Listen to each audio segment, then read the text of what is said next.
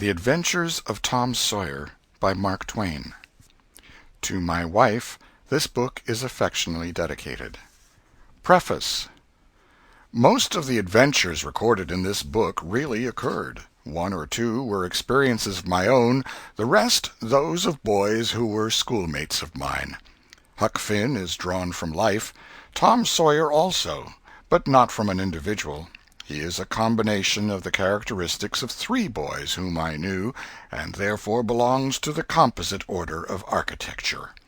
The odd superstitions touched upon were all prevalent among children and slaves in the West at the period of this story, that is to say 30 or 40 years ago. Although my book is intended mainly for the entertainment of boys and girls, I hope it will not be shunned by men and women on that account, for part of my plan has been to try to pleasantly remind adults of what they once were themselves, and of how they felt and thought and talked, and what queer enterprises they sometimes engaged in. The Author. Hartford, 1876. Chapter 1. Tom. No answer. Tom. No answer. What's gone with that boy, I wonder? You, Tom! No answer. The old lady pulled her spectacles down and looked over them about the room. Then she put them up and looked out under them. She seldom or never looked through them for so small a thing as a boy. They were her state pair, the pride of her heart, and were built for style, not service. She could have seen through a pair of stove-lids just as well. She looked perplexed for a moment, and then said, not fiercely, but still loud enough for the furniture to hear, "Well, I lay if I get hold of you, I'll—" She did not finish, for by this time she was bending down and punching under the bed with a broom, and so she needed breath to punctuate the punches with. She resurrected nothing but the cat. "I never see the beat of that boy." She went to the open door and stood in it, and looked out among the tomato vines and jimpson weeds that constituted the garden. No Tom. So she lifted up her voice at an angle calculated for distance, and shouted, "You, Tom!" There was a slight noise behind her, and she turned just in time to seize a small boy by the slack of his roundabout and arrest his flight. "There! I might 'a' thought of that closet. What you been doing in there?" "Nothing." "Nothing? Look at your hands, and look at your mouth. What is that truck?" "I don't know, Aunt." "Well, I know. It's jam, that's what it is. 40 times I've said if you didn't let that jam alone I'll skin you. Hand me that switch." The switch hovered in the air. The peril was desperate. "My, look behind you, Aunt!" The old lady whirled round and snatched her skirts out of danger. The lad fled on the instant, scrambled up the high board fence, and disappeared over it. His Aunt Polly stood surprised a moment, and then broke into a gentle laugh. "Hang that boy! Can't I never learn anything? Ain't he played me tricks enough like that for me to be looking out for him by this time? But old fools is the biggest fools there is. Can't learn an old dog new tricks, as the saying is.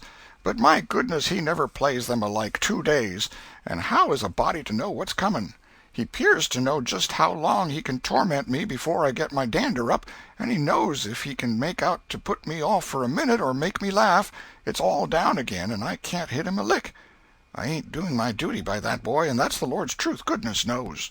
Spare the rod and smile the child, as the good book says.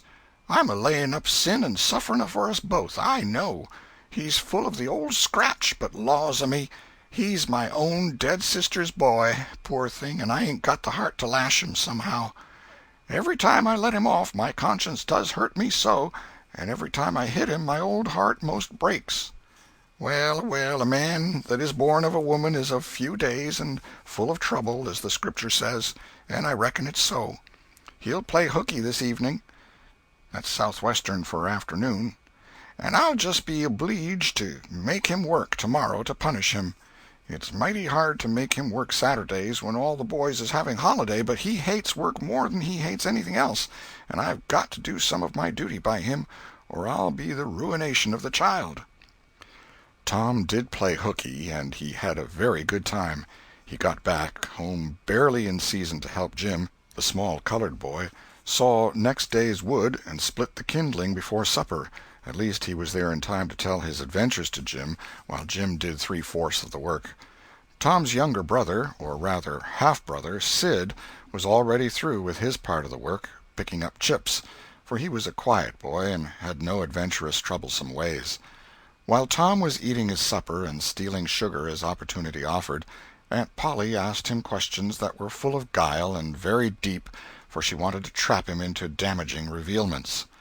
Like many other simple-hearted souls, it was her pet vanity to believe she was endowed with a talent for dark and mysterious diplomacy, and she loved to contemplate her most transparent devices as marvels of low cunning. Said she, "Tom, it was middling warm in school, wasn't it?" "Yes'm." "Powerful warm, wasn't it?" "Yes'm." "Didn't you want to go in a-swimming, Tom?" A bit of a scare shot through Tom, a touch of uncomfortable suspicion. He searched Aunt Polly's face, but it told him nothing. So he said, "No'm, well, not very much." The old lady reached out her hand and felt Tom's shirt, and said, "But you ain't too warm now, though." And it flattered her to reflect that she had discovered that the shirt was dry without anybody knowing that that was what she had in her mind. But in spite of her, Tom knew where the wind lay now, so he forestalled what might be the next move. "Some of us pumped on our heads. Mine's damp yet, see?" Aunt Polly was vexed to think she had overlooked that bit of circumstantial evidence and missed a trick. Then she had a new inspiration. "Tom, you didn't have to undo your shirt collar where I sewed it, to pump on your head, did you? Unbutton your jacket." The trouble vanished out of Tom's face. He opened his jacket. His shirt collar was securely sewed. "Bother! Well, go 'long with you. I'd made sure you'd played hooky and been a-swimming, but I forgive you, Tom. I reckon you're a kind of singed cat, as the saying is, better'n you look, this time." She was half sorry her sagacity had miscarried, and half glad that Tom had stumbled into obedient conduct for once. But Sidney said, "Well, now if I didn't think you sewed his collar with white thread, but it's black." "Why, I did sew it with white." "Tom!" But Tom did not wait for the rest. As he went out the door, he said, "Siddy, I'll lick you for that." In a safe place Tom examined two large needles, which were thrust into the lapels of his jacket, and had thread bound about them. One needle carried white thread, and the other black. He said, "She'd never noticed if it hadn't been for Sid. Confound it! Sometimes she sews it with white, and sometimes she sews it with black. I wish to Jiminy she'd stick to one or t'other. I can't keep the run of 'em. But I bet I'll learn Sid for that. I'll learn him." He was not the model boy of the village. He knew the model boy very well, though, and loathed him. Within 2 minutes, or even less, he had forgotten all his troubles. Not because his troubles were one whit less heavy and bitter to him than a man's are to a man, but because a new and powerful interest bore them down and drove them out of his mind for the time, just as men's misfortunes are forgotten in the excitement of new enterprises. This new interest was a valued novelty in whistling, which he had just acquired from a negro, and he was suffering to practice it undisturbed. It consisted in a peculiar bird-like turn, a sort of liquid warble, produced by touching the tongue to the roof of the mouth at short intervals in the midst of the music. The reader probably remembers how to do it, if he has ever been a boy. Diligence and attention soon gave him the knack of it, and he strode down the street with his mouth full of harmony and his soul full of gratitude. He felt much as an astronomer feels who has discovered a new planet. No doubt, as far as strong, deep, unalloyed pleasure is concerned, the advantage was with the boy, not the astronomer. The summer evenings were long. It was not dark yet. Presently Tom checked his whistle. A stranger was before him, a boy a shade larger than himself. A newcomer of any age or either sex was an impressive curiosity in the poor little shabby village of St. Petersburg. This boy was well dressed, too, well dressed on a weekday. This was simply astounding. His cap was a dainty thing, his close-buttoned blue cloth roundabout was new and natty, and so were his pantaloons. He had shoes on, and it was only Friday. He even wore a necktie, a bright bit of ribbon. He had a citified air about him that ate into Tom's vitals. The more Tom stared at the splendid marvel, the higher he turned up his nose at his finery and the shabbier and shabbier his own outfit seemed to him to grow. Neither boy spoke. If one moved, the other moved, but only sidewise, in a circle. They kept face to face and eye to eye all the time. Finally Tom said, "I can lick you." "I'd like to see you try it." "Well, I can do it." "No, you can't either." "Yes, I can." "No, you can't." "I can." "You can't." Can't." An uncomfortable pause. Then Tom said, "What's your name?" "'Tisn't any of your business, maybe." "Well, I 'low I'll make it my business." "Well, why don't you?" "If you say much, I will." "Much, much, much. There now." "Oh, you think you're mighty smart, don't you? I could lick you with one hand tied behind me if I wanted to." "Well, why don't you do it? You say you can do it." "Well, I will, if you fool with me." "Oh, yes, I've seen whole families in the same fix." "Smarty, you think you're some, now, don't you? Oh, what a hat!" "You can lump that hat if you don't like it. I dare you to knock it off, and anybody that'll take a dare will suck eggs." "You're a liar." "You're another." "You're a fighting liar and doesn't take it up." "Ah, take a walk." "Say, if you give me much more of your sass, I'll take and bounce a rock off'n your head." "Oh, of course you will." "Well, I will." "Well, why don't you do it, then? Why do you keep saying you will, for? Why don't you do it? It's because you're afraid." "I ain't afraid." "You are." "I ain't." "You are." Another pause, and more eyeing and sidling around each other. Presently they were shoulder to shoulder. Tom said, "Get away from me." "Go away yourself." "I won't." "Well, I won't either." So they stood, each with a foot placed at an angle as a brace, and both shoving with might and main and glowering at each other with hate. But neither could get an advantage.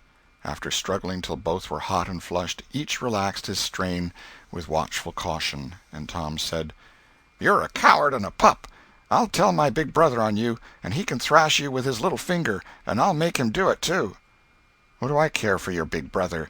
I've got a brother that's bigger than he is, and what's more, he can throw him over that fence, too." Both brothers were imaginary. "That's a lie." "Your saying so doesn't make it so." Tom drew a line in the dust with his big toe and said, "I dare you to step over that, and I'll lick you till you can't stand up.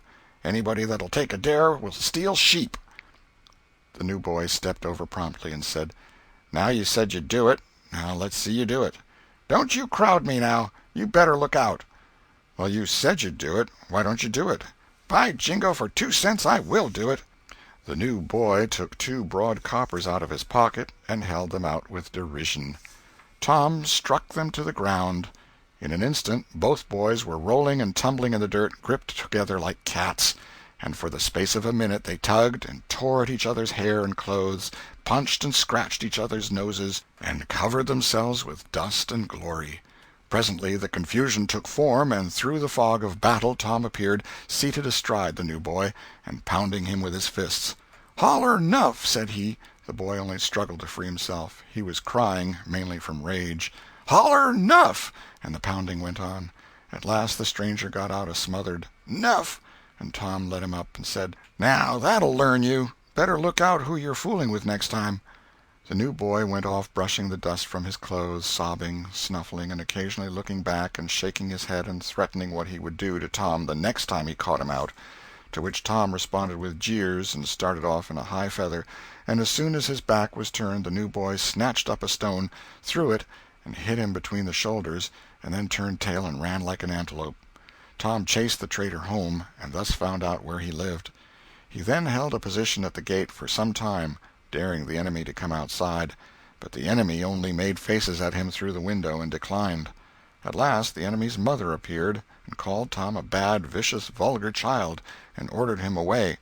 So he went away, but he said he 'lowed to lay for that boy. He got home pretty late that night, and when he climbed cautiously in at the window he uncovered an ambuscade in the person of his aunt. And when she saw the state his clothes were in, her resolution to turn his Saturday holiday into captivity at hard labor became adamantine in its firmness. Chapter 2. The Glorious Whitewasher. Saturday morning was come, and all the summer world was bright and fresh and brimming with life. There was a song in every heart, and if the heart was young, the music issued at the lips. There was cheer in every face, and a spring in every step. The locust trees were in bloom, and the fragrance of the blossoms filled the air. Cardiff Hill, beyond the village and above it, was green with vegetation, and it lay just far enough away to seem a delectable land, dreamy, reposeful, and inviting. Tom appeared on the sidewalk with a bucket of whitewash and a long-handled brush. He surveyed the fence, and all gladness left him, and a deep melancholy settled down upon his spirit. 30 yards of board fence 9 feet high. Life to him seemed hollow, and existence but a burden. Sighing, he dipped his brush and passed it along the topmost plank, repeated the operation, did it again, compared the insignificant whitewashed streak with the far-reaching continent of unwhitewashed fence, and sat down on a tree-box discouraged. Jim came skipping out at the gate with a tin pail and singing "Buffalo Gals." Bringing water from the town pump had always been hateful work in Tom's eyes before, but now it did not strike him so. He remembered that there was company at the pump. White, mulatto, and negro boys and girls were always there waiting their turns, resting, trading playthings, quarreling, fighting, skylarking. And he remembered that although the pump was only 150 yards off, Jim never got back with a bucket of water under an hour, and even then somebody generally had to go after him. Tom said, "Say, Jim, I'll fetch the water if you'll whitewash some." Jim shook his head and said, "Can't, Mars Tom. Old missus, she told me I got to go and get dis water and stop fooling around with anybody. She say she spec Mars Tom gwine to ax me to whitewash, and so she told me to go 'long and tend to my own business. She 'lowed she'd tend to whitewashing." "Oh, never mind what she said, Jim. That's the way she always talks. Gimme the bucket. I won't be gone only a minute. She won't ever know." "Oh, I dasn't, Mars Tom. Ole missus she'd take and tar de head off'n me. 'Deed she would." She never licks anybody. Whacks 'em over the head with her thimble, and who cares for that, I'd like to know. She talks awful, but talk don't hurt. Anyways, it don't if she don't cry. Jim, I'll give you a marvel. I'll give you a white alley." Jim began to waver. "White alley, Jim, and it's a bully taw." "My, that's a mighty gay marvel, I tell you. But, Mars Tom, I's powerful 'fraid of ole missus. And besides, if you will, I'll show you my sore toe." Jim was only human. This attraction was too much for him. He put down his pail, took the white alley, and bent over the toe with absorbing interest while the bandage was being unwound. In another moment he was flying down the street with his pail and a tingling rear. Tom was whitewashing with vigor, and Aunt Polly was retiring from the field with a slipper in her hand and triumph in her eye. But Tom's energy did not last. He began to think of the fun he had planned for this day, and his sorrows multiplied. Soon the free boys would come tripping along on all sorts of delicious expeditions, and they would make a world of fun of him for having to work. The very thought of it burnt him like fire. He got out his worldly wealth and examined it. Bits of toys, marbles, and trash. Enough to buy an exchange of work, maybe, but not half enough to buy so much as half an hour of pure freedom. So he returned his straitened means to his pocket and gave up the idea of trying to buy the boys. At this dark and hopeless moment an inspiration burst upon him, nothing less than a great, magnificent inspiration. He took up his brush and went tranquilly to work. Ben Rogers hove in sight presently, the very boy of all boys, whose ridicule he had been dreading. Ben's gait was the hop, skip, and jump, proof enough that his heart was light and his anticipations high. He was eating an apple, and giving a long, melodious whoop at intervals, followed by a deep-toned ding-dong-dong, ding-dong-dong, for he was personating a steamboat. As he drew near, he slackened speed, took the middle of the road, leaned far over to starboard, and rounded to, ponderously and with laborious pomp and circumstance, for he was personating the big Missouri, and considered himself to be drawing 9 feet of water. He was boat and captain and engine bells combined, so he had to imagine himself standing on his own hurricane deck giving the orders and executing them. "Stop her, sir! ting-a-ling-ling. The headway ran almost out, and he drew up slowly towards the sidewalk. Ship up to back, ting-a-ling-ling. His arms straightened and stiffened down his sides. Set her back on the starboard, ting-a-ling-a-ling. Chow, chow, chow, chow. His right hand, meantime, described stately circles, for it was representing a 40-foot wheel. Let her go back on the larboard, ting-a-ling-a-ling. Chow, chow, chow. The left hand began to describe circles. Stop the starboard, ting-a-ling-ling. Stop the larboard. Come ahead on the starboard. Stop her. Let her outside. Turn her over slow. Ting-a-ling. Chow, chow, chow. Get out that headline. Lively now. Come out of there with your spring line. What are you about there? Take up a turn that stump with the bright of it. Stand by that stage. Now let her go. Done with the engine, sir. Ting-a-ling-ling. Sht, sht, sht. Trying the gauge cocks. Tom went on whitewashing, paid no attention to the steamboat. Ben stared a moment and then said, Hi-yi, you're up a stump, ain't you? No answer. Tom surveyed his last touch with the eye of an artist. Then he gave his brush another gentle sweep and surveyed the result as before. Ben ranged up alongside of him. Tom's mouth watered for the apple, but he stuck to his work. Ben said, Hello, old chap. You got to work, eh? Tom wheeled suddenly and said, Why, it's you, Ben. I weren't noticing. Say, I'm going in a-swimming. I am. Don't you wish you could? But of course you'd rather work, wouldn't you? Course you would. Tom contemplated the boy a bit and said, What do you call work? Why, ain't that work? Tom resumed his whitewashing and answered carelessly, Well, maybe it is and maybe it ain't. All I know is it suits Tom Sawyer. Oh, come now, you don't mean to let on that like you like that. The brush continued to move. Like it? Well, I don't see why I oughtn't to like it. Does a boy get a chance to whitewash a fence every day? That put the thing in a new light. Ben stopped nibbling his apple. Tom swept his brush daintily back and forth, stepped back to note the effect, added a touch here and there, criticized the effect again. Ben, watching every move and getting more and more interested, more and more absorbed. Presently he said, Say, Tom, let me whitewash a little. Tom considered, was about to consent, but he altered his mind. No, I reckon it wouldn't hardly do, Ben. You see, Aunt Polly's awful particular about this fence, right here on the street, you know. But if it was the back fence, I wouldn't mind, and she wouldn't. Yes, she's awful particular about this fence. It's got to be done very careful. I reckon there ain't one boy in 1,000, maybe 2,000, that can do it the way it's got to be done. No, is that so? Oh, come now, let me just try. Only just a little. I'd let you if you was me, Tom. Ben, I'd like to, honest Injun, but Aunt Polly, well, Jim wanted to do it, but she wouldn't let him.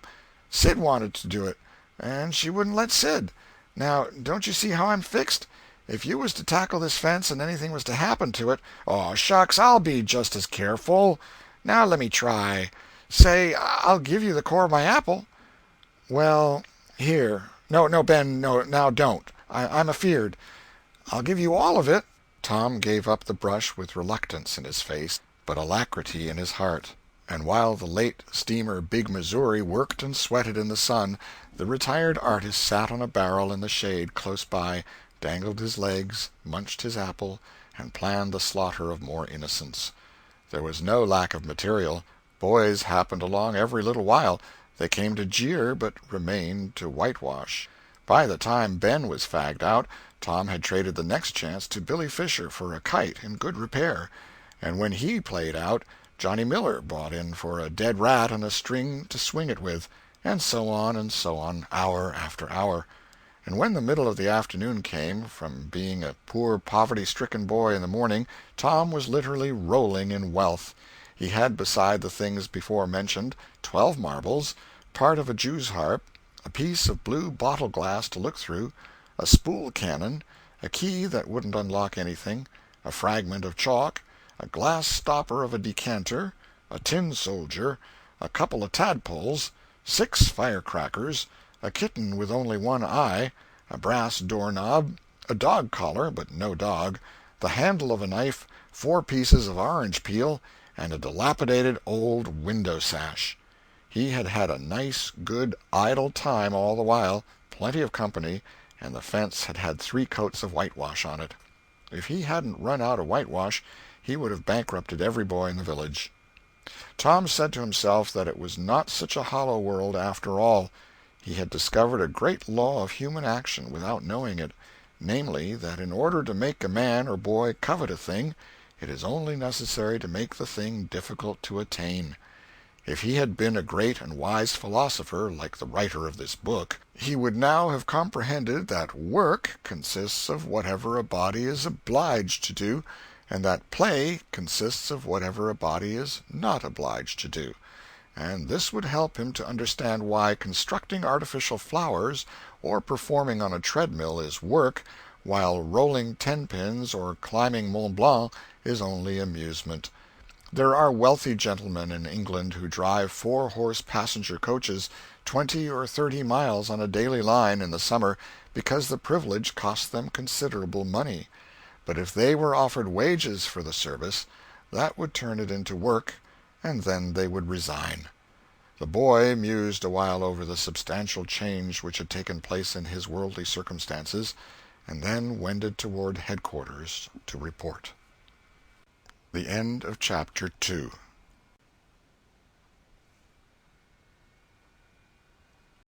Chapter 3.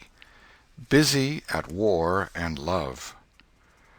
Tom presented himself before Aunt Polly, who was sitting by an open window in a pleasant rearward apartment which was bedroom, breakfast-room, dining-room, and library combined. The balmy summer air, the restful quiet, the odor of the flowers, and the drowsing murmur of the bees had had their effect, and she was nodding over her knitting, for she had no company but the cat, and it was asleep in her lap. Her spectacles were propped up on her gray head for safety. She had thought that of course Tom had deserted long ago, and she wondered at seeing him place himself in her power again in this intrepid way. He said, "Mayn't I go and play now, Aunt?" "What, already? How much have you done?" "It's all done, Aunt." "Tom, don't lie to me. I can't bear it." "I ain't, Aunt. It is all done." Aunt Polly placed small trust in such evidence. She went out to see for herself, and she would have been content to find 20% of Tom's statement true.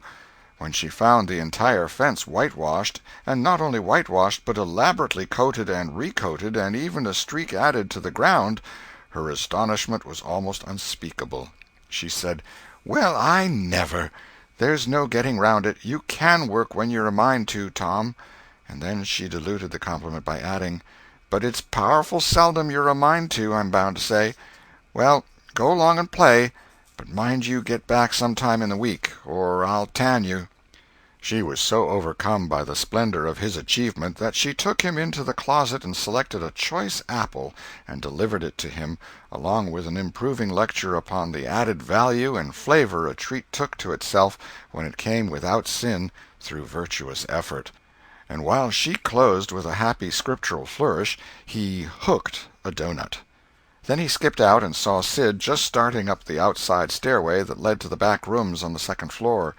Clods were handy, and the air was full of them in a twinkling. They raged around Sid like a hailstorm, and before Aunt Polly could collect her surprised faculties and sally to the rescue, 6 or 7 clods had taken personal effect, and Tom was over the fence and gone. There was a gate, but as a general thing he was too crowded for time to make use of it. His soul was at peace now that he had settled with Sid for calling attention to his black thread and getting him into trouble. Tom skirted the block and came round into a muddy alley that led by the back of his aunt's cow-stable. He presently got safely beyond the reach of capture and punishment and hastened towards the public square of the village, where 2 military companies of boys had met for conflict, according to previous appointment. Tom was general of one of these armies, Joe Harper, a bosom friend, general of the other. These 2 great commanders did not condescend to fight in person, that being better suited to the still smaller fry, but sat together on an eminence and conducted the field operations by orders delivered through aide-de-camp. Tom's army won a great victory, after a long and hard-fought battle. Then the dead were counted, prisoners exchanged, the terms of the next disagreement agreed upon, and the day for the necessary battle appointed, after which the armies fell into line and marched away, and Tom turned homeward alone. As he was passing by the house where Jeff Thatcher lived, he saw a new girl in the garden, a lovely little blue-eyed creature with yellow hair plaited into two long tails, white summer frock, and embroidered pantalettes. The fresh-crowned hero fell without firing a shot. A certain Amy Lawrence vanished out of his heart and left not even a memory of herself behind. He had thought he loved her to distraction. He had regarded his passion as adoration, and behold, it was only a poor little evanescent partiality. He had been months winning her. She had confessed hardly a week ago. He had been the happiest and the proudest boy in the world only 7 short days, and here in one instant of time she had gone out of his heart like a casual stranger whose visit is done. He worshipped this new angel with furtive eye, till he saw that she had discovered him. Then he pretended he did not know she was present, and began to show off in all sorts of absurd boyish ways in order to win her admiration. He kept up this grotesque foolishness for some time, but by and by, while he was in the midst of some dangerous gymnastic performances, he glanced aside and saw that the little girl was wending her way toward the house. Tom came up to the fence and leaned on it, grieving and hoping she would tarry yet a while longer. She halted a moment on the steps and then moved toward the door. Tom heaved a great sigh as she put her foot on the threshold. But his face lit up right away, for she tossed a pansy over the fence a moment before she disappeared. The boy ran around and stopped within a foot or two of the flower, and then shaded his eyes with his hand and began to look down street as if he had discovered something of interest going on in that direction. Presently he picked up a straw and began trying to balance it on his nose, with his head tilted far back, and as he moved from side to side in his efforts, he edged nearer and nearer toward the pansy. Finally his bare foot rested upon it, his pliant toes closed upon it, and he hopped away with the treasure and disappeared round the corner. But only for a minute, only while he could button the flower inside his jacket, next his heart, or next his stomach, possibly, for he was not much posted in anatomy, and not hypercritical anyway. He returned now and hung about the fence till nightfall, showing off as before, but the girl never exhibited herself again, though Tom comforted himself a little with the hope that she had been near some window, meantime, and been aware of his attentions. Finally he rode home reluctantly, with his poor head full of visions. All through supper his spirits were so high that his aunt wondered what had got into the child. He took a good scolding about clodding Sid, and did not seem to mind it in the least. He tried to steal sugar under his aunt's very nose, and got his knuckles rapped for it. He said, "Aunt, you don't whack Sid when he takes it." "Well, Sid don't torment a body the way you do. You'd be always into that sugar if I warn't watching you." Presently she stepped into the kitchen, and Sid, happy in his immunity, reached for the sugar bowl, a sort of glorying over Tom which was well nigh unbearable. But Sid's fingers slipped, and the bowl dropped and broke. Tom was in ecstasies. In such ecstasies that he even controlled his tongue and was silent. He said to himself that he would not speak a word, even when his aunt came in, but would sit perfectly still till she asked who did the mischief, and then he would tell, and there would be nothing so good in the world as to see that pet model catch it. He was so brimful of exultation that he could hardly hold himself when the old lady came back and stood above the wreck discharging lightnings of wrath from over her spectacles. He said to himself, "Now it's coming," and the next instant he was sprawling on the floor. The potent palm was uplifted to strike again when Tom cried out, "Hold on, now, what are you belting me for? Sid broke it." Aunt Polly paused, perplexed, and Tom looked for healing pity. But when she got her tongue again, she only said, "Humph! Well, you didn't get a lick amiss, I reckon. You been into some other audacious mischief when I wasn't around, like enough." Then her conscience reproached her, and she yearned to say something kind and loving, but she judged that this would be construed into a confession that she had been in the wrong, and discipline forbade that. So she kept silence, and went about her affairs with a troubled heart. Tom sulked in a corner and exulted his woes. He knew that in her heart his aunt was on her knees to him, and he was morosely gratified by the consciousness of it. He would hang out no signals. He would take notice of none. He knew that a yearning glance fell upon him now and then through a film of tears, but he refused recognition of it. He pictured himself lying sick unto death, and his aunt bending over him beseeching one little forgiving word, but he would turn his face to the wall and die with that word unsaid. Ah, how would she feel then? And he pictured himself brought home from the river, dead, with his curls all wet and his sore heart at rest. How she would throw herself upon him, and how her tears would fall like rain, and her lips pray God to give her back her boy, and she would never, never abuse him any more.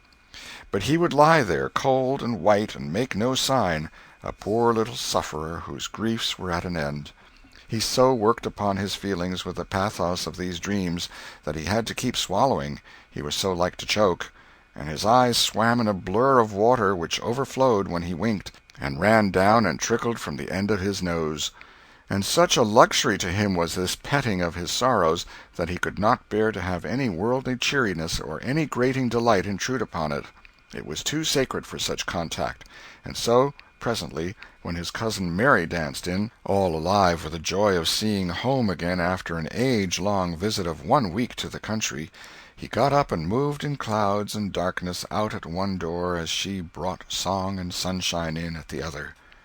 He wandered far from the accustomed haunts of boys, and sought desolate places that were in harmony with his spirit. A log raft in the river invited him, and he seated himself on its outer edge and contemplated the dreary vastness of the stream, wishing the while that he could only be drowned, all at once and unconsciously, without undergoing the uncomfortable routine devised by nature. Then he thought of his flower. He got it out, rumpled and wilted, and it mightily increased his dismal felicity. He wondered if she would pity him if she knew. Would she cry, and wish that she had a right to put her arms round his neck and comfort him? Or would she turn coldly away like all the hollow world? This picture brought such an agony of pleasurable suffering that he worked it over and over again in his mind, and set it up in new and varied lights till he wore it threadbare. At last he rose up, sighing, and departed in the darkness. About 9:30 or 10 o'clock he came along the deserted street to where the adored unknown lived. He paused a moment. No sound fell upon his listening ear. A candle was casting a dull glow upon the curtain of a second-story window. Was the sacred presence there? He climbed the fence, threaded his stealthy way through the plants, till he stood under that window. He looked up at it long and with emotion. Then he laid him down on the ground under it, disposing himself upon his back, with his hands clasped upon his breast and holding his poor wilted flower. And thus he would die, out in the cold world, with no shelter over his homeless head, no friendly hand to wipe the death-damps from his brow, no loving face to bend pityingly over him when the great agony came. And thus she would see him when she looked out upon the glad morning, and oh, would she drop one little tear upon his poor lifeless form, would she heave one little sigh to see a bright young life so rudely blighted, so untimely cut down? The window went up, a maidservant's discordant voice profaned the holy calm, and a deluge of water drenched the prone martyr's remains. The strangling hero sprang up with a relieving snort. There was a whiz as of a missile in the air, mingled with a murmur of a curse, a sound as of shivering glass followed, and a small vague form went over the fence and shot away in the gloom. Not long after, as Tom, all undressed for bed, was surveying his drenched garments by the light of a tallow-dip, Sid woke up.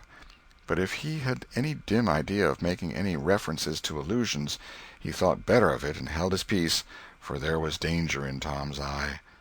Tom turned in without the added vexation of prayers, and Sid made mental note of the omission. End of Chapter 3. Chapter 4. Showing Off in Sunday School.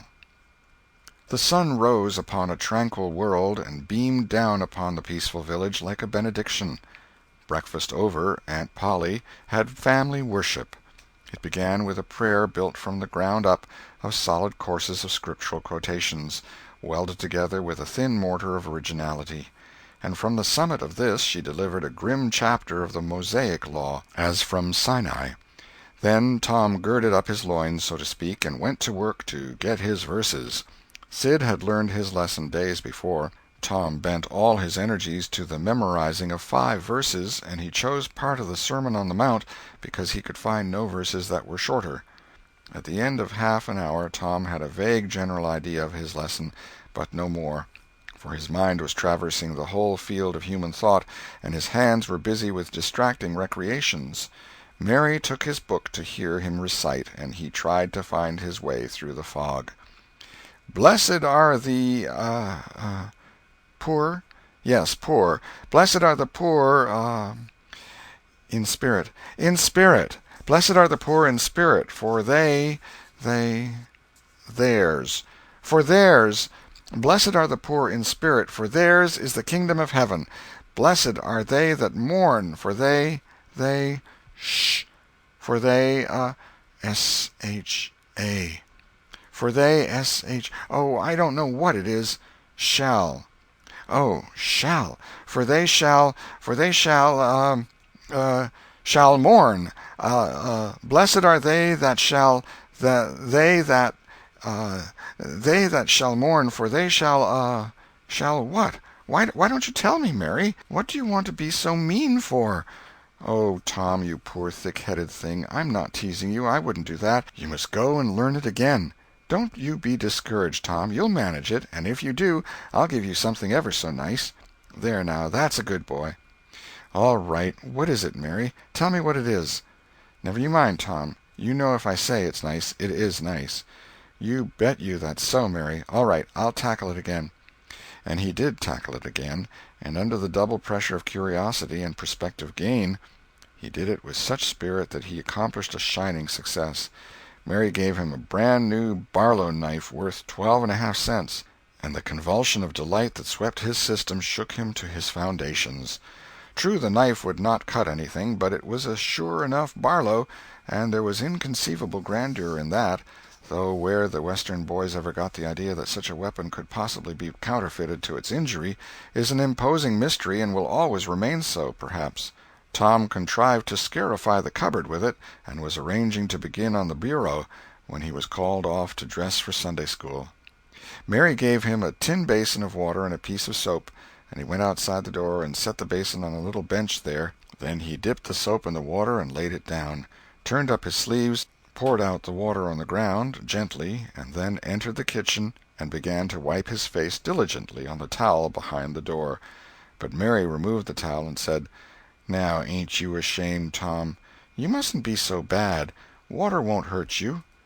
Tom was a trifle disconcerted. The basin was refilled, and this time he stood over it a little while, gathering resolution, took in a big breath, and began. When he entered the kitchen presently, with both eyes shut and groping for the towel with his hands, an honorable testimony of suds and water was dripping from his face. But when he emerged from the towel he was not yet satisfactory, for the clean territory stopped short at his chin, and his jaws like a mask. Below and beyond this line there was a dark expanse of unirrigated soil that spread downward in front and backward around his neck. Mary took him in hand, and when she was done with him, he was a man and a brother without distinction of color, and his saturated hair was neatly brushed and its short curls wrought into a dainty and symmetrical general effect. He privately smoothed out the curls with labor and difficulty, and plastered his hair close down to his head, for he held curls to be effeminate, and his own filled his life with bitterness. Then Mary got out a suit of his clothing that had been used only on Sundays during 2 years. They were simply called his other clothes, and so by that we know the size of his wardrobe. The girl put him to rights after he had dressed himself. She buttoned his neat roundabout up to his chin, turned his vast shirt-collar down over his shoulders, brushed him off, and crowned him with his speckled straw hat. He now looked exceedingly improved and uncomfortable. He was fully as uncomfortable as he looked, for there was a restraint about whole clothes and cleanliness that galled him. He hoped that Mary would forget his shoes, but the hope was blighted. She coated them thoroughly with tallow, as was the custom, and brought them out. He lost his temper and said he was always being made to do everything he didn't want to do, but Mary said persuasively, "Please, Tom, that's a good boy." So he got into the shoes, snarling. Mary was soon ready, and the three children set out for Sunday school, a place that Tom hated with his whole heart, but Sid and Mary were fond of. Sabbath school hours were from 9 to half past 10, and then church service. Two of the children always remained for the sermon voluntarily, and the other always remained too, for stronger reasons. The church's high-backed, uncushioned pews would seat about 300 persons. The edifice was but a small, plain affair, with a sort of pine-board tree-box on top of it for a steeple. At the door Tom dropped back a step and accosted a Sunday-dressed comrade. "Say, Billy, got a yaller ticket?" "Yes." "What'll you take for her?" "What'll you give?" "Piece of licorice and a fish-hook." "Let's see 'em." Tom exhibited. They were satisfactory, and the property changed hands. Then Tom traded a couple of white alleys for 3 red tickets, and some small trifle or other for a couple of blue ones. He waylaid other boys as they came, and went on buying tickets of various colors 10 or 15 minutes longer.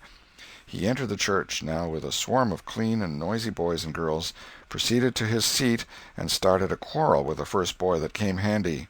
The teacher, a grave elderly man, interfered, then turned his back a moment, and Tom pulled a boy's hair in the next bench, and was absorbed in his book when the boy turned round, stuck a pin in another boy presently in order to hear him say "ouch," and got a new reprimand from his teacher.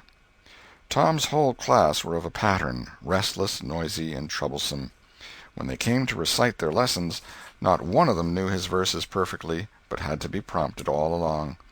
However, they worried through, and each got his reward, in small blue tickets, each with a passage of Scripture on it. Each blue ticket was pay for 2 verses of the recitation. 10 blue tickets equaled a red one, and could be exchanged for it. 10 red tickets equaled a yellow one. For 10 yellow tickets the superintendent gave a very plainly bound Bible, worth 40 cents in those easy days, to the pupil. How many of my readers would have the industry and application to memorize 2,000 verses even for a Doré Bible? And yet Mary had acquired 2 Bibles in this way. It was the patient work of 2 years. And a boy of German parentage had won 4 or 5. He once recited 3,000 verses without stopping. But the strain upon his mental faculties was too great, and he was little better than an idiot from that day forth.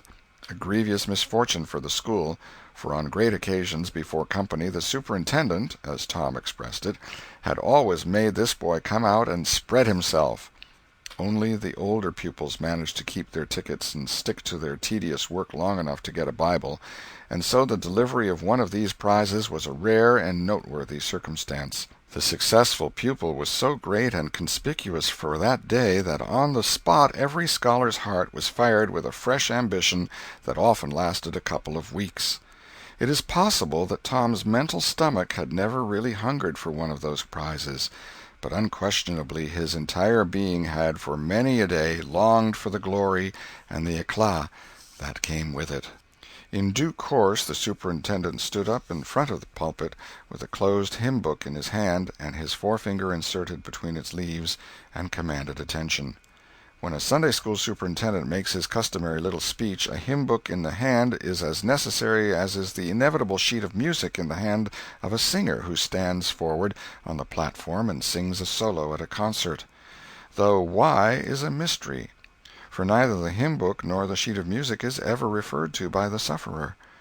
This superintendent was a slim creature of 35, with a sandy goatee and short sandy hair.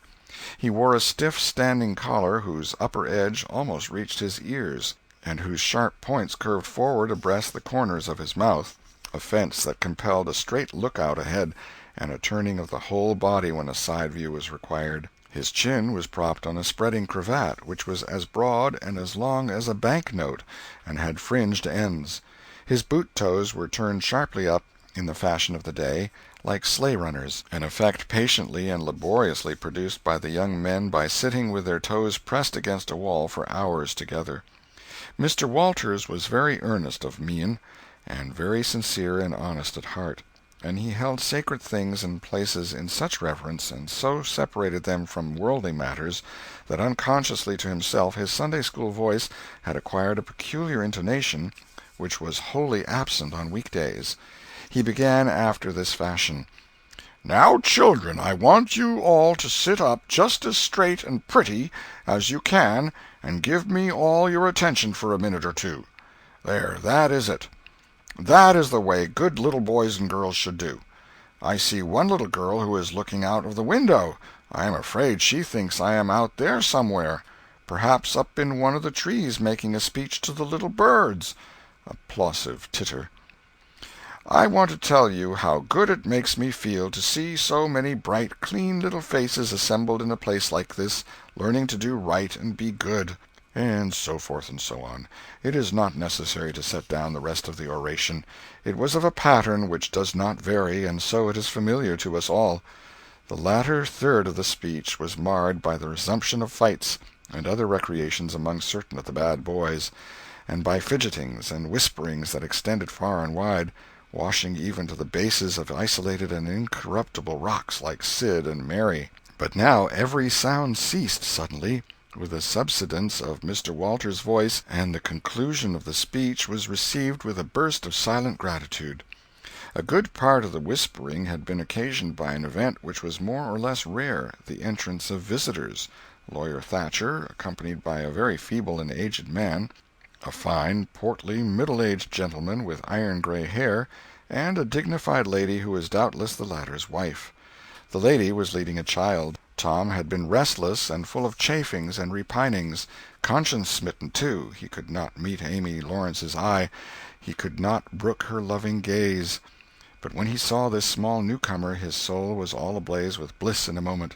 The next moment he was showing off with all his might, cuffing boys, pulling hair, making faces, in a word, using every art that seemed likely to fascinate a girl and win her applause. His exaltations had but one alloy, the memory of his humiliation in this angel's garden, and that record in sand was fast washing out under the waves of happiness that were sweeping over it now. The visitors were given the highest seat of honor, and as soon as Mr. Walters's speech was finished he introduced them to the school. The middle-aged man turned out to be a prodigious personage, no less a one than the county judge, altogether the most august creation these children had ever looked upon, and they wondered what kind of material he was made of, and they half wanted to hear him roar, and were half afraid he might, too.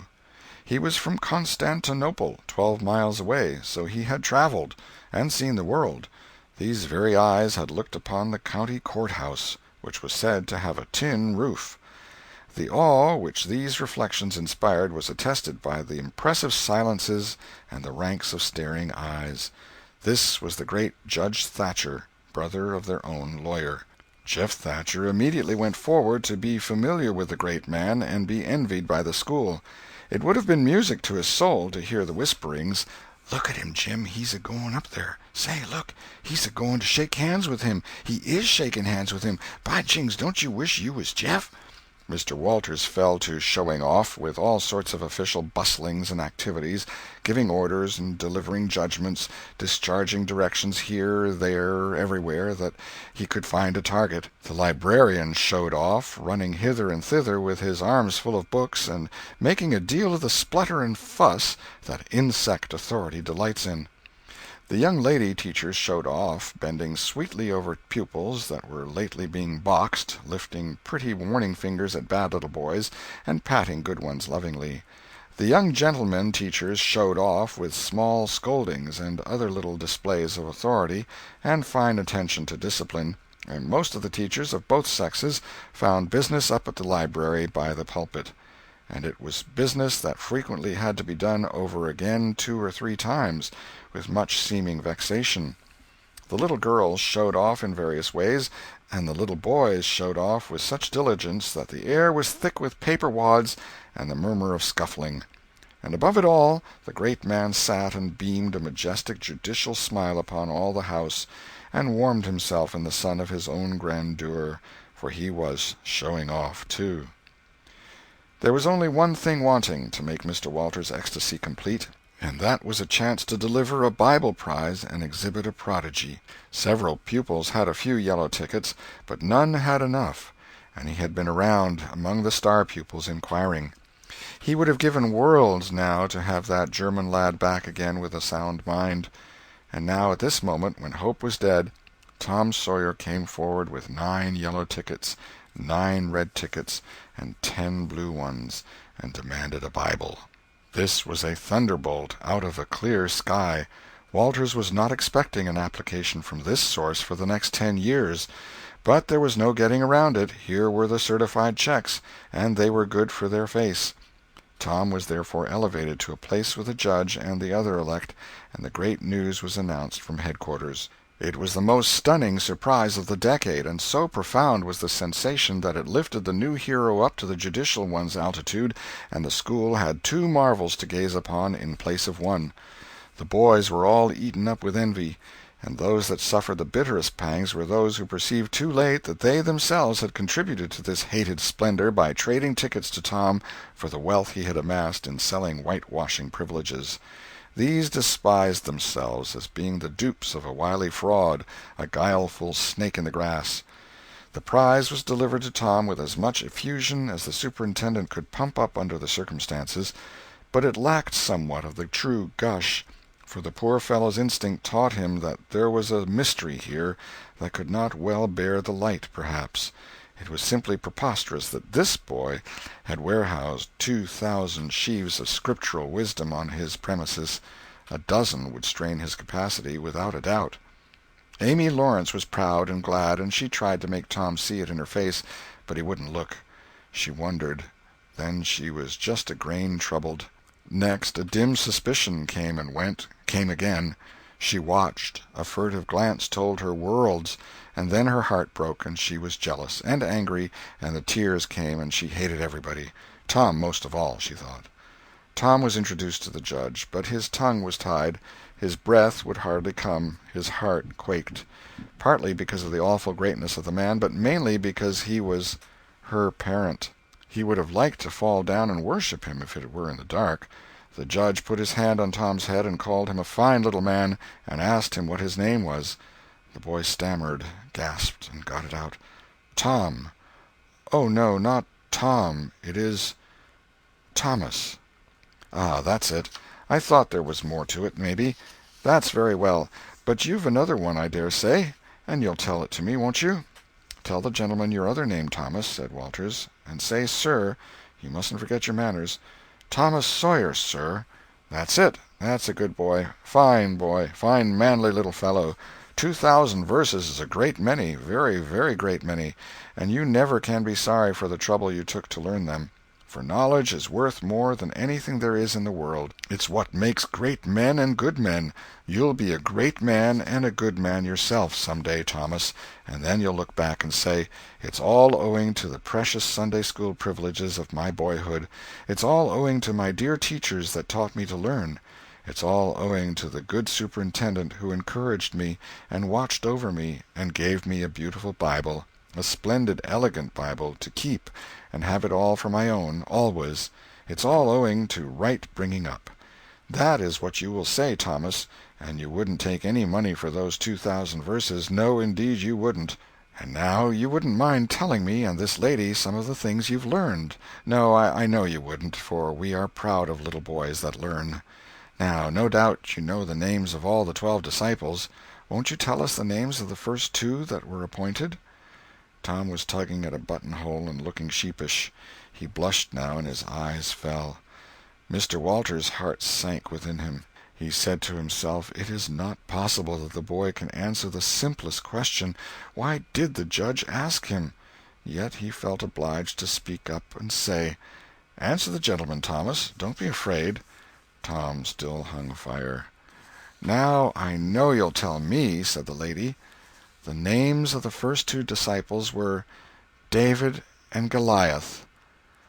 Let us draw the curtain of charity over the rest of the scene. End of Chapter 4. Chapter 5. The Pinch Bug and His Prey. About 10:30 the cracked bell of the small church began to ring, and presently the people began to gather for the morning sermon. The Sunday-school children distributed themselves about the house and occupied pews with their parents so as to be under supervision. Aunt Polly came, and Tom and Sid and Mary sat with her, Tom being placed next to the aisle, in order that he might be as far away from the open window and the seductive outside summer scenes as possible. The crowd filed up the aisles, the aged and needy postmaster, who had seen better days, the mayor and his wife, for they had a mayor there among other unnecessaries, the justice of the peace, the widow Douglas, fair, smart, and 40, a generous, good-hearted soul, and well-to-do, her hill mansion the only palace in the town, and the most hospitable and much the most lavish in the matter of festivities that St. Petersburg could boast, the bent and venerable Major and Mrs. Ward, Lawyer Riverson, the new notable from a distance, next the belle of the village, followed by a troop of lawn-clad and ribbon-decked young heartbreakers, then all the young clerks in town in a body, for they had stood in the vestibule sucking their cane-heads, a circling wall of oiled and simpering admirers, till the last girl had run their gauntlet. And last of all came the model boy, Willie Mufferson, taking as heedful care of his mother as if she were cut glass. He always brought his mother to church, and was the pride of all the matrons. The boys all hated him, he was no good. And besides, he had been thrown up to them so much. His white handkerchief was hanging out of his pocket behind, as usual on Sundays, accidentally. Tom had no handkerchief, and he looked upon boys who had as snobs. The congregation being fully assembled now, the bell rang once more, to warn laggards and stragglers, and then a solemn hush fell upon the church, which was only broken by the tittering and whispering of the choir in the gallery. The choir always tittered and whispered all through service. There was once a church choir that was not ill-bred, but I have forgotten where it was now. It was a great many years ago, and I can scarcely remember anything about it, but I think it was in some foreign country. The minister gave out the hymn, and read it through with a relish in a peculiar style which was much admired in that part of the country. His voice began on a medium key and climbed steadily up till it reached a certain point, where it bore with strong emphasis upon the topmost word, and then plunged down as if from a springboard. Shall I be carried to the skies on flowery beds of ease, whilst others fight to win the prize and sail through bloody seas? He was regarded as a wonderful reader. At church sociables he was always called upon to read poetry, and when he was through, the ladies would lift up their hands and let them fall helplessly in their laps, and wall their eyes and shake their heads, as much as to say, "Words cannot express it. It is too beautiful for this mortal earth." After the hymn had been sung, the Reverend Mr. Sprague turned himself into a bulletin board, and read off notices of meetings and societies and things till it seemed that the list would stretch out to the crack of doom, a queer custom which is still kept up in America, even in cities away here in this age of abundant newspapers. Often the less there is to justify a traditional custom, the harder it is to get rid of it. And now the minister prayed. A good, generous prayer it was, and went into details. It pleaded for the church, and the little children of the church, for the other churches of the village, for the village itself, for the county, for the state officers, for the United States, for the churches of the United States, for Congress, for the President, for the officers of the government, for poor sailors tossed by stormy seas, for the oppressed millions groaning under the heel of European monarchies and Oriental despotisms, for such as have the light and the good tidings, and yet have not eyes to see nor ears to hear withal, for the heathen in the far islands of the sea, and closed with a supplication that the words he was about to speak might find grace and favor, and be as seeds sown in fertile ground, yielding in time a grateful harvest of good. Amen. There was a rustling of dresses, and the standing congregation sat down. The boy whose history this book relates did not enjoy the prayer, he only endured it, if he even did that much. He was restive all through it. He kept tally of the details of the prayer unconsciously, for he was not listening, but he knew the ground of old and the clergyman's regular route over it, and when a little trifle of new matter was interlarded, his ear detected it and his whole nature resented it. He considered additions unfair and scoundrelly. In the midst of the prayer a fly had lit on the back of the pew in front of him, and tortured his spirit by calmly rubbing its hands together, embracing its head with its arms, and polishing it so vigorously that it seemed to almost part company with the body, and the slender thread of a neck was exposed to view. Scraping its wings with its hind legs, and smoothing them to its body as if they had been coat-tails, going through its whole toilet as tranquilly as if it knew it was perfectly safe, as indeed it was, for as sorely as Tom's hands itched to grab for it, they did not dare. He believed his soul would be instantly destroyed if he did such a thing while the prayer was going on. But with the closing sentence his hand began to curve and steal forward, and the instant the Amen was out, the fly was a prisoner of war. His aunt detected the act and made him let it go. The minister gave out his text and droned along monotonously through an argument that was so prosy that many a head by and by began to nod, and yet it was an argument that dealt in limitless fire and brimstone and thinned the predestined elect down to a company so small as to be hardly worth the saving. Tom counted the pages of the sermon. After church he always knew how many pages there had been, but he seldom knew anything else about the discourse. However, this time he was really interested for a little while. The minister made a grand and moving picture of the assembling together of the world's hosts at the millennium, when the lion and the lamb should lie down together and a little child should lead them. But the pathos, the lesson, the moral of the great spectacle were lost upon the boy. He only thought of the conspicuousness of the principal character before the onlooking nations. His face lit with the thought, and he said to himself that he wished he could be that child, if it was a tame lion. Now he lapsed into suffering again, as the dry argument was resumed. Presently he bethought him of a treasure he had, and got it out. It was a large black beetle with formidable jaws, a pinch-bug he called it. It was in a percussion-cap box. The first thing the beetle did was to take him by the finger.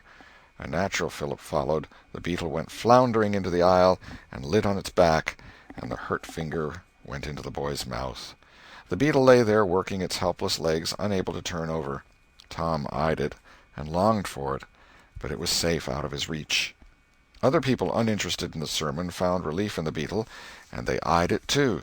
Presently a vagrant poodle-dog came idling along, sad at heart, lazy with the summer softness and the quiet, weary of captivity, sighing for change. He spied the beetle. The drooping tail lifted and wagged. He surveyed the prize, walked around it, smelt at it from a safe distance, walked around it again, grew bolder, and took a closer smell, then lifted his lip and made a gingerly snatch at it, just missing it, made another and another, began to enjoy the diversion, subsided to his stomach with the beetle between his paws, and continued his experiments. Grew weary at last, and then indifferent and absent-minded. His head nodded, and little by little his chin descended and touched the enemy, who seized it. There was a sharp yelp, a flirt of the poodle's head, and the beetle fell a couple of yards away and lit on its back once more. The neighboring spectators shook with a gentle inward joy. Several faces went behind fans and handkerchiefs, and Tom was entirely happy. The dog looked foolish, and probably felt so, but there was resentment in his heart, too, and a craving for revenge. So he went to the beetle and began a wary attack on it again, jumping at it from every point of a circle, lighting with his forepaws within an inch of the creature, making even closer snatches at it with his teeth, and jerking his head till his ears flapped again. But he grew tired once more after a while, tried to amuse himself with a fly, but found no relief, followed an ant around with his nose close to the floor, and quickly wearied of that, yawned, sighed, forgot the beetle entirely, and sat down on it. Then there was a wild yelp of agony, and the poodle went sailing up the aisle. The yelps continued, and so did the dog. He crossed the house in front of the altar. He flew down the other aisle. He crossed before the doors, he clambered up the home stretch, his anguish grew with his progress, till presently he was but a woolly comet moving in its orbit with the gleam and the speed of light. At last the frantic sufferer sheered from its course and sprang into its master's lap. He flung it out of the window, and the voice of distress quickly thinned away and died in the distance. By this time the whole church was red-faced and suffocating with suppressed laughter, and the sermon had come to a dead standstill. The discourse was resumed presently, but it went lame and halting, all possibility of impressiveness being at an end, for even the gravest sentiments were constantly being received with a smothered burst of unholy mirth, under cover of some remote pew-back, as if the poor parson had said a rarely facetious thing. It was a genuine relief to the whole congregation when the ordeal was over and the benediction pronounced. Tom Sawyer went home quite cheerful, thinking to himself that there was some satisfaction about divine service when there was a bit of variety in it. He had but one marring thought. He was willing that the dog should play with his pinchbug, but he did not think it was upright in him to carry it off. Chapter 6. Tom Meets Becky. Monday morning found Tom Sawyer miserable. Monday morning always found him so, because it began another week's slow suffering in school. He generally began that day with wishing he had had no intervening holiday. It made the going into captivity in fetters again so much more odious. Tom lay thinking. Presently it occurred to him that he wished he was sick. Then he could stay home from school. Here was a vague possibility. He canvassed his system. No ailment was found, and he investigated again. This time he thought he could detect colicky symptoms, and he began to encourage them with considerable hope. But they soon grew feeble and presently died wholly away. He reflected further. Suddenly he discovered something. One of his upper front teeth was loose. This was lucky. He was about to begin to groan as a starter, as he called it, when it occurred to him that if he came into court with that argument, his aunt would pull it out, and that would hurt. So he thought he would hold the tooth in reserve for the present and seek further. Nothing offered for some little time, and then he remembered hearing the doctor tell about a certain thing that laid up a patient for 2 or 3 weeks and threatened to make him lose a finger. So the boy eagerly drew his sore toe from under the sheet and held it up for inspection. But now he did not know the necessary symptoms. However, it seemed well worth while to chance it, so he fell to groaning with considerable spirit. But Sid slept on unconscious. Tom groaned louder, and fancied that he began to feel pain in the toe. No result from Sid. Tom was panting with his exertions by this time. He took a rest, and then swelled himself up and fetched a succession of admirable groans. Sid snored on. Tom was aggravated. He said, "Sid! Sid!" and shook him. This course worked well, and Tom began to groan again. Sid yawned, stretched, then brought himself up on his elbow with a snort, and began to stare at Tom. Tom went on groaning, and Sid said, "Tom! Say, Tom!" No response. "Here, Tom! Tom! What is the matter, Tom?" And he shook him and looked in his face anxiously. Tom moaned out, "Oh, don't, Sid! Don't joggle me!" "Why, what's the matter, Tom? I must call Auntie." "No, never mind. It'll be over by and by, maybe. Don't call anybody." "But I must. Don't groan so, Tom. It's awful. How long you been this way?" "Hours. Ouch! Oh, don't stir so, Sid. You'll kill me." "Tom, why didn't you wake me sooner? Oh, Tom, don't! It makes my flesh crawl to hear you. Tom, what is the matter?" "I forgive you everything, Sid. Oh, everything you've ever done to me. When I'm gone—" "Tom, don't you ain't dying, are you? Don't, Tom. Oh, don't. Maybe—" "Oh, I forgive everything, Sid. Oh, tell 'em so, Sid. And, Sid, you give my window sash and my cat with one eye to that new girl that's come to town, and tell her—" But Sid had snatched his clothes and gone. Tom was suffering in reality now, so handsomely was his imagination working, and so his groans had gathered quite a genuine tone. Sid flew downstairs and said, "Oh, Aunt Polly, come! Tom's dying." "Dying?" "Yes'm, don't wait, come quick." "Rubbish, I don't believe it." But she fled upstairs nevertheless, with Sid and Mary at her heels, and her face grew white, too, and her lip trembled. When she reached the bedside she gasped out, "You, Tom! Tom, what's the matter with you?" "Oh, auntie, What's the matter with you? What is the matter with you, child?" "Oh, auntie, my sore toes mortified." The old lady sank down into a chair and laughed a little, then cried a little, then did both together. This restored her, and she said, "Tom, what a turn you did give me! Now you shut up that nonsense and climb out of this." The groans ceased and the pain vanished from the toe.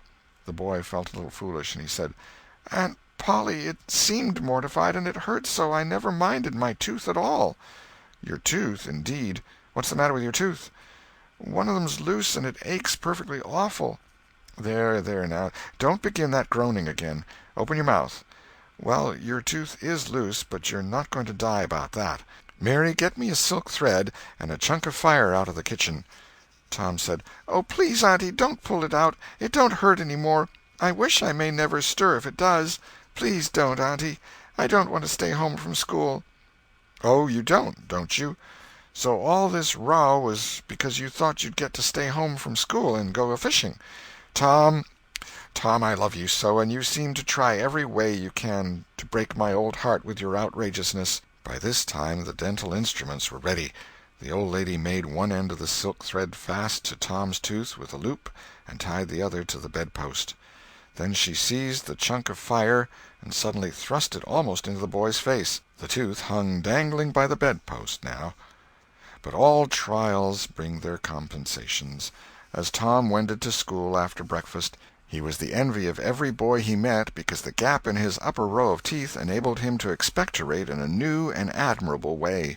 He gathered quite a following of lads interested in the exhibition, and one that had cut his finger and had been a center of fascination and homage up to this time, now found himself suddenly without an adherent, and shorn of his glory. His heart was heavy, and he said with a disdain which he did not feel that it wasn't anything to spit like Tom Sawyer, but another boy said, "Sour grapes," and he wandered away a dismantled hero. Shortly Tom came upon the juvenile pariah of the village, Huckleberry Finn, son of the town drunkard. Huckleberry was cordially hated and dreaded by all the mothers of the town, because he was idle and lawless and vulgar and bad, and because all their children admired him so, and delighted in his forbidden society, and wished they dared to be like him. Tom was like the rest of the respectable boys in that he envied Huckleberry his gaudy, outcast condition, and was under strict orders not to play with him. So he played with him every time he got a chance.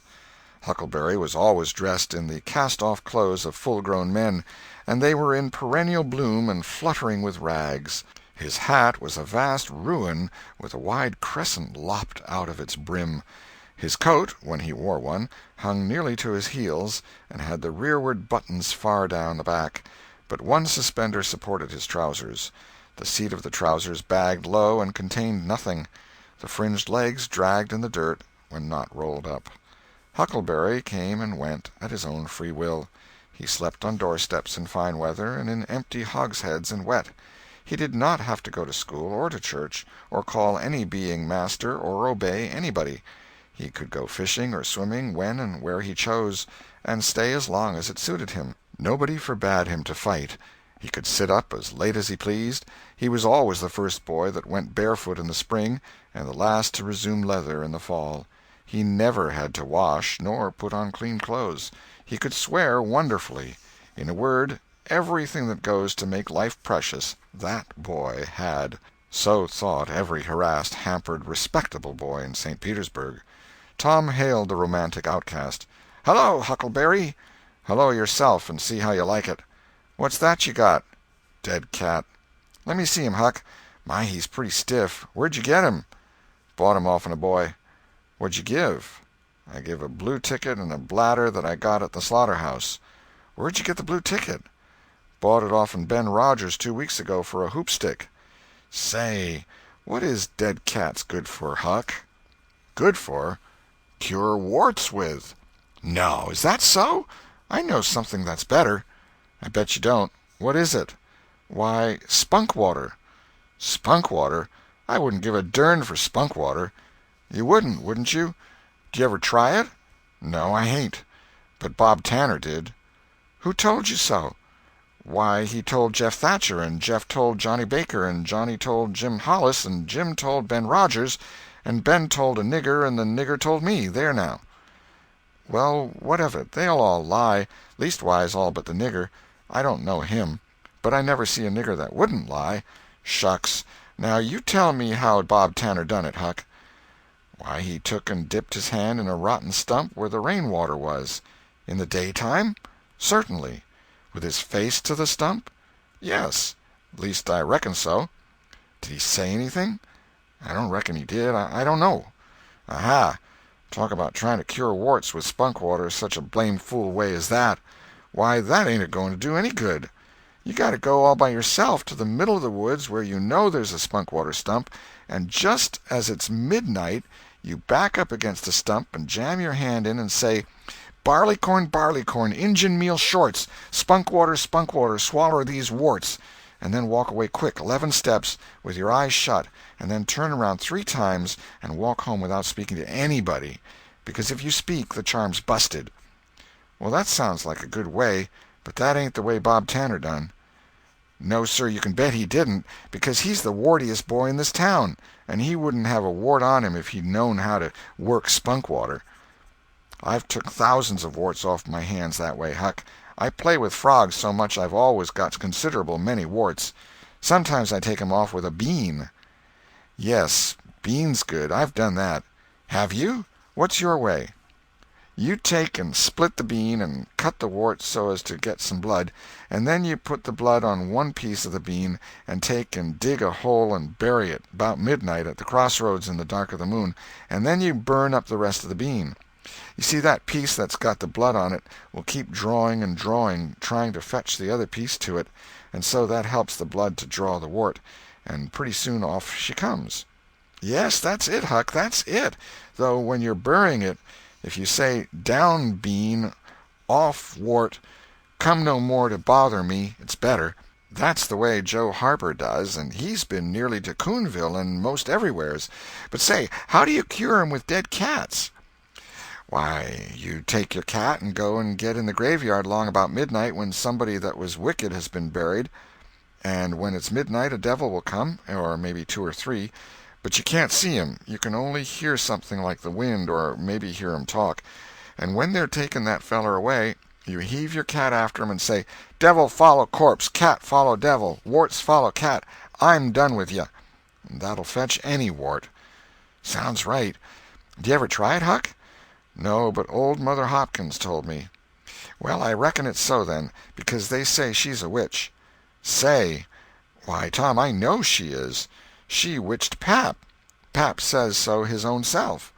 He come along one day and he see she was a-witching him, so he took up a rock, and if she hadn't dodged he'd a got her. Well, that very night he rolled off in the shed where he was a-layin' drunk and broke his arm." "Why, that's awful. How did he know she was a-witching him?" "Lord, Pap can tell easy. Pap says when they keep looking at you right stiddy they're a-witching you, specially if they mumble. 'Cause when they mumble they're saying the Lord's Prayer backwards. Say, Hucky, when you going to try the cat?" "To-night. I reckon they'll come after old Hoss Williams to-night." "But they buried him Saturday. Didn't they get him Saturday night?" "Why, how you talk. How could their charms work till midnight, and then it's Sunday? Devils don't slosh around much of a Sunday, I don't reckon." "I never thought of that." "That's so. Let me go with you." "Of course, if you ain't afeard." "Afeard? 'Tain't likely. Will you meow?" "Yes, and you meow back, if you get a chance. Last time you kept me a-meowing around till old Hayes went to throwing rocks at me and says, 'Darn that cat,' and so I hove a brick through his window. But don't you tell." "I won't. I couldn't meow that night because Auntie was watching me, but I'll meow this time. Say, what's that?" "Nothing but a tick." "Where'd you get him?" "Out in the woods." "What'll you take for him?" "I don't know. I don't want to sell him." "All right. It's a mighty small tick, anyway." "Oh, anybody can run a tick down that don't belong to them. I'm satisfied with it. It's a good enough tick for me." "Sho! There's ticks a-plenty. I could have 1,000 of 'em if I wanted to." "Well, why don't you?" because you know mighty well you can't. This is a pretty early tick, I reckon. It's the first one I've seen this year. Say, Huck, I'll give you my tooth for him. Let's see it." Tom got out a bit of paper and carefully unrolled it. Huckleberry viewed it wistfully. The temptation was very strong. At last he said, "Is it genuine?" Tom lifted his lip and showed the vacancy. "Well, all right," said Huckleberry. "It's a trade." Tom enclosed the tick in the percussion cap box that had lately been the pinchbug's prison, and the boys separated, each feeling wealthier than before. When Tom reached the little isolated frame schoolhouse, he strode in briskly, with the manner of one who had come with all honest speed. He hung his hat on a peg and flung himself into his seat with businesslike alacrity.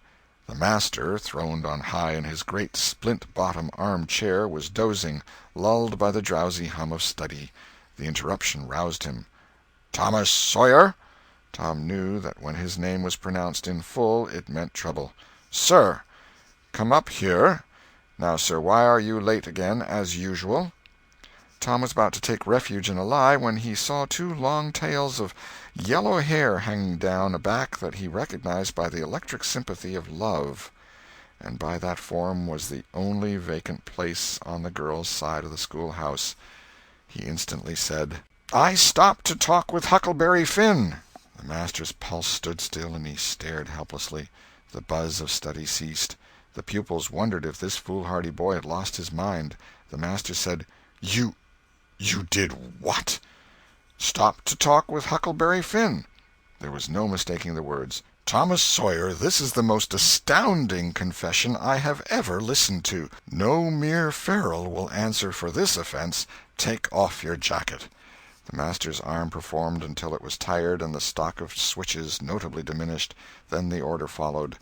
"Now, sir, go and sit with the girls, and let this be a warning to you." The titter that rippled around the room appeared to abash the boy, but in reality that result was caused rather more by his worshipful awe of his unknown idol, and the dread pleasure that lay in his high good fortune. He sat down upon the end of the pine bench, and the girl hitched herself away from him with a toss of her head. Nudges and winks and whispers traversed the room, but Tom sat still with his arms upon the long, low desk before him, and seemed to study his book. By and by attention ceased from him, and the accustomed school murmur rose upon the dull air once more. Presently the boy began to steal furtive glances at the girl. She observed it, made a mouth at him, and gave him the back of her head for the space of a minute. When she cautiously faced around again, a peach lay before her. She thrust it away. Tom gently put it back. She thrust it away again, but with less animosity. Tom patiently returned it to its place. Then she let it remain. Tom scrawled on his slate, "Please take it. I got more."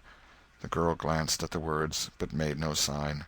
Now the boy began to draw something on the slate, hiding his work with his left hand. For a time the girl refused to notice, but her human curiosity presently began to manifest itself by hardly perceptible signs. The boy worked on, apparently unconscious. The girl made a sort of non-committal attempt to see it, but the boy did not betray that he was aware of it. At last she gave in, and hesitatingly whispered, "Let me see it." Tom uncovered a dismal caricature of a house with two gable ends to it, and a corkscrew of smoke issuing from the chimney. Then the girl's interest began to fasten itself upon the work as she forgot everything else. When it was finished she gazed a moment, then whispered, "It's nice. Make a man." The artist erected a man in the front yard that resembled a derrick. He could have stepped over the house, but the girl was not hypercritical. She was satisfied with the monster, and whispered, "It's a beautiful man. Now make me coming along." Tom drew an hourglass with a full moon and straw limbs to it, and armed the spreading fingers with a portentous fan. The girl said, "It's ever so nice. I wish I could draw." "It's easy," whispered Tom. "I'll learn you." "Oh, will you? When?" "At noon. Do you go home to dinner?" "I'll stay if you will." "Good. That's a whack. What's your name?" "Becky Thatcher." "What's yours?" "Oh, I know. It's Thomas Sawyer." "That's the name they lick me by. I'm Tom when I'm good. You can call me Tom. Will you?" "Yes." Now Tom began to scrawl something on the slate, hiding the words from the girl, but she was not backward this time. She begged to see. Tom said, "Oh, it ain't anything." "Yes, it is." "No, it ain't. You don't want to see it." "Yes, I do. Indeed I do. Please let me." "You'll tell." "No, I won't. Deed and double deed I won't." "You won't tell anybody at all? Ever as long as you live?" "No, I won't ever tell anybody. Now let me." "Oh, you don't want to see." "Now that you treat me so, I will see." And she put her small hand upon his, and a little scuffle ensued, Tom pretending to resist in earnest, but letting his hand slip by degrees till these words were revealed: "I love you." "Oh, you bad thing!" And she hit his hand a smart rap, but reddened and looked pleased nevertheless. Just at this juncture the boy felt a slow, fateful grip closing on his ear, and a steady lifting impulse. In that vice he was borne across the house and deposited in his own seat, under a peppering fire of giggles from the whole school. Then the master stood over him during a few awful moments, and finally moved away to his throne without saying a word. But although Tom's ear tingled, his heart was jubilant. As the school quieted down, Tom made an honest effort to study, but the turmoil within him was too great. In turn he took his place in the reading class and made a botch of it; then in the geography class, and turned lakes into mountains, mountains into rivers, and rivers into continents, till chaos was come again; then in the spelling class, and got turned down by a succession of mere baby words, till he brought up at the foot and yielded up the pewter medal which he had worn with ostentation for months. End of Chapter 6. Chapter 7. Tick-running and a Heartbreak. The harder Tom tried to fasten his mind on his book, the more his ideas wandered; so at last, with a sigh and a yawn, he gave it up. It seemed to him that the noon recess would never come. The air was utterly dead. There was not a breath stirring. It was the sleepiest of sleepy days. The drowsing murmur of the 25 studying scholars soothed the soul like the spell that is in the murmur of bees. Away off in the flaming sunshine, Cardiff Hill lifted its soft green sides through a shimmering veil of heat, tinted with the purple of distance. A few birds floated on lazy wing high in the air. No other living thing was visible but some cows, and they were asleep. Tom's heart ached to be free, or else to have something of interest to do to pass the dreary time. His hand wandered into his pocket, and his face lit up with a glow of gratitude that was prayer, though he did not know it. Then furtively the percussion cap box came out. He released the tick and put him on the long flat desk. The creature probably glowed with a gratitude that amounted to prayer, too, at this moment, but it was premature, for when he started thankfully to travel off, Tom turned him aside with a pin and made him take a new direction. Tom's bosom friend sat next him, suffering just as Tom had been, and now he was deeply and gratefully interested in this entertainment in an instant. This bosom friend was Joe Harper. The two boys were sworn friends all the week, and embattled enemies on Saturdays. Joe took a pin out of his lapel and began to assist in exercising the prisoner. The sport grew in interest momently. Soon Tom said that they were interfering with each other, and neither getting the fullest benefit of the tick. So he put Joe's slate on the desk and drew a line down the middle of it from top to bottom. "Now," said he, "as long as he is on your side, you can stir him up, and I'll let him alone. But if you let him get away and get on my side, you're to leave him alone as long as I can keep him from crossing over." "All right, go ahead. Start him up." The tick escaped from Tom presently and crossed the equator.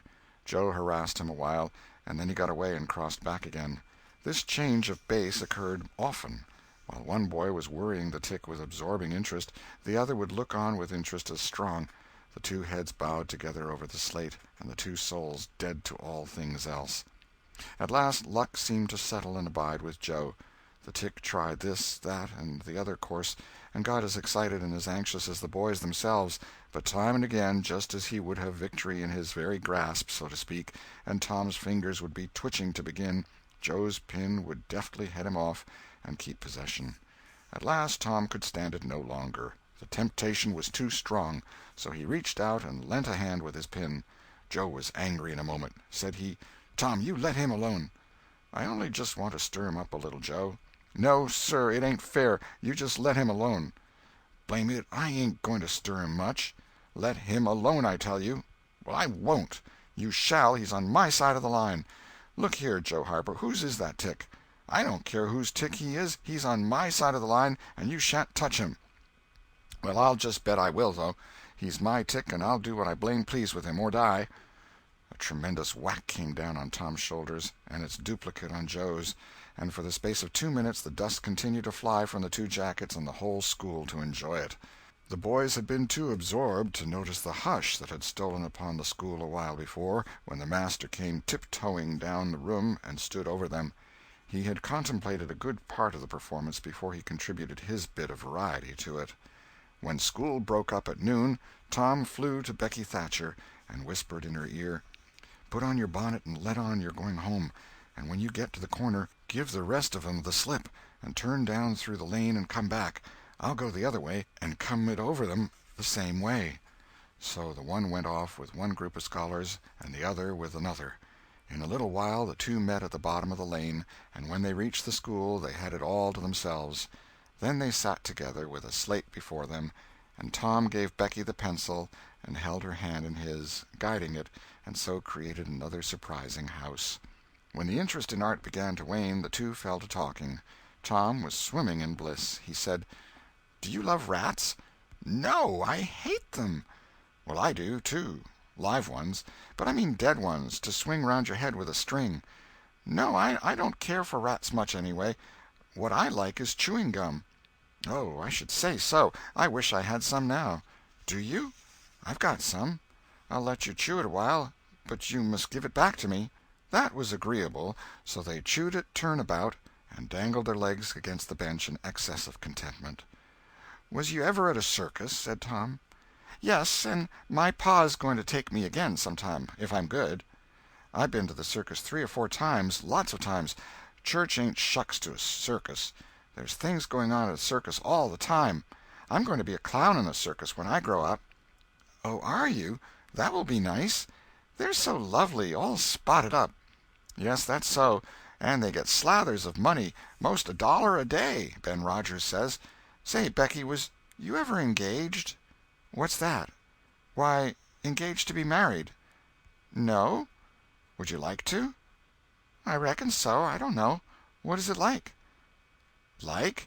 Why, it ain't like anything. You only just tell a boy you won't ever have anybody but him, ever, ever, ever, and then you kiss, and that's all. Anybody can do it." "Kiss? What do you kiss for?" "Why, that, you know, is to—well, they always do that." "Everybody?" "Why, yes, everybody that's in love with each other.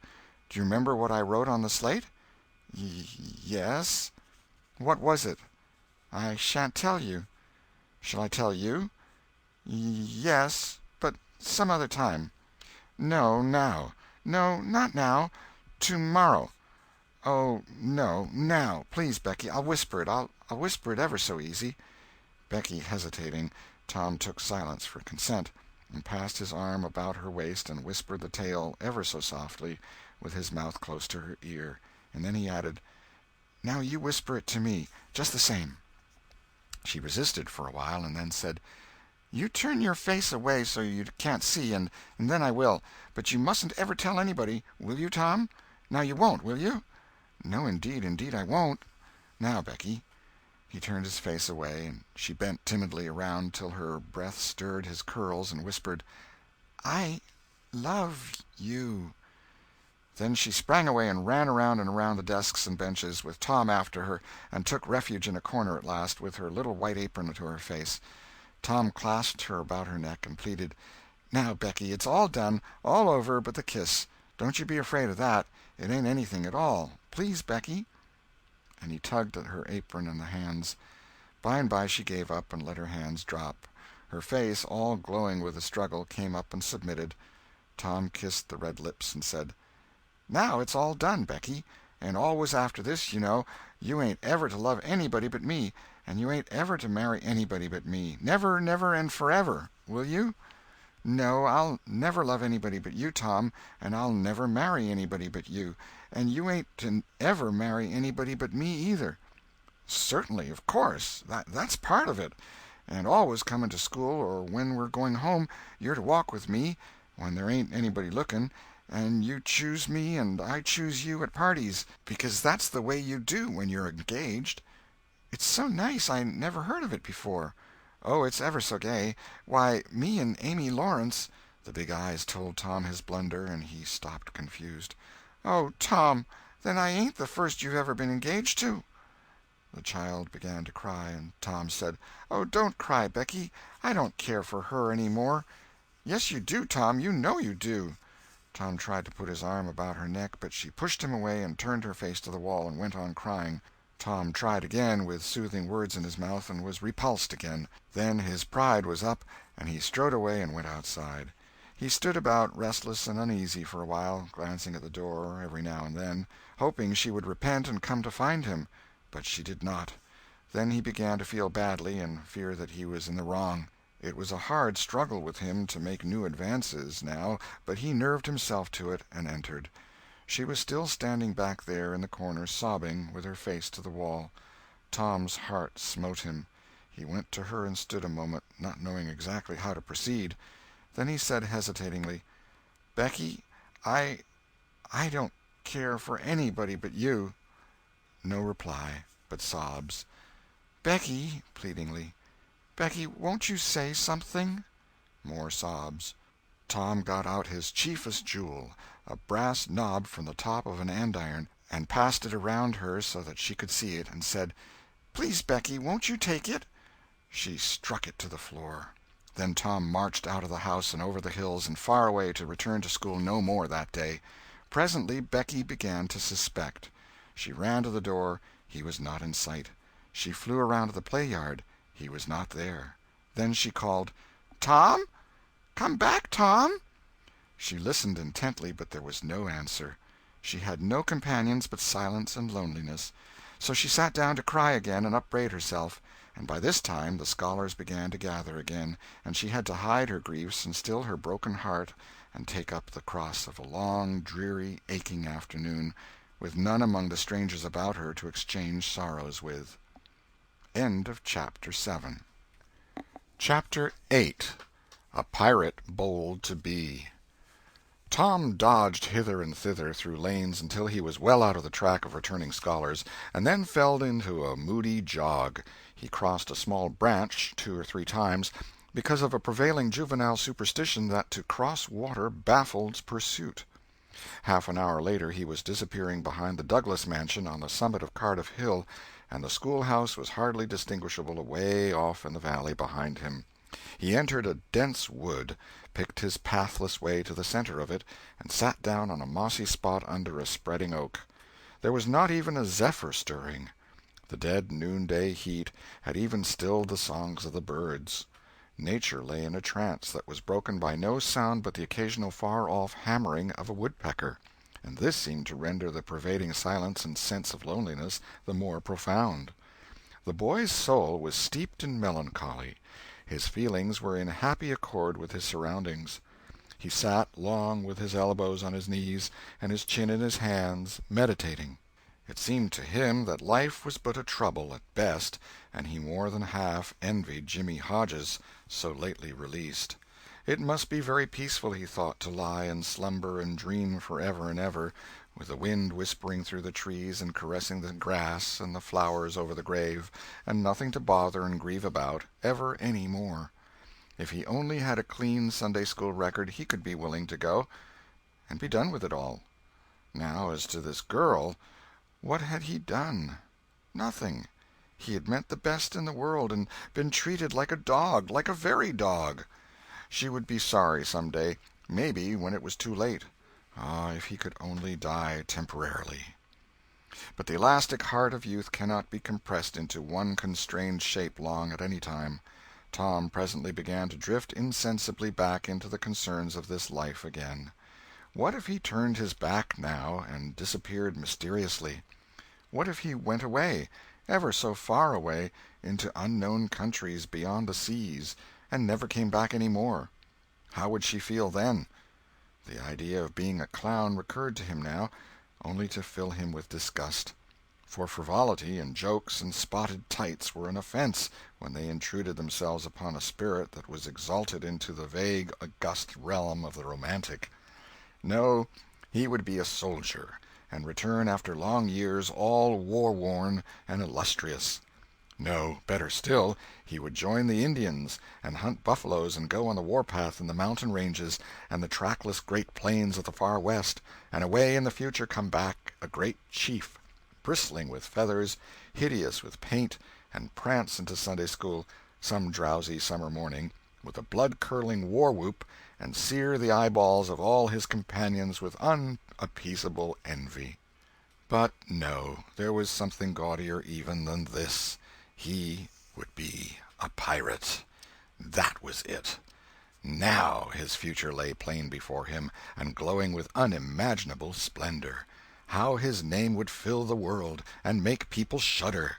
How gloriously he would go plowing the dancing seas in his long, low, black-hulled racer, the Spirit of the Storm, with his grisly flag flying at the fore. And at the zenith of his fame, how he would suddenly appear at the old village and stalk into church, brown and weather-beaten, in his black velvet doublet and trunks, his great jack-boots, his crimson sash, his belt bristling with horse-pistols, his crime-rusted cutlass at his side, his slouch hat with waving plumes, his black flag unfurled, with a skull and crossbones on it, and hear, with swelling ecstasy, the whisperings, "It's Tom Sawyer the pirate, the Black Avenger of the Spanish Main!" Yes, it was settled. His career was determined. He would run away from home and enter upon it. He would start the very next morning. Therefore he must now begin to get ready. He would collect his resources together. He went to a rotten log near at hand and began to dig under one end of it with his barlow knife. He soon struck wood that sounded hollow. He put his hand there and uttered this incantation impressively: "What hasn't come here, come. What's here, stay here." Then he scraped away the dirt and exposed a pine shingle. He took it up and disclosed a shapely little treasure-house whose bottom and sides were of shingles. In it lay a marble. Tom's astonishment was boundless. He scratched his head with perplexed air and said, "Well, that beats anything." Then he tossed the marble away pettishly and stood cogitating. The truth was that a superstition of his had failed, here, which he and all his comrades had always looked upon as infallible. If you buried a marble with certain necessary incantations and left it alone a fortnight, and then opened the place with the incantation he had just used, you would find that all the marbles you had ever lost had gathered themselves together there, meantime, no matter how widely they had been separated. But now this thing had actually and unquestionably failed. Tom's whole structure of faith was shaken to its foundations. He had many a time heard of this thing succeeding, but never of its failing before. It did not occur to him that he had tried it several times before, himself, but could never find the hiding-places afterward. He puzzled over the matter some time, and finally decided that some witch had interfered and broken the charm. He thought he would satisfy himself on that point, so he searched around till he found a small sandy spot with a little funnel-shaped depression in it. He laid himself down and put his mouth close to this depression and called, "Doodle-bug, doodle-bug, tell me what I want to know. Doodle-bug, doodle-bug, tell me what I want to know." The sand began to work, and presently a small black bug appeared for a second and then darted under again in a fright. "He doesn't tell, so it was a witch that done it. I just knowed it." He well knew the futility of trying to contend against witches, so he gave up discouraged. But it occurred to him that he might as well have the marble he had just thrown away, and therefore he went and made a patient search for it. But he could not find it. Now he went back to his treasure-house and carefully placed himself just as he had been standing when he tossed the marble away. Then he took another marble from his pocket and tossed it in the same way, saying, "Brother, go find your brother." He watched where it stopped, and went there and looked. But it must have fallen short or gone too far, so he tried twice more. The last repetition was successful. The two marbles lay within a foot of each other. Just here the blast of a toy tin trumpet came faintly down the green aisles of the forest. Tom flung off his jacket and trousers, turned a suspender into a belt, raked away some brush behind the rotten log, disclosing a rude bow and arrow, a lath sword, and a tin trumpet, and in a moment had seized these things and bounded away bare-legged with fluttering shirt. He presently halted under a great elm, blew an answering blast, and then began to tiptoe and look warily out, this way and that. He said cautiously to an imaginary company, "Hold, my merry men, keep hid till I blow." Now appeared Joe Harper, as airily clad and elaborately armed as Tom. Tom called, "Hold! Who comes into Sherwood Forest without my pass?" "Guy of Guisborne wants no man's pass. Who art thou that dares to hold such language?" said Tom, prompting, for they talked by the book from memory. "Who art thou that dares to hold such language?" "I, indeed. I am Robin Hood, as thy caitiff carcass soon shall know." "Then art thou indeed that famous outlaw? Right gladly will I dispute with thee the passes of the merry wood. Have at thee!" They took their lath swords, dumped their other traps on the ground, and struck a fencing attitude, foot to foot, and began a grave, careful combat, two up and two down. Presently Tom said, "Now if you've got the hang, go it lively." So they went it lively, panting and perspiring with the work. By and by Tom shouted, "Fall! Fall! Why don't you fall?" "I sha'n't." "Why don't you fall yourself?" "You're getting the worst of it." "Why, that ain't anything. I can't fall. That ain't the way it is in the book. The book says, then with one black-handed stroke he slew poor Guy of Guisborne. You're to turn round and let me hit you on the back." There was no getting around the authorities, so Joe turned, received the whack, and fell. "Now," said Joe, getting up, "you got to let me kill you. That's fair." "Why, I can't do that. It ain't in the book." "Well, it's blamed mean, that's all." "Well, say, Joe, you can be Friar Tuck or Much, the miller's son, and lam me with a quarter-staff. Or I'll be the Sheriff of Nottingham, and you be Robin Hood a little while and kill me." This was satisfactory, and so these adventures were carried out. Then Tom became Robin Hood again, and was allowed by the treacherous nun to bleed his strength away through his neglected wound. And at last Joe, representing a whole tribe of weeping outlaws, dragged him sadly forth, gave his bow into his feeble hands, and Tom said, "Where this arrow falls, there bury poor Robin Hood under the greenwood tree." Then he shot the arrow and fell back and would have died, but he lit on a nettle and sprang up too gaily for a corpse. The boys dressed themselves, hid their accoutrements, and went off grieving that there were no outlaws any more, and wondering what modern civilization could claim to have done to compensate for their loss. They said they would rather be outlaws a year in Sherwood Forest than President of the United States forever. End of Chapter 8. Chapter 9. Tragedy in the Graveyard. At 9:30 that night, Tom and Sid were sent to bed as usual. They said their prayers, and Sid was soon asleep. Tom lay awake and waited, in restless impatience. When it seemed to him that it must be nearly daylight, he heard the clock strike 10. This was despair. He would have tossed and fidgeted as his nerves demanded, but he was afraid he might wake Sid, so he lay still and stared up into the dark. Everything was dismally still. By and by, out of the stillness, little, scarcely perceptible noises began to emphasize themselves. The ticking of the clock began to bring itself into notice. Old beams began to crack mysteriously. The stairs creaked faintly. Evidently spirits were abroad. A measured, muffled snore issued from Aunt Polly's chamber.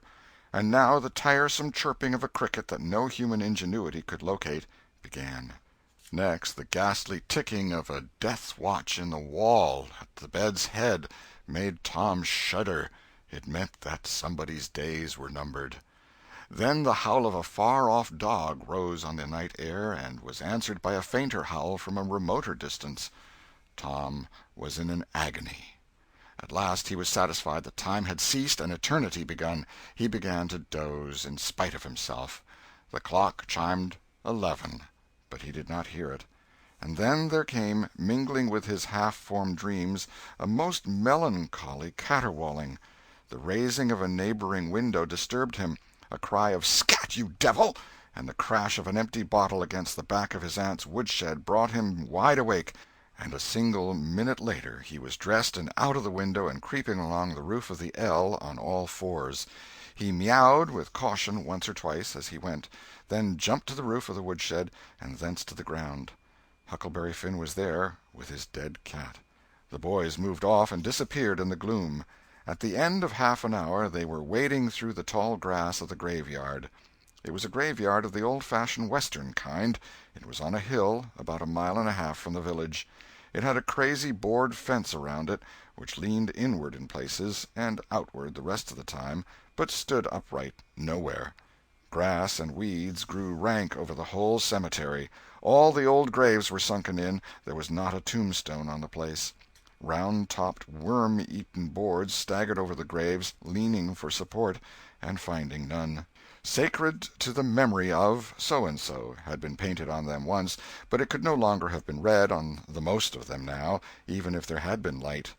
A faint wind moaned through the trees, and Tom feared it might be the spirits of the dead complaining of being disturbed. The boys talked little, and only under their breath, for the time and the place and the pervading solemnity and silence oppressed their spirits. They found the sharp new heap they were seeking, and ensconced themselves within the protection of 3 great elms that grew in a bunch within a few feet of the grave. Then they waited in silence for what seemed a long time. The hooting of a distant owl was all the sound that troubled the dead stillness. Tom's reflections grew oppressive. He must force some talk, so he said in a whisper, "Hucky, do you believe the dead people like it for us to be here?" Huckleberry whispered, "I wisht I knowed. It's awful solemn like, ain't it?" "I bet it is." There was a considerable pause while the boys canvassed this matter inwardly. Then Tom whispered, "Say, Hucky, do you reckon Hoss Williams hears us talking?" "Oh, of course he does. Least his spirit does." Tom, after a pause, "I wish I'd said Mr. Williams, but I never meant any harm. Everybody called him Hoss." "Well, a body can't be too particular how they talk about these yer dead people, Tom." This was a damper, and conversation died again. Presently Tom seized his comrade's arm and said, "Sh!" "What is it, Tom?" And the two clung together with beating hearts. "Sh! There 'tis again. Didn't you hear it?" "There! Now you hear it." "Lord, Tom, they're coming. They're coming, sure. What'll we do?" "I don't know. Think they'll see us?" "Oh, Tom, they can see in the dark, same as cats. I wisht I hadn't come." "Oh, don't be feared. I don't believe they'll bother us. We ain't doing any harm. If we keep perfectly still, maybe they won't notice us at all." "I'll try to, Tom, but Lord, I'm all a shiver. Listen." The boys bent their heads together and scarcely breathed. A muffled sound of voices floated up from the far end of the graveyard. "Look! See, there!" whispered Tom. "What is it?" "It's devil fire. Oh, Tom, this is awful." Some vague figures approached through the gloom, swinging an old-fashioned tin lantern that freckled the ground with innumerable little spangles of light. Presently Huckleberry whispered with a shudder, "It's the devil, sure enough. 3 of them. Lordy, Tom, we're goners. Can you pray?" "I'll try, but don't you be afeard. They ain't going to hurt us. Now I lay me down to sleep, Shh! What is it, Huck?" "They're humans. One of 'em is, anyway. One of 'em's old Muff Potter's voice." "No, 'tain't so, is it?" "I bet I know it. Don't you stir nor budge. He ain't sharp enough to notice us. Drunk the same as usual, likely. Blamed old rip." "All right, I'll keep still. Now they're stuck. Can't find it. Here they come again. Now they're hot. Cold again. Hot again. Red hot. They're pointed right this time. Say, Huck, I know another of them voices. It's Injun Joe." "That's so, that murdering half-breed. I'd druther they was devils a dern sight.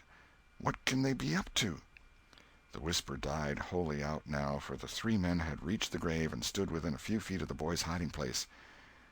"Here 'tis," said the third voice, and the owner of it held up the lantern and revealed the face of young Dr. Robinson.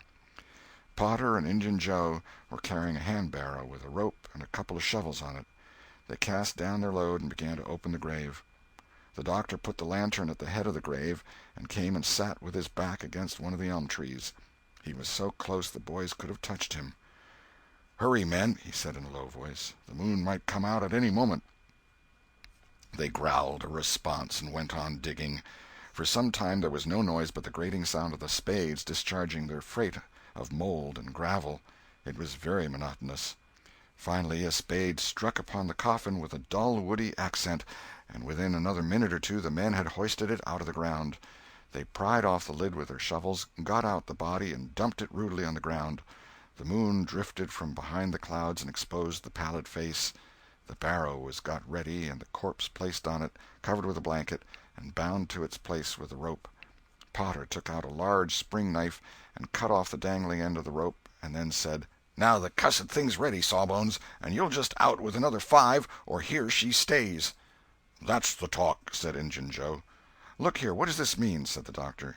"You required your pay in advance, and I've paid you." "Yes, and you've done more than that," said Injun Joe, approaching the doctor, who was now standing. 5 years ago you drove me away from your father's kitchen one night when I come to ask for something to eat, and you said I warn't there for any good, and when I swore I'd get even with you if it took 100 years, your father had me jailed for a vagrant. Did you think I'd forget? The Injun blood ain't in me for nothing. And now I've got you, and you got to settle, you know." He was threatening the doctor, with his fist in his face by this time. The doctor struck out suddenly and stretched the ruffian on the ground. Potter dropped his knife and exclaimed, "Here, now, don't you hit my pard!" And the next moment he was grappled with the doctor, and the two were struggling with might and main, trampling the grass and tearing the ground with their heels. Injun Joe sprang to his feet, his eyes flaming with passion, snatched up Potter's knife, and went creeping, cat-like and snooping, round and round about the combatants, seeking an opportunity. All at once the doctor flung himself free, seized the heavy headboard of William's grave, and felled Potter to the earth with it. And in the same instant the half-breed saw his chance and drove the knife to the hilt in the young man's breast. He reeled and fell partly upon Potter, flooding him with his blood, and in the same moment the clouds blotted out the dreadful spectacle, and the two frightened boys went speeding away in the dark. Presently, when the moon emerged again, Injun Joe was standing over the two forms, contemplating them. The doctor murmured inarticulately, gave a long gasp or two, and was still. The half-breed muttered, "That score is settled, damn you!" Then he robbed the body, after which he put the fatal knife in Potter's open right hand and sat down on the dismantled coffin. 3, 4, 5 minutes passed, and then Potter began to stir and moan. His hand closed upon the knife. He raised it, glanced at it, and let it fall with a shudder. Then he sat up, pushing the body from him, and gazed at it, and then around him confusedly. His eyes met Joe's. "Lord, how is this, Joe?" he said. "It's a dirty business," said Joe, without moving. "What did you do it for?" I never done it." "Look here, that kind of talk won't wash." Potter trembled and grew white. "I thought I'd got sober. I'd no business to drink tonight, but it's in my head yet, worse'n when we started here. I'm all in a muddle, can't recollect anything of it hardly. Tell me, Joe, honest now, old feller, did I do it? Joe, I never meant to, 'pon my soul and honor, I never meant to, Joe. Tell me how it was, Joe. Oh, it's awful, and him so young and promising." "Why, you two was scuffling, and he fetched you one with the headboard, and you fell flat, and then up you come, all reeling and staggering like, and snatched the knife and jammed it into him, just as he fetched you another awful clip, and here you've laid, as dead as a wedge till now." "Oh, I didn't know what I was doing. I wish I may die this minute if I did. It was all on account of the whiskey, and the excitement, I reckon. I never used a weepon in my life before, Joe. I've fought, but never with weepons. They'll all say that. Joe, don't tell. Say you won't tell, Joe. That's a good feller. I always liked you, Joe, and stood up for you, too. Don't you remember? You won't tell, will you, Joe?" And the poor creature dropped on his knees before the stolid murderer and clasped his appealing hands. "No. You've always been fair and square with me, Muff Potter, and I won't go back on you. There, now, that's as fair as a man can say." "Oh, Joe, you're an angel. I'll bless you for this the longest day I live." And Potter began to cry. "Come, now, that's enough of that. This ain't any time for blubbering. You be off yonder way, and I'll go this. Move now, and don't leave any tracks behind you." Potter started on a trot that quickly increased to a run. The half-breed stood looking after him. He muttered, "If he's as much stunned with the lick and fuddled with the rum as he had the look of being, he won't think of the knife till he's gone so far he'll be afraid to come back after it to such a place by himself, chicken heart." 2 or 3 minutes later the murdered man, the blanketed corpse, the lidless coffin, and the open grave were under no inspection but the moon's. The stillness was complete again, too. End of Chapter 9. Chapter 10. Dire Prophecy of the Howling Dog. The two boys flew on and on toward the village, speechless with horror. They glanced backwards over their shoulders from time to time, apprehensively, as if they feared they might be followed. Every stump that started up in their path seemed a man and an enemy, and made them catch their breath. And as they sped by some outlying cottages that lay near the village, the barking of the aroused watch-dogs seemed to give wings to their feet. "If we can only get to the old tannery before we break down," whispered Tom in short catches between breaths. "I can't stand it much longer." Huckleberry's hard pantings were his only reply, and the boys fixed their eyes on the goal of their hopes and bent to their work to win it. They gained steadily on it, and at last, breast to breast, they burst through the open door and fell grateful and exhausted in the sheltering shadows beyond. By and by their pulses slowed down, and Tom whispered, "Huckleberry, what do you reckon'll come of this?" "If Dr. Robinson dies, I reckon hanging'll come of it." "Do you, though?" "Why, I know it, Tom." Tom thought a while, then he said, "Who'll tell? We?" "What are you talking about? S'pose something happened and Injun Joe didn't hang. Why, he'd kill us some time or other, just as dead sure as we're laying here." "That's just what I was thinking to myself, Huck." "If anybody tells, let Muff Potter do it, if he's fool enough. He's generally drunk enough." Tom said nothing, went on thinking. Presently he whispered, "Huck, Muff Potter don't know it. How can he tell?" "What's the reason he don't know it?" "Because he just got that whack when Injun Joe done it. Do you reckon he could see anything? Do you reckon he knowed anything?" "By hokey, that's so, Tom." "And besides, looky here, maybe that whack done for him." "No, 'tain't likely, Tom. He had liquor in him, I could see that, and besides, he always has. Well, when pap's full, you might take and belt him over the head with a church and you couldn't faze him. He says so his own self. So it's the same with Muff Potter, of course. But if a man was dead sober, I reckon maybe that whack might fetch him. I don't know." After another reflective silence, Tom said, "Hucky, you sure you can keep mum?" "Tom, we got to keep mum. You know that. That Injun devil wouldn't make any more of drowning us than a couple of cats, if we was to squeak about this and they didn't hang him. Now looky here, Tom, let's take and swear to one another. That's what we got to do. Swear to keep mum." "I'm agreed. It's the best thing. Would you just hold hands and swear that we—" "Oh, no, that wouldn't do for this. That's good enough for little rubbishy common things, especially with gals, 'cause they go back on you anyway, and blab if they get in a huff. But there oughter be writing about a big thing like this, and blood." Tom's whole being applauded this idea. It was deep and dark and awful. The hour, the circumstances, the surroundings were in keeping with it. He picked up a clean pine shingle that lay in the moonlight, took a little fragment of red keel out of his pocket, got the moon on his work, and painfully scrawled these lines, emphasizing each slow downstroke by clamping his tongue between his teeth and letting up the pressure on the upstrokes. See next page. Huckleberry was filled with admiration of Tom's facility in writing and the sublimity of his language. He at once took a pin from his lapel and was going to prick his flesh, but Tom said, "Hold on, don't do that. A pin's brass. It might have verdigrease on it." "What's verdigrease?" "It's pison. That's what it is. You just swaller some of it once, you'll see." So Tom unwound the thread from one of his needles, and each boy pricked the ball of his thumb and squeezed out a drop of blood. "Huck Finn and Tom Sawyer swears they will keep mum about this, and they wish they may drop down dead in their tracks if they ever tell, and rot." In time, after many squeezes, Tom managed to sign his initials, using the ball of his little finger for a pen. Then he showed Huckleberry how to make an H and an F, and the oath was complete. They buried the shingle close to the wall, with some dismal ceremonies and incantations, and the fetters that bound their tongues were considered to be locked and the key thrown away. A figure crept stealthily through a break in the other end of the ruined building now, but they did not notice it. "Tom," whispered Huckleberry, "does this keep us from ever telling, always?" "Of course it does. It don't make any difference what happens. We got to keep mum. We drop down dead. Don't you know that?" "Yes, I reckon that's so." They continued to whisper for some little time. Presently a dog set up a long, lugubrious howl just outside, within 10 feet of them. The boys clasped each other suddenly in an agony of fright. "Which of us does he mean?" gasped Huckleberry. "I don't know. Peep through the crack, quick." "No, you, Tom." I can't do it, Huck." "Please, Tom, there 'tis again." "Oh, Lordy, I'm thankful," whispered Tom. "I know his voice. It's Bull Harbison." Note: If Mr. Harbison had owned a slave named Bull, Tom would have spoken of him as Harbison's Bull, but a son or a dog of that name was Bull Harbison. "Oh, that's good. I tell you, Tom, I was scared to death, and I'd 'a bet anything it was a stray dog."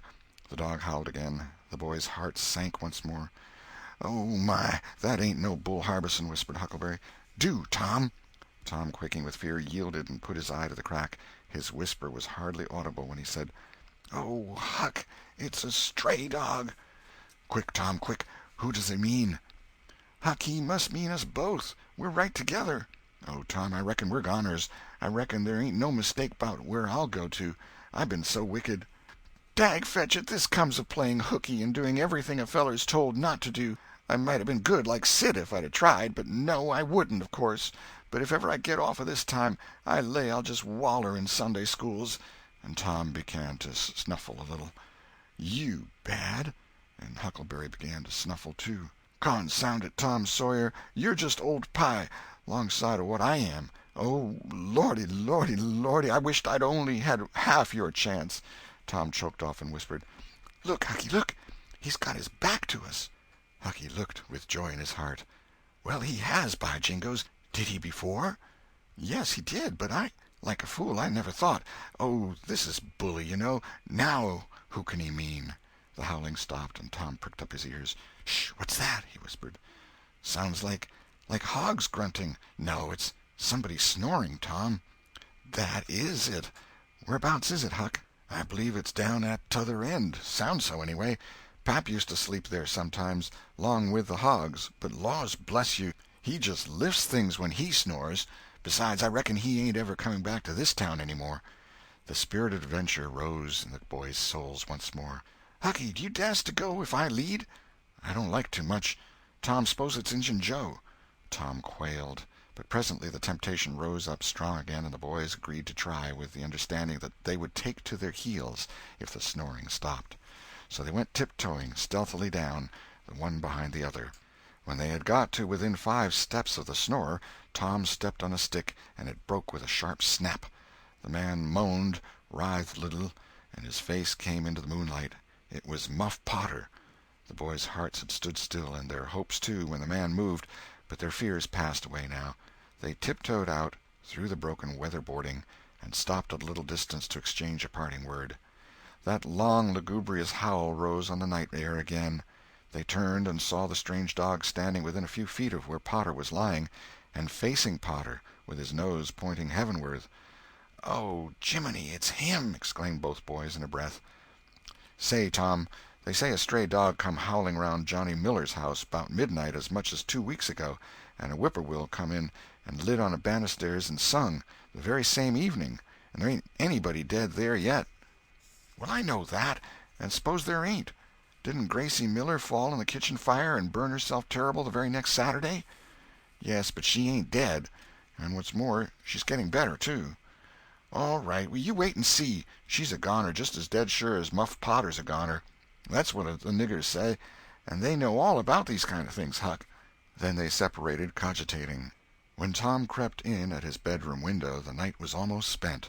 He undressed with excessive caution, and fell asleep congratulating himself that nobody knew of his escapade. He was not aware that the gently snoring Sid was awake, and had been so for an hour. When Tom awoke, Sid was dressed and gone. There was a late look in the light, a late sense in the atmosphere. He was startled. Why had he not been called? Persecuted till he was up, as usual. The thought filled him with bodings. Within 5 minutes he was dressed and downstairs, feeling sore and drowsy. The family were still at table, but they had finished breakfast. There was no voice of rebuke, but there were averted eyes. There was a silence and an air of solemnity that struck a chill to the culprit's heart. He sat down and tried to seem gay, but it was uphill work. It roused no smile, no response, and he lapsed into silence and let his heart sink down to the depths. After breakfast his aunt took him aside, and Tom was almost brightened in the hope that he was going to be flogged, but it was not so. His aunt wept over him and asked him how he could go and break her old heart so. and finally told him to go on and ruin himself and bring her gray hairs with sorrow to the grave, for it was no use for her to try any more. This was worse than 1,000 whippings, and Tom's heart was sorer now than his body. He cried, he pleaded for forgiveness, promised to reform over and over again, and then received his dismissal, feeling that he had won but an imperfect forgiveness and established but a feeble confidence. He left the presence too miserable to even feel revengeful toward Sid, and so the latter's prompt retreat through the back gateway was unnecessary. He moped to school gloomy and sad, and took his flogging, along with Joe Harper, for playing hooky the day before, with the air of one whose heart was busy with heavier woes and wholly dead to trifles. Then he betook himself to his seat, rested his elbows on his desk and his jaws in his hands, and stared at the wall with the stony stare of suffering that has reached the limit and can no further go. His elbow was pressing against some hard substance. After a long time he slowly and sadly changed his position and took up this object with a sigh. It was in a paper. He unrolled it. A long, lingering, colossal sigh followed, and his heart broke. It was his brass andiron knob. This final feather broke the camel's back. End of Chapter 10. Chapter 11. Conscience Racks Tom. Close upon the hour of noon, the whole village was suddenly electrified with the ghastly news. No need of the as yet undreamed-of telegraph. The tale flew from man to man, from group to group, from house to house, with little less than telegraphic speed. Of course the schoolmaster gave holiday for that afternoon. The town would have thought strangely of him if he had not. A gory knife had been found close to the murdered man, and it had been recognized by somebody as belonging to Muff Potter, so the story ran, and it was said that a belated citizen had come upon Potter washing himself in the branch about 1 or 2 o'clock in the morning, and that Potter had at once sneaked off. Suspicious circumstances, especially the washing, which was not a habit with Potter. It was also said that the town had been ransacked for this murderer. The public are not slow in the matter of sifting evidence and arriving at a verdict, but that he could not be found. Horsemen had departed down all the roads in every direction, and the sheriff was confident that he would be captured before night. All the town was drifting toward the graveyard. Tom's heartbreak vanished, and he joined the procession, not because he would not 1,000 times rather go anywhere else, but because an awful, unaccountable fascination drew him on. Arrived at the dreadful place, he wormed his small body through the crowd and saw the dismal spectacle. It seemed to him an age since he was there before. Somebody pinched his arm. He turned, and his eyes met Huckleberry's. Then both looked elsewhere at once, and wondered if anybody had noticed anything in their mutual glance. But everybody was talking, and intent upon the grisly spectacle before them. "Poor fellow! Poor young fellow! This ought to be a lesson to grave robbers. Muff Potter'll hang for this if they catch him." This was the drift of remark, and the minister said, "It was a judgment. His hand is here." Now Tom shivered from head to heel, for his eye fell upon the stolid face of Injun Joe. At this moment the crowd began to sway and struggle, and voices shouted, "It's him! It's him! He's coming himself!" "Who? Who?" from 20 voices. "Muff Potter." "Hello, he's stopped! Look out, he's turning! Don't let him get away!" People in the branches of the trees over Tom's head said he wasn't trying to get away, he only looked doubtful and perplexed. "Infernal impudence," said a bystander. "Wanted to come and take a quiet look at his work, I reckon. Didn't expect any company." The crowd fell apart now, and the sheriff came through, ostentatiously leading Potter by the arm. The poor fellow's face was haggard, and his eyes showed the fear that was upon him. When he stood before the murdered man he shook as with a palsy, and he put his face in his hands and burst into tears. "I didn't do it, friends," he sobbed. "'Pon my word and honor, I never done it." "Who's accused you?" shouted a voice. This shot seemed to carry home. Potter lifted his face and looked around him with a pathetic hopelessness in his eyes. He saw Injun Joe and exclaimed, "Oh, Injun Joe, you promised me you'd never—" "Is that your knife?" And it was thrust before him by the sheriff. Potter would have fallen if they had caught him and eased him to the ground. Then he said, "Something's told me to, if I didn't come back and get—" He shuddered, and then waved his nerveless hand with a vanquished gesture and said, "Tell him, Joe, tell him. It ain't any use any more." Then Huckleberry and Tom stood dumb and staring, and heard the stony-hearted liar reel off his serene statement, they expecting every moment that the clear sky would deliver God's lightnings upon his head, and wondering to see how long the stroke was delayed. And when he had finished, and still stood alive and whole, their wavering impulse to break their oath and save the poor betrayed prisoner's life faded and vanished away, for plainly this miscreant had sold himself to Satan, and it would be fatal to meddle with the property of such a power as that. "Why didn't you leave? What did you want to come here for?" somebody said. "I couldn't help it, I couldn't help it," Potter moaned. "I wanted to run away, but I couldn't seem to come anywhere but here." And he fell to sobbing again. Injun Joe repeated his statement just as calmly a few minutes afterwards on the inquest, under oath, and the boys, seeing that the lightnings were still withheld, were confirmed in their belief that Joe had sold himself to the devil. He was now become to them the most balefully interesting object they had ever looked upon, and they could not take their fascinated eyes from his face. They inwardly resolved to watch him, nights, when opportunity should offer, in the hope of getting a glimpse of his dread master. Injun Joe helped to raise the body of the murdered man and put it in a wagon for removal, and it was whispered through the shuddering crowd that the wound bled a little. The boys thought that this happy circumstance would turn suspicion in the right direction, but they were disappointed, for more than one villager remarked, "It was within 3 feet of Muff Potter when it done it." Tom's fearful secret and gnawing conscience disturbed his sleep for as much as a week after this, and at breakfast one morning Sid said, "Tom, you pitch around and talk in your sleep so much that you keep me awake half the time." Tom blanched and dropped his eyes. "It's a bad sign," said Aunt Polly gravely. "What you got on your mind, Tom?" "Nothing. Nothing to know of." But the boy's hand shook so that he spilled his coffee. "And you do talk such stuff," Sid said. "Last night you said, 'It's blood, that's what it is.' You said that over and over, and you said, 'Don't torment me so, I'll tell.' Tell what? What is it you'll tell?" Everything was swimming before Tom. There's no telling what might have happened now, but luckily the concern passed out of Aunt Polly's face, and she came to Tom's relief without knowing it. She said, "Sho, it's that dreadful murder. I dream about it most every night myself. Sometimes I dream it's me that done it." Mary said she had been affected much the same way. Sid seemed satisfied. Tom got out of the presence as quick as he plausibly could, and after that he complained of a toothache for a week, and tied up his jaws every night. He never knew that Sid lay nightly watching, and frequently slipped the bandage free and then leaned on his elbow, listening a good while at a time, and afterward slipped the bandage back to its place again.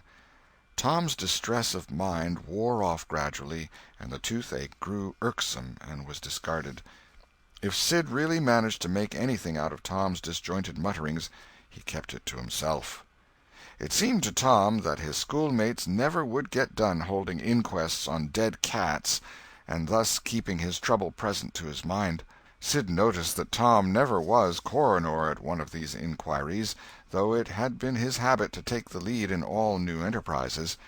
He noticed, too, that Tom never acted as a witness, and that was strange, and Sid did not overlook the fact that Tom even showed a marked aversion to these inquests, and always avoided them when he could. Sid marveled, but said nothing. However, even inquests went out of vogue at last, and ceased to torture Tom's conscience. Every day or two, during this time of sorrow, Tom watched his opportunity, and went to the little grated jail window and smuggled such small comforts through to the "murderer" as he could get hold of. The jail was a trifling little brick den that stood in a marsh at the edge of the village, and no guards were afforded for it. Indeed, it was seldom occupied. These offerings greatly helped to ease Tom's conscience. The villagers had a strong desire to tar and feather Injun Joe and ride him on a rail for body-snatching, but so formidable was his character that nobody could be found who was willing to take the lead in the matter, so it was dropped. He had been careful to begin both of his inquest statements with the fight, without confessing the grave robbery that preceded it. Therefore it was deemed wisest not to try the case in the courts at present. End of Chapter 11. Chapter 12. The Cat and the Painkiller. One of the reasons why Tom's mind had drifted away from its secret troubles was that it had found a new and weighty matter to interest itself about. Becky Thatcher had stopped coming to school. Tom had struggled with his pride a few days, and tried to whistle her down the wind, but failed. He began to find himself hanging around her father's house nights, and feeling very miserable. She was ill. What if she should die? There was distraction in the thought. He no longer took an interest in war, nor even in piracy. The charm of life was gone. There was nothing but dreariness left. He put his hoop away, and his bat. There was no joy in them any more.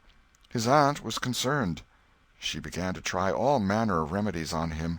She was one of those people who are infatuated with patent medicines and all new-fangled methods of producing health or mending it. She was an inveterate experimenter in these things. When something fresh in this line came out, she was in a fever, right away, to try it. Not on herself, for she was never ailing, but on anybody else that came handy. She was a subscriber for all the health periodicals and phenomenological frauds, and the solemn ignorance they were inflated with was breath to her nostrils. All the rot they contained about ventilation, and how to go to bed, and how to get up, and what to eat, and what to drink, and how much exercise to take, and what frame of mind to keep one's self in, and what sort of clothing to wear, was all gospel to her, and she never observed that her health journals of the current month customarily upset everything they had recommended the month before. She was as simple-hearted and honest as the day was long, and so she was an easy victim. She gathered together her quack periodicals and her quack medicines, and thus, armed with death, went about on her pale horse, metaphorically speaking, with the hell following after. But she never suspected that she was not an angel of healing and the balm of Gilead in disguise to the suffering neighbors. The water treatment was new, now, and Tom's low condition was a windfall to her. She had him out at daylight every morning, stood him up in the woodshed, and drowned him with a deluge of cold water. Then she scrubbed him down with a towel like a file, and so brought him to. Then she rolled him up in a wet sheet and put him away under blankets till she sweated his soul clean, and the yellow stains of it came through his pores, as Tom said. Yet, notwithstanding all this, the boy grew more and more melancholy and pale and dejected. She added hot baths, sitz baths, shower baths, and plunges. The boy remained as dismal as a hearse. She began to assist the water with a slim oatmeal diet and blister plasters. She calculated his capacity as she would a jug's, and filled him up every day with quack cure-alls. Tom had become indifferent to persecution by this time. This phase filled the old lady's heart with consternation. This indifference must be broken up at any cost. Now she heard of painkiller for the first time. She ordered a lot at once. She tasted it and was filled with gratitude. It was simply fire in a liquid form. She dropped the water treatment and everything else, and pinned her faith to painkiller. She gave Tom a teaspoonful and watched with the deepest anxiety for the result. Her troubles were instantly at rest, her soul at peace again, for the indifference was broken up. The boy could not have shown a wilder, heartier interest if she had built a fire under him. Tom felt that it was time to wake up. This sort of life might be romantic enough in his blighted condition, but it was getting to have too little sentiment and too much distracting variety about it. So he thought over various plans for relief, and finally hit upon that of professing to be fond of painkiller. He asked for it so often that he became a nuisance, and his aunt ended by telling him to help himself and quit bothering her. If it had been Sid, she would have had no misgivings to alloy her delight, but since it was Tom, she watched the bottle clandestinely. She found that the medicine did really diminish, but it did not occur to her that the boy was mending the health of a crack in the sitting-room floor with it. One day Tom was in the act of dosing the crack when his aunt's yellow cat came along, purring, eyeing the teaspoon avariciously, and begging for a taste. Tom said, "Don't ask for it unless you want it, Peter." But Peter signified that he did want it. "You better make sure." Peter was sure. "Now you've asked for it, and I'll give it to you, because there ain't anything mean about me. But if you find you don't like it, you mustn't blame anybody but your own self." Peter was agreeable, so Tom pried his mouth open and poured down the pain-killer. Peter sprang a couple of yards in the air, and then delivered a war-whoop and set off round and round the room, banging against furniture, upsetting flower-pots, and making general havoc. Next he rose on his hind feet and pranced around in a frenzy of enjoyment, with his head over his shoulder and his voice proclaiming his unappeasable happiness. Then he went tearing around the house again, spreading chaos and destruction in his path. Aunt Polly entered in time to see him throw a few double somersets, deliver a final mighty hurrah, and sail through the open window, carrying the rest of the flower-pots with him. The old lady stood petrified with astonishment, peering over her glasses. Tom lay on the floor, expiring with laughter. "Tom, what on earth ails that cat?" "I don't know, Aunt," gasped the boy. "Why, I never seen anything like it. What did make him act so?" "'Deed I don't know, Aunt Polly. Cats always act so when they're having a good time." "They do they?" There was something in the tone that made Tom apprehensive. "Yes'm. That is, I believe they do." "You do?" "Yes'm." The old lady was bending down, Tom watching, with interest emphasized by anxiety. Too late he divined her drift. The handle of the tell-tale teaspoon was visible under the bed valance. Aunt Polly took it, held it up. Tom winced and dropped his eyes. Aunt Polly raised him by the usual handle, his ear, and cracked his head soundly with her thimble. "Now, sir, what did you want to treat that poor dumb beast so for?" "I done it out of pity for him, because he hadn't any aunt." "Hadn't any aunt, you numbskull! What has that got to do with it?" "Heaps. Because if he'd 'a' had one, she'd 'a' burnt him out herself. She'd 'a' roasted his bowels out of him 'thout any more feeling than if he was a human." Aunt Polly felt a sudden pang of remorse. This was putting the thing in a new light. What was cruelty to a cat might be cruelty to a boy, too. She began to soften. She felt sorry. Her eyes watered a little, and she put her hand on Tom's head and said gently, "I was meaning for the best, Tom, and, Tom, it did do you good." Tom looked up in her face with just a perceptible twinkle peeping through his gravity. "I know you was meaning for the best, Auntie, and so was I with Peter. It done him good, too. I never seen him get around so since—" "Oh, go 'long with you, Tom, before you aggravate me again. And you try and see if you can't be a good boy for once, and you needn't take any more medicine." Tom reached school ahead of time. It was noticed that this strange thing had been occurring every day latterly. And now, as usual of late, he hung about the gate of the schoolyard instead of playing with his comrades. He was sick, he said, and he looked it. He tried to seem to be looking everywhere but whither he really was looking, down the road. Presently Jeff Thatcher hove in sight, and Tom's face lighted. He gazed a moment and then turned sorrowfully away. When Jeff arrived, Tom accosted him and led up warily to opportunities for remark about Becky, but the giddy lad never could see the bait. Tom watched and watched, hoping whenever a frisking frock came in sight, and hating the owner of it as soon as he saw she was not the right one. At last frocks ceased to appear, and he dropped hopelessly into the dumps. He entered the empty schoolhouse and sat down to suffer. Then one more frock passed in at the gate, and Tom's heart gave a great bound. The next instant he was out, and going on like an Indian, yelling and laughing and chasing boys, jumping over the fence at risk of life and limb, throwing handsprings, standing on his head, doing all the heroic things he could conceive of, and keeping a furtive eye out all the while to see if Becky Thatcher was noticing. But she seemed to be unconscious of it all. She never looked. Could it be possible that she was not aware that he was there? He carried his exploits to her immediate vicinity, came war-whooping around, snatched a body's cap, hurled it to the roof of the schoolhouse, broke through a group of boys, tumbling them in every direction, and fell sprawling, himself, under Becky's nose, almost upsetting her, and she turned, with her nose in the air, and he heard her say, "Humph! Some people think they're mighty smart, always showing off." Tom's cheeks burned. He gathered himself up and sneaked off, crushed and crestfallen. End of chapter 12. Chapter 13.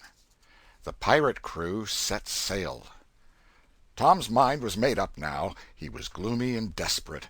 He was a forsaken, friendless boy, he said. Nobody loved him. When they found out what they had driven him to, perhaps they would be sorry. He had tried to do right and get along, but they would not let him. Since nothing would do them but to get rid of him, let it be so. And let them blame him for the consequences. Why shouldn't they? What right had the friendless to complain? Yes, they had forced him to it at last. He would lead a life of crime. There was no choice. By this time he was far down Meadow Lane, and the bell for school to "take up" tingled faintly upon his ear.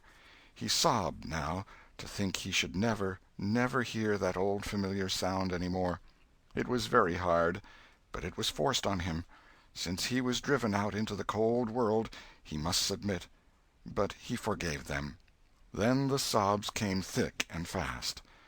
Just at this point he met his soul's sworn comrade, Joe Harper, hard-eyed and with evidently a great and dismal purpose in his heart. Plainly here were two souls with but a single thought. Tom, wiping his eyes with his sleeve, began to blubber out something about a resolution to escape from hard usage and lack of sympathy at home by roaming abroad into the great world never to return, and ended by hoping that Joe would not forget him. But it transpired that this was a request which Joe had just been going to make of Tom, and had come to hunt him up for that purpose. His mother had whipped him for drinking some cream which he had never tasted and knew nothing about. It was plain that she was tired of him and wished him to go. If she felt that way, there was nothing for him to do but succumb. He hoped she would be happy, and never regret having driven her poor boy out into the unfeeling world to suffer and die. As the two boys walked sorrowing along, they made a new compact to stand by each other and be brothers, and never separate till death relieved them of their troubles. Then they began to lay their plans. Joe was for being a hermit, and living on crusts in a remote cave, and dying, sometime, of cold and want and grief. But after listening to Tom, he conceded that there were some conspicuous advantages about a life of crime, and so he consented to be a pirate. 3 miles below St. Petersburg, at a point where the Mississippi River was a trifle over a mile wide, there was a long, narrow, wooded island, with a shallow bar at the head of it, and this offered well as a rendezvous. It was not inhabited. It lay far over towards the further shore, abreast a dense and almost wholly unpeopled forest. So Jackson's Island was chosen. Who were to be the subjects of their piracies was a matter that did not occur to them. Then they hunted up Huckleberry Finn, and he joined them promptly, for all careers were one to him. He was indifferent. They presently separated to meet at a lonely spot on the river bank 2 miles above the village at the favorite hour, which was midnight. There was a small log raft there which they meant to capture. Each would bring hooks and lines, and such provision as he could steal in the most dark and mysterious way, as became outlaws, and before the afternoon was done they had all managed to enjoy the sweet glory of spreading the fact that pretty soon the town would hear something. All who got this vague hint were cautioned to be mum and wait.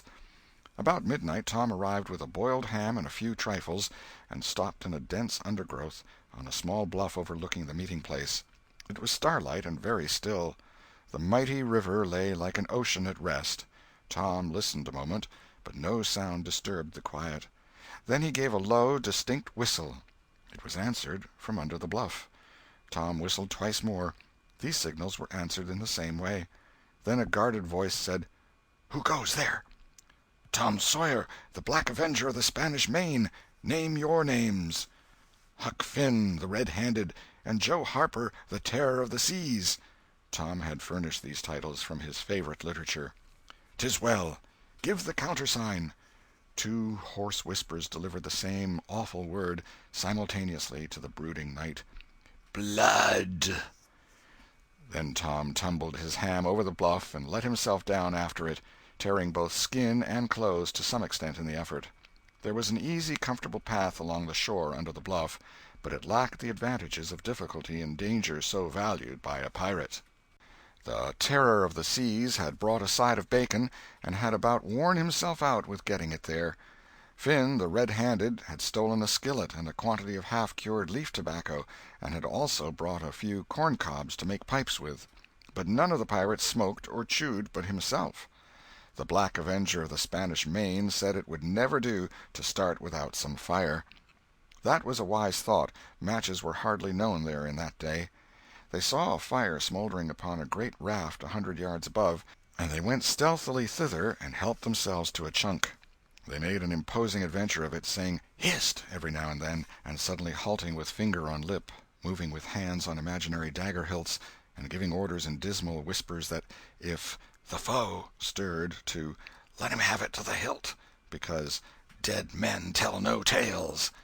They knew well enough that the raftsmen were all down at the village laying in stores or having a spree, but still that was no excuse for their conducting this thing in an unpiratical way. They shoved off presently, Tom in command, Huck at the after oar, and Joe at the forward. Tom stood amidships, gloomy-browed and with folded arms, and gave his orders in a low, stern whisper: "Luff, and bring her to the wind." "Aye, aye, sir." "Steady, steady." "Steady it is, sir." "Let her go off a point." "Point it is, sir." As the boys steadily and monotonously drove the raft toward midstream, it was no doubt understood that these orders were given only for style, and were not intended to mean anything in particular. "What sail's she carrying?" "Courses, topsails, and flying jib, sir." "Send the r'yals up. Lay out aloft there, half a dozen of ye, fore-topmansts'l. Lively, now." "Aye, aye, sir." "Shake out that main t'gallantsail. Sheets and braces. Now, my hearties." "Aye, aye, sir." "Heel 'em a lee, hard a port. Stand by to meet her when she comes. Port, port, now, men, with a will. Steady." "Steady it is, sir." The raft drew beyond the middle of the river. The boys pointed her head right, and then lay on their oars. The river was not high, so there was not more than a 2 or 3 mile current. Hardly a word was said during the next 3/4 of an hour. Now the raft was passing before the distant town. 2 or 3 glimmering lights showed where it lay, peacefully sleeping, beyond the vague vast sweep of a star-gemmed water, unconscious of the tremendous event that was happening. The Black Avenger stood still with folded arms, looking his last upon the scene of his former joys and his later sufferings, and wishing she could see him now, abroad on the wild sea, facing peril and death with dauntless heart, going to his doom with a grim smile on his lips. It was but a small strain on his imagination to remove Jackson Island beyond eye-shot of the village, and so he "looked his last" with a broken and satisfied heart. The other pirates were looking their last, too, and they all looked so long that they came near letting the current drift them out of the range of the island, but they discovered the danger in time and made shift to avert it. About 2 o'clock in the morning the raft grounded on the bar 200 yards above the head of the island, and they waded back and forth until they had landed their freight. Part of the little raft's belongings consisted of an old sail, and this they spread over a nook in the bushes for a tent to shelter their provisions, but they themselves would sleep in the open air in good weather, as became outlaws. They built a fire against the side of a great log 20 or 30 steps within the somber depths of the forest, and then cooked some bacon in the frying-pan for supper, and used up half of the corn-pone stock they had brought. It seemed glorious sport to be feasting in that wild, free way in the virgin forest of an unexplored and uninhabited island far from the haunts of men, and they said they never would return to civilization. The climbing fire lit up their faces and threw its ruddy glare upon the pillared tree-trunks of their forest temple, and upon the varnished foliage and festooning vines. When the last crisp slice of bacon was gone, and the last allowance of corn-pone devoured, the boys stretched themselves out on the grass, filled with contentment. They could have found a cooler place, but they would not deny themselves such a romantic feature as the roasting campfire. "Ain't it gay?" said Joe. "It's nuts," said Tom. "What would the boys say if they could see us?" "Say? Well, they'd just die to be here. Hey, Hucky?" "I reckon so," said Huckleberry. "Anyways, I'm suited. I don't want nothing better'n this. I don't ever get enough to eat, generally, and here they can't come and pick at a feller and bully-rag him so." "It's just the life for me," said Tom. "You don't have to get up, mornings, and you don't have to go to school and wash and all that blame foolishness. You see, a pirate don't have to do anything, Joe, when he's ashore, but a hermit, he has to be a-praying considerable, and then he don't have any fun, anyway, all by himself that way." "Oh, yes, that's so," said Joe, "but I hadn't thought much about it, you know. I'd a good deal rather be a pirate, now that I've tried it." "You see," said Tom, "people don't go much on hermits nowadays, like they used to in the old times, but a pirate's always respected, and a hermit's got to sleep on the hardest place he can find, and put sackcloth and ashes on his head, and stand out in the rain, and—" "What does he put sackcloth and ashes on his head for?" inquired Huck. "I don't know, but they's got to do it. Hermits always do. You'd have to do that if you was a hermit." "Derned if I would," said Huck. "Well, what would you do?" "I don't know, but I wouldn't do that." "Why, Huck, you'd have to. How'd you get around it?" "Why, I just wouldn't stand it. I'd run away." "Run away? Well, you would be a nice old slouch of a hermit. You'd be a disgrace." The red-handed made no response, being better employed. He had finished gouging out a cob, and now he fitted a weed stem to it, loaded it with tobacco, and was pressing a coal to the charge and blowing a cloud of fragrant smoke. He was in the full bloom of luxurious contentment.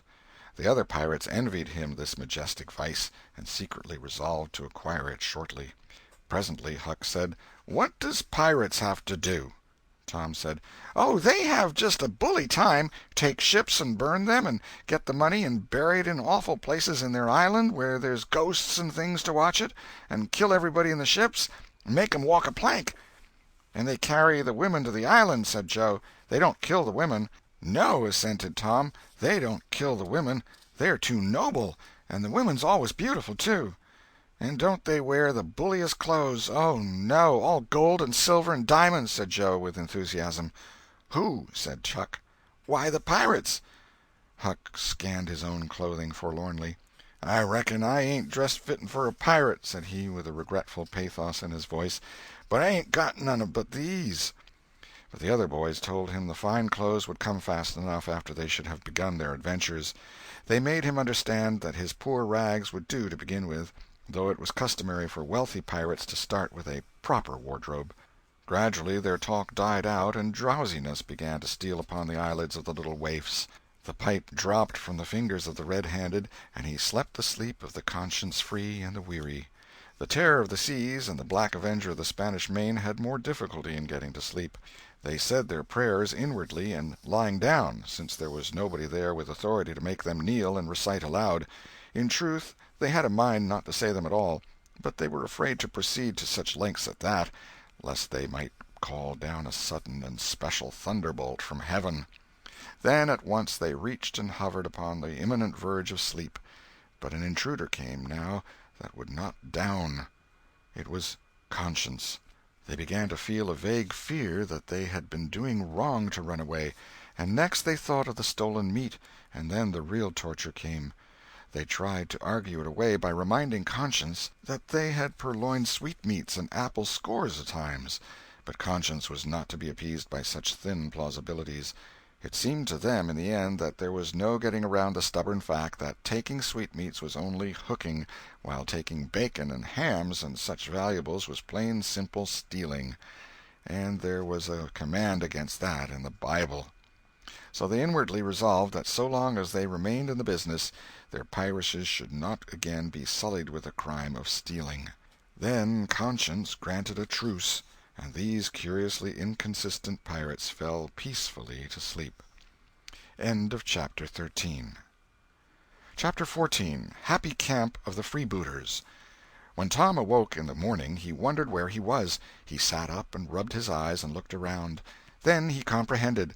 It was the cool, gray dawn, and there was a delicious sense of repose and peace in the deep, pervading calm and silence of the woods. Not a leaf stirred, not a sound obtruded upon great Nature's meditation. Beaded dewdrops stood upon the leaves and grasses, a white layer of ashes covered the fire, and a thin blue breath of smoke rose straight into the air. Joe and Huck still slept. Now, far away in the woods, a bird called. Another answered. Presently the hammering of a woodpecker was heard. Gradually the cool, dim gray of the morning whitened, and as gradually sounds multiplied and life manifested itself. The marvel of nature shaking off sleep and going to work unfolded itself to the musing boy. A little green worm came crawling over a dewy leaf, lifting two-thirds of his body into the air from time to time and sniffing around, then proceeding again, for he was measuring, Tom said, and when the worm approached him of its own accord, he sat as still as a stone, with his hopes rising and falling by turns, as the creature still came toward him or seemed inclined to go elsewhere. And when at last it considered a painful moment with its curved body in the air and then came decisively down upon Tom's leg and began journeying over him, his whole heart was glad, for that meant that he was going to have a new suit of clothes, without the shadow of a doubt a gaudy piratical uniform. Now a procession of ants appeared, from nowhere in particular, and went about their labors. One struggled manfully by with a dead spider 5 times as big as itself in its arms, and lugged it straight up a tree trunk. A brown-spotted ladybug climbed the dizzy height of a grass-blade, and Tom bent down close to it and said, "Ladybug, ladybug, fly away home. Your house is on fire, your children's alone." And she took wing and went off to see about it, which did not surprise the boy, for he knew of old that this insect was credulous about conflagrations, and he had practised upon its simplicity more than once. A tumblebug came next, heaving sturdily at its ball, and Tom touched the creature to see it shut its legs against its body and pretend to be dead. The birds were fairly rioting by this time. A catbird, the northern mocker, lit in a tree over Tom's head, and trilled out her imitations of her neighbors in a rapture of enjoyment. Then a shrill jay swept down, a flash of blue flame, and stopped on a twig almost within the boy's reach, cocked his head to one side and eyed the strangers with a consuming curiosity. A gray squirrel and a big fellow of the fox kind came scurrying along, sitting up at intervals to inspect and chatter at the boys, for the wild things had probably never seen a human being before and scarcely knew whether to be afraid or not. All nature was wide awake and stirring now. Long lances of sunlight pierced down through the dense foliage far and near, and a few butterflies came fluttering upon the scene. Tom stirred up the other pirates, and they all clattered away with a shout, and in a minute or two were stripped and chasing after and tumbling over each other in the shallow limpid water of the white sandbar. They felt no longing for the little village sleeping in the distance beyond the majestic waste of water. A vagrant current, or a slight rise in the river, had carried off their raft, but this only gratified them, since its going was something like burning the bridge between them and civilization. They came back to camp wonderfully refreshed, glad-hearted, and ravenous, and they soon had the campfire blazing up again. Huck found a spring of clear cold water close by, and the boys made cups of broad oak or hickory leaves, and felt that water, sweetened with such wildwood charm as that, would be a good enough substitute for coffee. While Joe was slicing bacon for breakfast, Tom and Huck asked him to hold on a minute. They stepped to a promising nook in the river bank and threw in their lines. Almost immediately they had reward. Joe had not had time to get impatient before they were back again with some handsome bass, a couple of sun perch, and a small catfish, provisions enough for quite a family. They fried the fish with the bacon, and were astonished, for no fish had ever seemed so delicious before.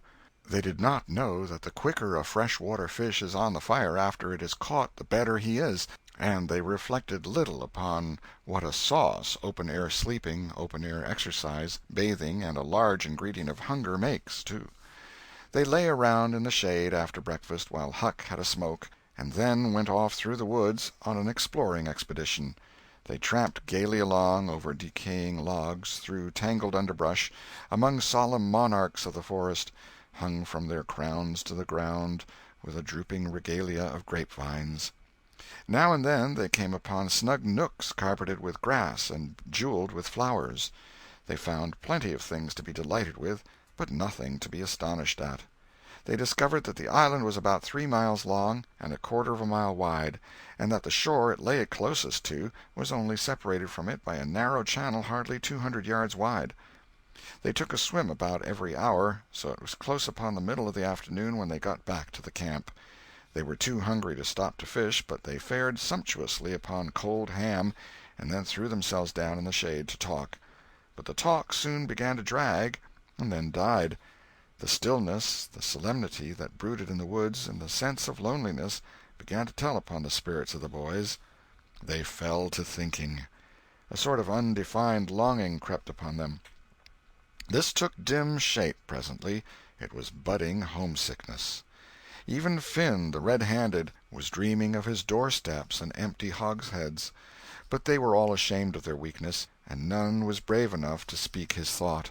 For some time now the boys had been dully conscious of a particular sound in the distance, just as one sometimes is of the ticking of a clock which he takes no distinct note of. But now this mysterious sound became more pronounced and forced a recognition. The boys started, glanced at each other, and then each assumed a listening attitude. There was a long silence, profound and unbroken, and then a deep sullen boom came floating down out of the distance. "What is it?" exclaimed Joe under his breath. "I wonder," said Tom in a whisper. "'Tain't thunder," said Huckleberry in an awed tone, "'cause thunder—" "Hark!" said Tom. "Listen, don't talk." They waited a time that seemed an age, and then the same muffled boom troubled the solemn hush. "Let's go and see." They sprang to their feet and hurried to the shore toward the town.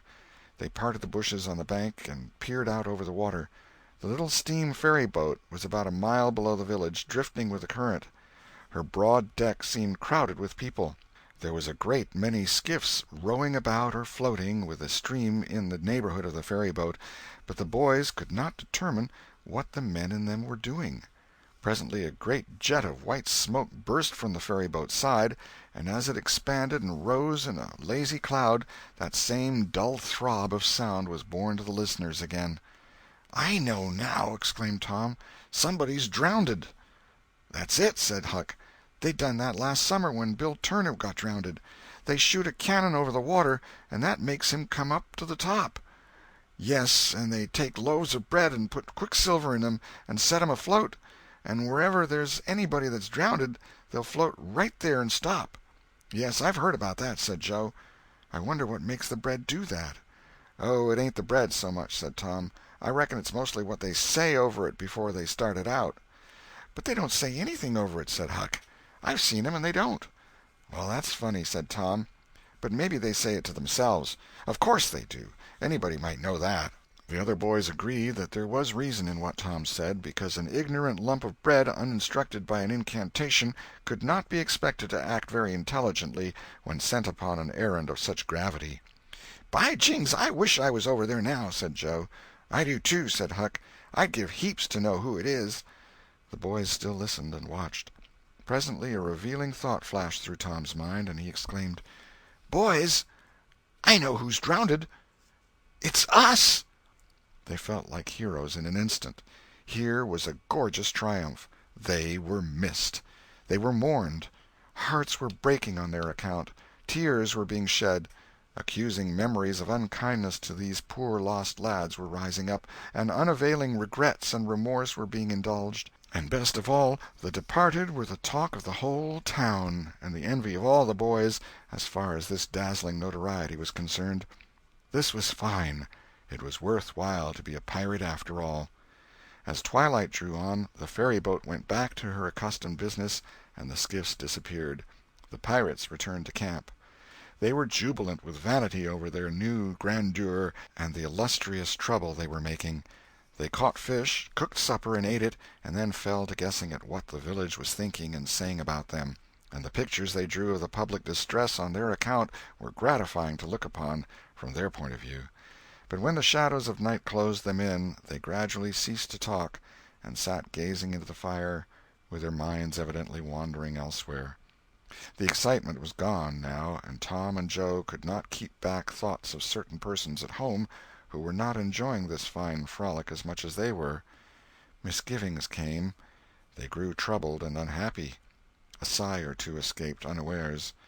By and by Joe timidly ventured upon a roundabout feeler as to how the others might look upon a return to civilization. Not right now, but Tom withered him with derision. Huck, being uncommitted as yet, joined in with Tom, and the waverer quickly "explained," and was glad to get out of the scrape with as little taint of chicken-hearted homesickness clinging to his garments as he could. Mutiny was effectually laid to rest for the moment. As the night deepened, Huck began to nod, and presently to snore. Joe followed next. Tom lay upon his elbow motionless for some time, watching the two intently. At last he got up cautiously on his knees and went searching among the grass and the flickering reflections flung by the camp-fire.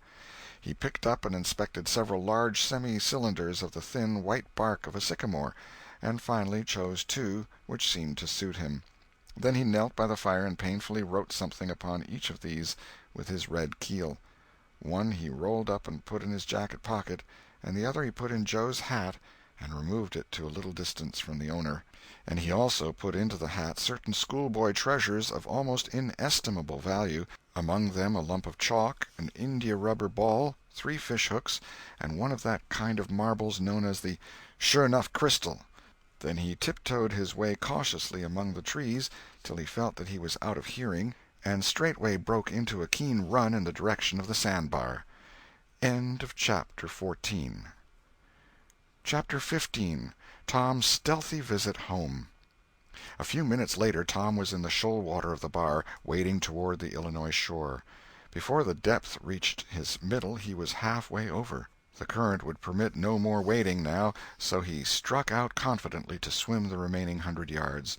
He swam quartering upstream, but still was swept downward rather faster than he had expected.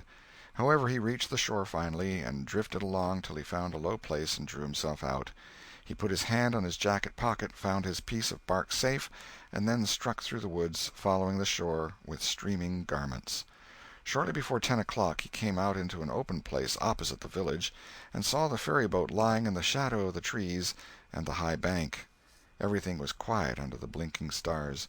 He crept down the bank, watching with all his eyes, slipped into the water, swam 3 or 4 strokes, and climbed into the skiff that did yawl duty at the boat's stern. He laid himself down under the thwarts and waited, panting. Presently the cracked bell tapped, and a voice gave the order to "cast off." A minute or two later the skiff's head was standing high up against the boat's swell, and the voyage was begun. Tom felt happy in his success, for he knew it was the boat's last trip for the night.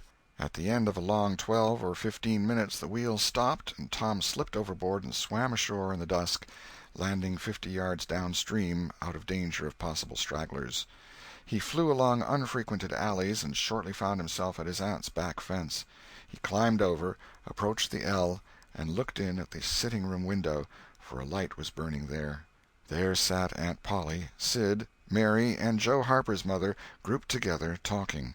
They were by the bed, and the bed was between them and the door. Tom went to the door and began to softly lift the latch. Then he pressed gently, and the door yielded a crack. He continued pushing cautiously, and quaking every time it creaked, till he judged he might squeeze through on his knees. So he put his head through and began warily. "What makes the candles blow so?" said Aunt Polly. Tom hurried up. "Why, that door's open, I believe. Why, of course it is. No end of strange things now. Go along and shut it, Sid." Tom disappeared under the bed just in time. He lay and breathed himself for a while, then crept to where he could almost touch his aunt's foot.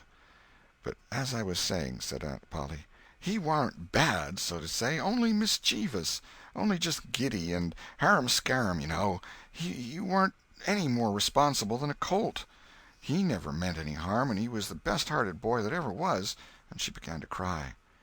"It was just so with my Joe, always full of his devilment and up to every kind of mischief, but he was just as unselfish and kind as he could be.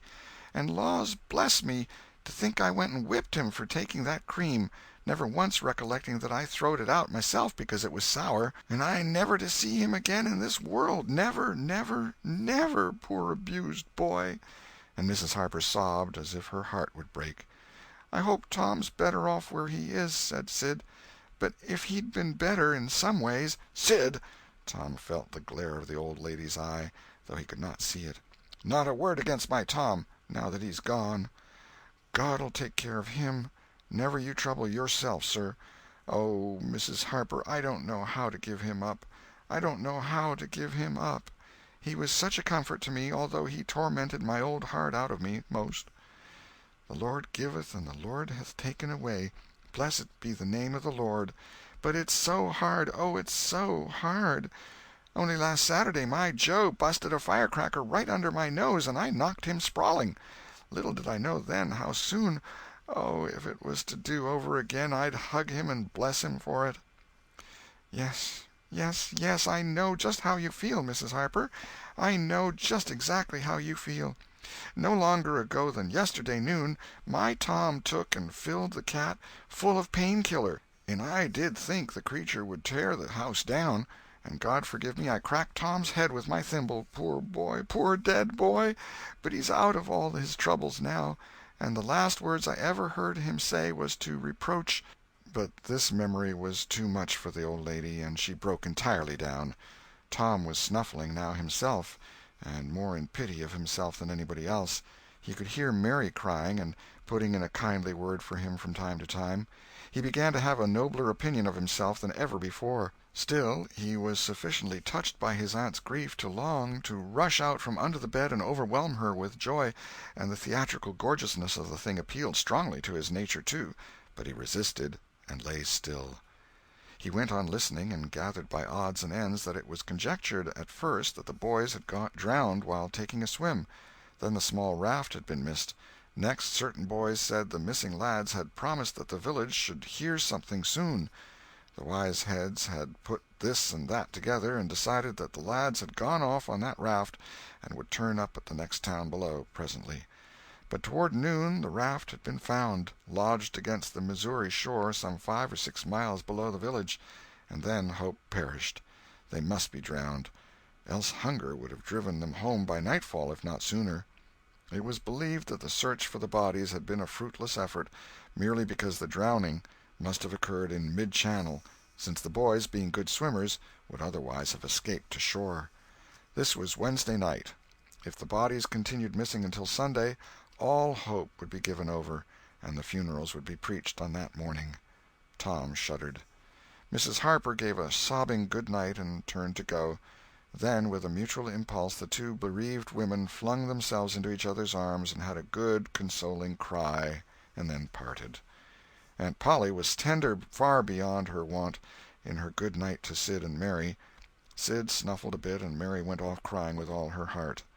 Aunt Polly knelt down and prayed for Tom so touchingly, so appealingly, and with such measureless love in her words and her old trembling voice, that he was weltering in tears again long before she was through. He had to keep still long after she went to bed, for she kept making broken-hearted ejaculations from time to time, tossing unrestfully and turning over. But at last she was still, only moaning a little in her sleep. Now the boy stole out, rose gradually from the bedside, shaded the candle-light with his hand, and stood regarding her. His heart was full of pity for her. He took out his sycamore scroll and placed it by the candle. But something occurred to him, and he lingered considering. His face lighted with a happy solution of his thought. He put the bark hastily in his pocket. Then he bent over and kissed the faded lips, and straightway made his stealthy exit, latching the door behind him. He threaded his way back to the ferry landing, found nobody at large there, and walked boldly on board the boat, for he knew she was tenantless except that there was a watchman who always turned in and slept like a graven image. He untied the skiff at the stern, slipped into it, and was soon rowing cautiously upstream. When he had pulled a mile above the village, he started quartering across and bent himself stoutly to his work. He hit the landing on the other side neatly, for this was a familiar bit of work for him.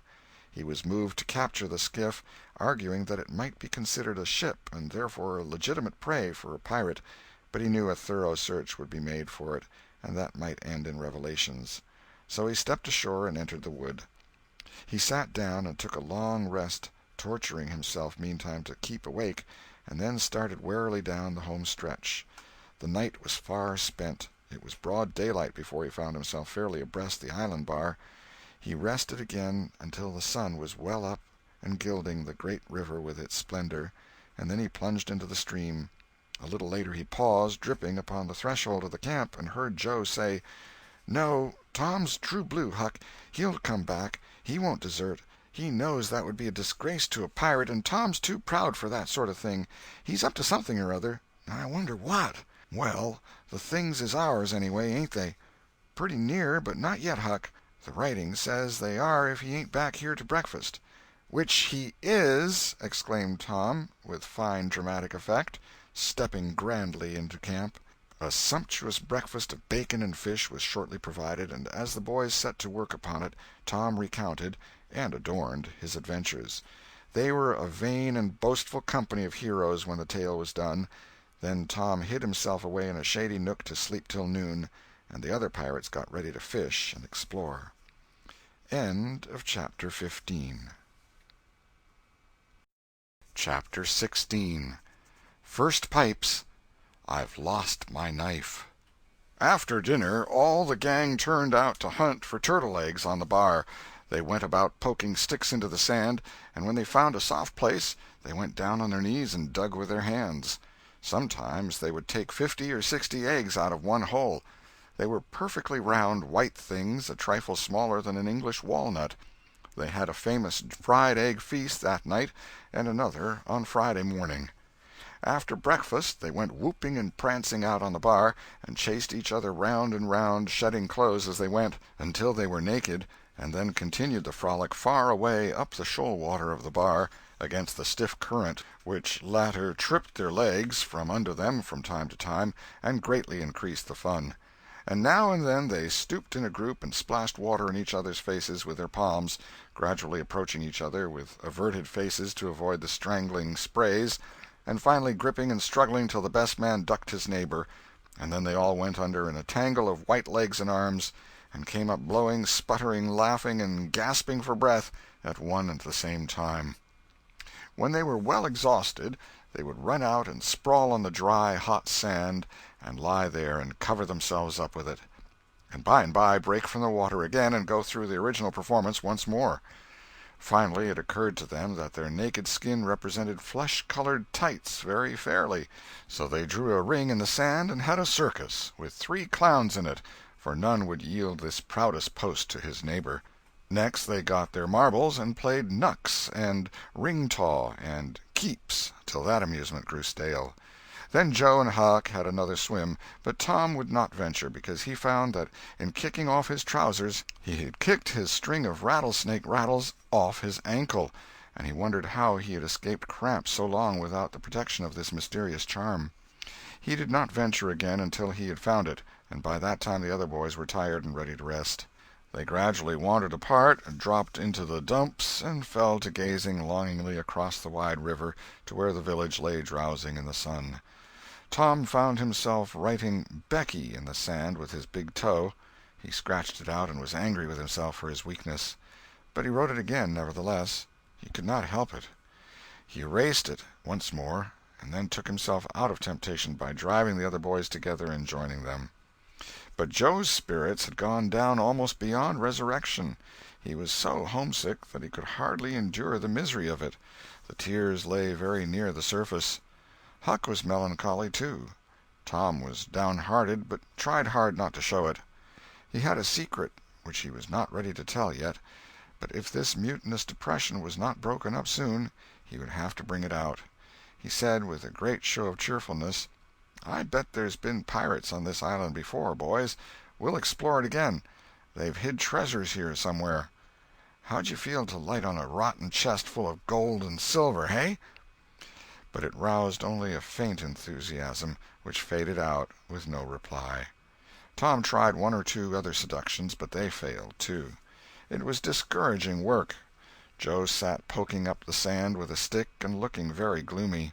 Finally he said, "Oh, boys, let's give it up. I want to go home. It's so lonesome." "Oh, no, Joe, you'll feel better by and by," said Tom. "Just think of the fishing that's here." "I don't care for fishing. I want to go home." "But, Joe, there ain't such another swimming place anywhere." "Swimming's no good. I don't seem to care for it, somehow, when there ain't anybody to say I shan't go in. I mean to go home." "Oh, shucks, baby, You want to see your mother, I reckon." "Yes, I do want to see my mother, and you would too if you had one. I ain't any more baby than you are." And Joe snuffled a little. "Well, we'll let the crybaby go home to his mother, won't we, Huck? Poor thing, does it want to see its mother? And so it shall. You like it here, don't you, Huck? We'll stay, won't we?" Huck said, "Yes," without any heart in it. "I'll never speak to you again as long as I live," said Joe, rising. "There, now," and he moved moodily away and began to dress himself. "Who cares?" said Tom. "Nobody wants you to. Go 'long home and get laughed at. Oh, you're a nice pirate. Huck and me ain't crybabies. We'll stay, won't we, Huck? Let him go if he wants to. I reckon we can get along without him, p'raps." But Tom was uneasy, nevertheless, and was alarmed to see Joe go sullenly on with his dressing. And then it was discomforting to see Huck eyeing Joe's preparations so wistfully and keeping up such an ominous silence. Presently, without a parting word, Joe began to wade off toward the Illinois shore. Tom's heart began to sink. He glanced at Huck. Huck could not bear the look, and dropped his eyes. And then he said, "I want to go too, Tom. It was getting so lonesome anyway, and now it'll be worse. Let's us go too, Tom." "I won't. You can all go if you want to. I mean to stay." "Tom, I better go." "Well, go along. Who's hindering you?" Huck began to pick up his scattered clothes, and he said, "Tom, I wish you'd come too. Now you think it over. We'll wait for you when we get to the shore." "Well, you'll wait a blame long time, that's all." Huck started sorrowfully away, and Tom stood looking after him, with a strong desire tugging at his heart to yield his pride and go along too. He hoped the boys would stop, but they still waded slowly on.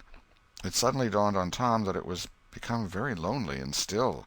He made one final struggle with his pride, and then darted after his comrades, yelling, "Wait! Wait! I want to tell you something." They presently stopped and turned around. When he got to where they were, he began unfolding his secret, and they listened moodily, till at last they saw the point he was driving at. And then they set up a war-whoop of applause, and said it was splendid, and said if he had told them at first they wouldn't have started away. He made a plausible excuse, but his real reason had been the fear that not even the secret would keep them with him any very great length of time, and so he had meant to hold it in reserve as a last seduction. The lads came gaily back and went at their sports again with a will, chattering all the time about Tom's stupendous plan and admiring the genius of it. After a dainty egg and fish dinner, Tom said he wanted to learn to smoke now. Joe caught at the idea and said he would like to try too. So Huck made pipes and filled them. These novices had never smoked anything before but cigars made of grapevine, and they bit the tongue and were not considered manly anyway. Now they stretched themselves out on their elbows and began to puff, charily and with slender confidence. The smoke had an unpleasant taste, and they gagged a little, but Tom said, "Why, it's just as easy. If I'd 'a' knowed this was all, I'd 'a' learned long ago." "So would I," said Joe. "It's just nothing. Why, many a time I've looked at people smoking and thought, well, I wish I could do that, but I never thought I could," said Tom. "That's just the way with me, hain't it, Huck? You've heard me talk just that way, haven't you, Huck? I'll leave it to Huck if I haven't." "Yes, heaps of times," said Huck. "Well, I have too," said Tom. "Oh, hundreds of times. Once down by the slaughterhouse, don't you remember, Huck? Bob Tanner was there, and Johnny Miller, and Jeff Thatcher when I said it. Don't you remember, Huck, about me saying that?" "Yes, that's so," said Huck. "That was the day after I lost a white alley. No, 'twas the day before." "There, I told you so," said Tom. "Huck recollects it." "I believe I could smoke this pipe all day," said Joe. "I don't feel sick." "Neither do I," said Tom. "I could smoke it all day, but I bet you Jeff Thatcher couldn't." "Jeff Thatcher? Why, he'd keel over just with 2 draws. Just let him try it once. He'd see." "I bet he would. And Johnny Miller, I wish I could see Johnny Miller tackle it once." "Oh, don't I?" said Joe. "Why, I bet now Johnny Miller couldn't any more do this than nothing. Just one little snifter would fetch him." "'Deed it would, Joe. Say, I wish the boys could see us now." "So do I." "Say, boys, don't say anything about it, and sometime when they're around I'll come up to you and say, 'Joe, got a pipe? I want to smoke.' And you'll say, kind of careless like, as if it warn't anything, you'll say, 'Yes, I got my old pipe, and another one, but my tobacco ain't very good.' And I'll say, 'Oh, that's all right, if it's strong enough.' and then you'll out with the pipes, and we'll light up just as calm, and then just see 'em look. By jings, that'll be gay, Tom. I wish it was now." "So do I. And when we tell 'em we learned when we was off pirating, won't they wish they'd been along?" "Oh, I reckon not. I'll just bet they will." So the talk ran on, but presently it began to flag a trifle and grow disjointed. The silences widened, the expectoration marvelously increased. Every pore inside the boys' cheeks became a spouting fountain. They could scarcely bail out the cellars under their tongues fast enough to prevent an inundation. Little overflowings down their throats occurred in spite of all they could do, and sudden retchings followed every time. Both boys were looking very pale and miserable now. Joe's pipe dropped from his nerveless fingers. Tom's followed. Both fountains were going furiously, and both pumps bailing with might and main. Joe said feebly, "I've lost my knife. I reckon I better go and find it." Tom said with quivering lips and halting utterance, "I'll help you. You go over that way and I'll hunt around by the spring. No, you needn't come, Huck. We can find it." So Huck sat down again and waited an hour. Then he found it lonesome and went to find his comrades. They were wide apart in the woods, both very pale, both fast asleep. But something informed him that if they had had any trouble they'd got rid of it. They were not talkative at supper that night. They had a humble look, and when Huck prepared his pipe after the meal and was going to prepare theirs, they said no, they were not feeling very well. Something they ate at dinner had disagreed with them. About midnight Joe awoke and called the boys. There was a brooding oppressiveness in the air that seemed to bode something. The boys huddled themselves together and sought the friendly companionship of the fire, though the dull, dead heat of the breathless atmosphere was stifling. They sat still, intent and waiting. The solemn hush continued. Beyond the light of the fire everything was swallowed up in the blackness of darkness. Presently there came a quivering glow that vaguely revealed the foliage for a moment, and then vanished. By and by another came, a little stronger. Then another. Then a faint moan came sighing through the branches of the forest, and the boys felt a fleeting breath upon their cheeks, and shuddered with the fancy that the spirit of the night had gone by. There was a pause. Now a weird flash turned night into day, and showed every little grass blade, separate and distinct, and grew about their feet. And it showed 3 white startled faces, too. A deep peal of thunder went rolling and tumbling down the heavens, and lost itself in sullen rumblings in the distance. A sweep of chilly air passed by, rustling all the leaves and snowing the flaky ashes broadcast about the fire. Another fierce glare lit up the forest, and an instant crash followed that seemed to rend the tree-tops right over the boys' heads. They clung together in terror in the thick gloom that followed. A few big raindrops fell pattering upon the leaves. "Quick, boys, go for the tent!" exclaimed Tom. They sprang away, stumbling over the roots and among vines in the dark, no two plunging in the same direction. A furious blast roared through the trees, making everything sing as it went. One blinding flash after another, and the peal on peal of deafening thunder. And now a drenching rain poured down, and the rising hurricane drove it in sheets along the ground. The boys cried out to each other, but the roaring wind and the booming thunder blasts drowned their voices utterly. However, one by one they straggled in at last and took shelter under the tent, cold, scared, and streaming with water. But to have company in misery seemed something to be grateful for. They could not talk, the old sail flapped so furiously, even if the other noises would have allowed them. The tempest rose higher and higher, and presently the sail tore loose from its fastenings and went winging away on the blast. The boys seized each other's hands and fled, with many tumblings and bruises, to the shelter of a great oak tree that stood upon the river bank. Now the battle was at its highest. Under the ceaseless conflagration of lightning that flamed in the skies, everything below stood out in clean-cut and shadowless distinction.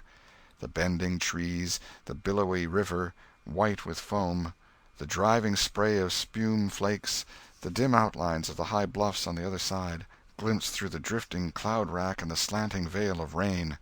Every little while some giant tree yielded the fight and fell crashing through the younger growth, and the unflagging thunder peals came now in ear-splitting explosive bursts, keen and sharp and unspeakably appalling.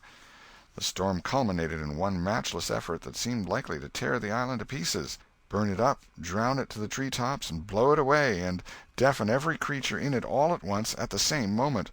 It was a wild night for homeless young heads to be out in. But at last the battle was done, and the forces retired with weaker and weaker threatenings and grumblings, and peace resumed her sway.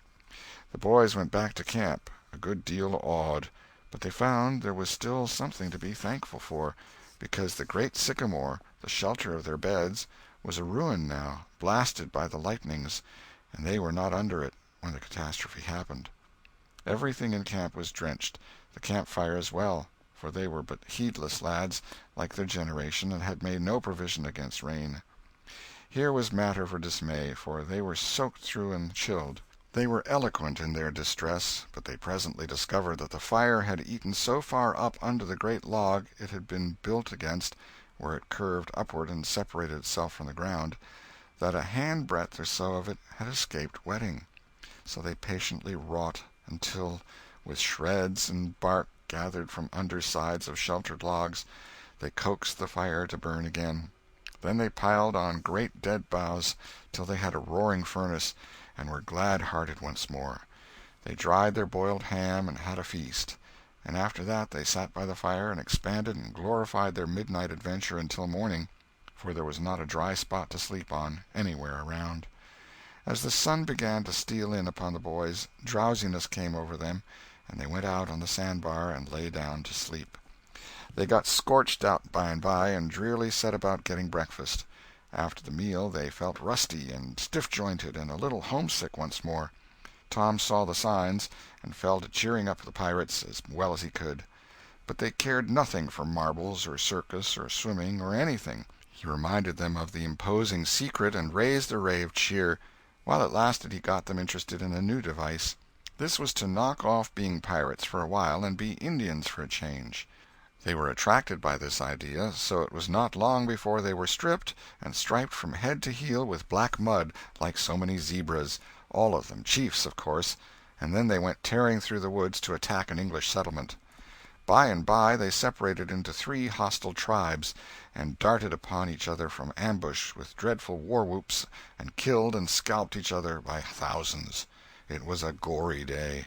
Consequently it was an extremely satisfactory one. They assembled in camp towards supper-time, hungry and happy.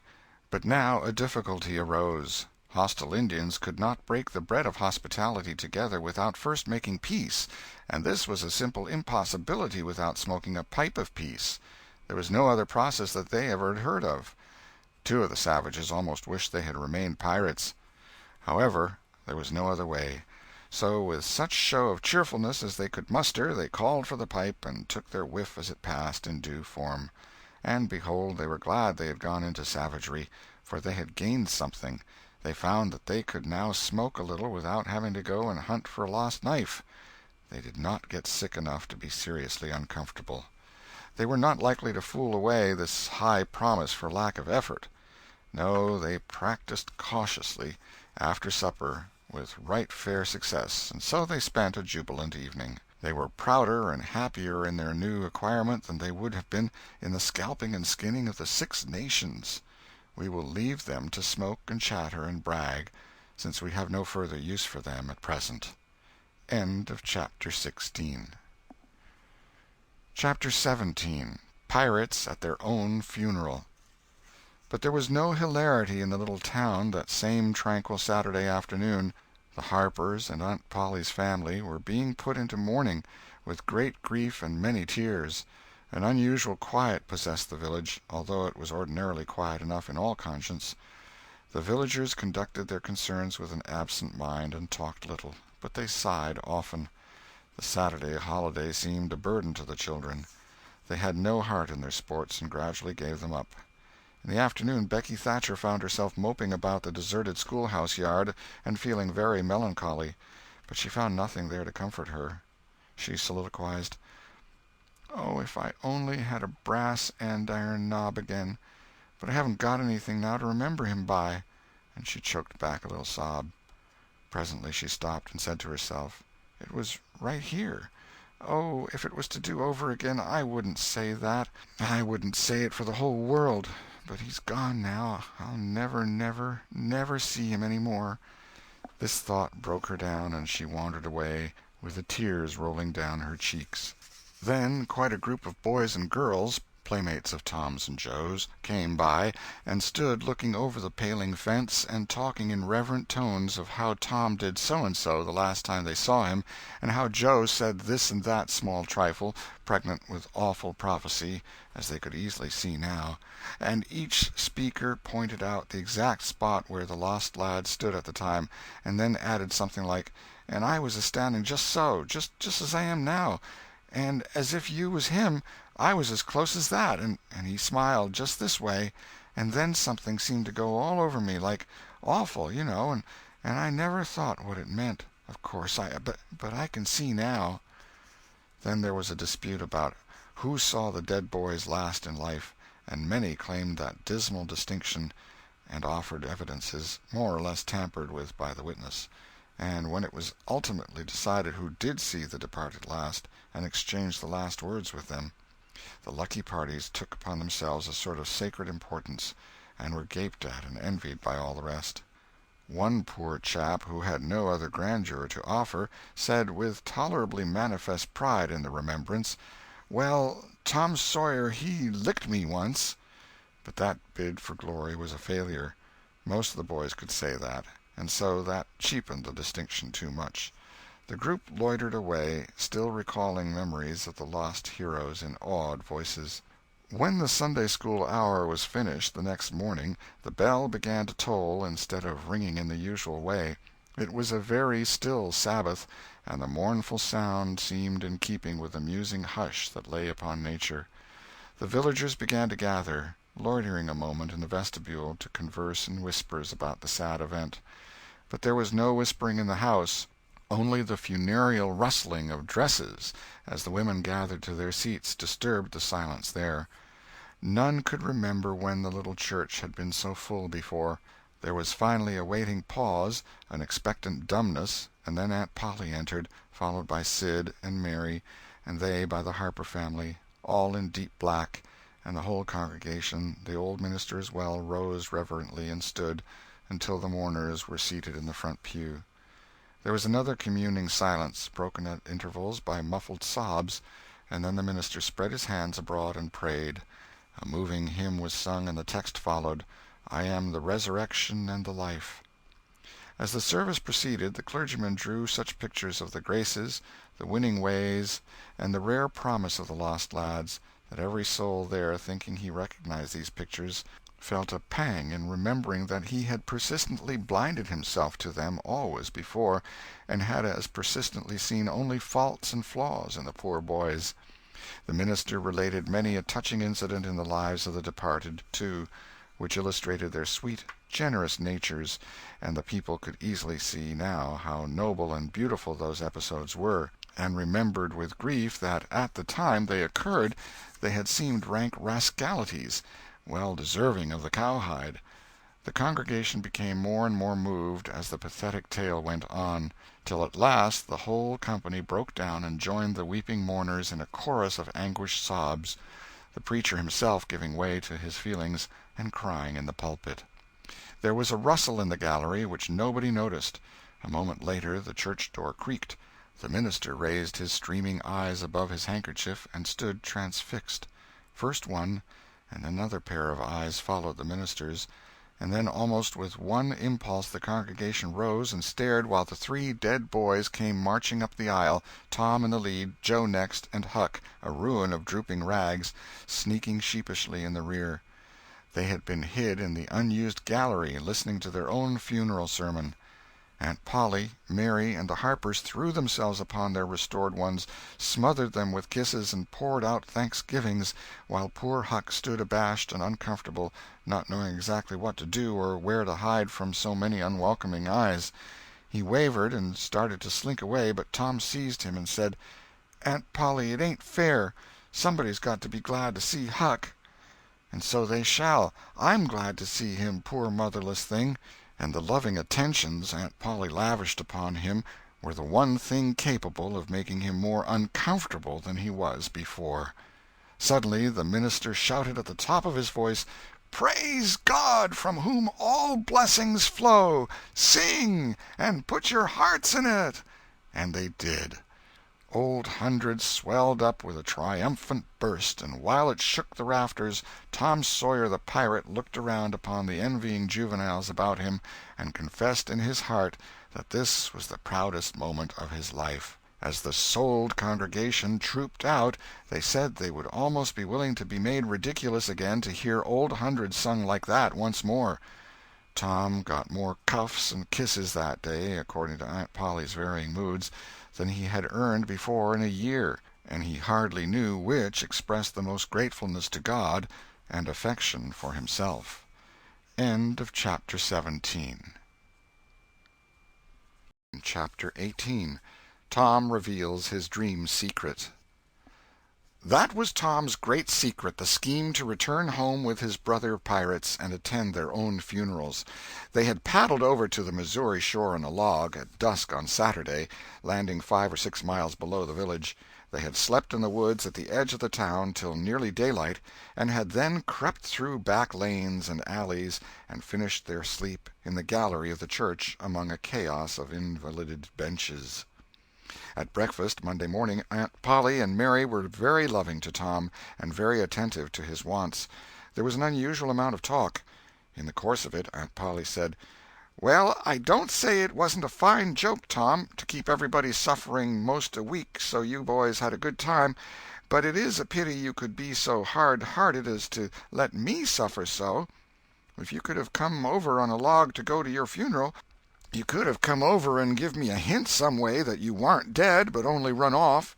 "Yes, you could have done that, Tom," said Mary, "and I believe you would if you had thought of it." "Would you, Tom?" said Aunt Polly, her face lightening wistfully. "Say, now, would you if you'd thought of it?" Well, I don't know. 'Twould have spoiled everything." "Tom, I hoped you loved me that much," said Aunt Polly with a grieved tone that discomforted the boy. "It would have been something if you'd cared enough to think of it, even if you didn't do it." "Now, Auntie, that ain't any harm," pleaded Mary. "It's only Tom's giddy way. He's always in such a rush that he never thinks of anything." "More's the pity. Sid would have thought. And Sid would have come and done it, too. Tom, you'll look back some day, when it's too late, and wish you'd cared a little more for me, when it would have cost you so little." "Now, Auntie, you know I do care for you," said Tom. "I'd know it better if you acted more like it." "I wish now I'd thought," said Tom with a repentant tone. "But I dreamed about you, anyway. That's something, ain't it?" "It ain't much. A cat does that much. But it's better than nothing. What did you dream?" "Why, Wednesday night I dreamt that you was sitting over there by the bed, and Sid was sitting by the wood-box, and Mary next to him." "Well, so we did. So we always do. I'm glad your dreams could take even that much trouble about us. And I dreamt that Joe Harper's mother was here." "Why, she was here. Did you dream any more?" "Oh, lots, but it's so dim now." "Well, try to recollect, can't you?"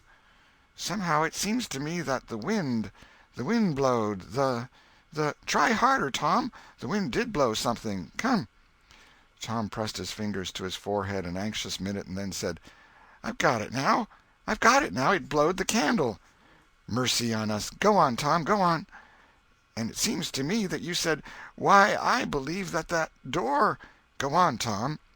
"Just let me study a moment. Just a moment. Oh, yes, you said you believed the door was open." "As I'm sitting here, I did. Didn't I, Mary? Go on." "And then, well, I won't be certain, but it seems like as if you made Sid go and— Well, what did I make him do, Tom? What did I make him do?" "You made him—oh,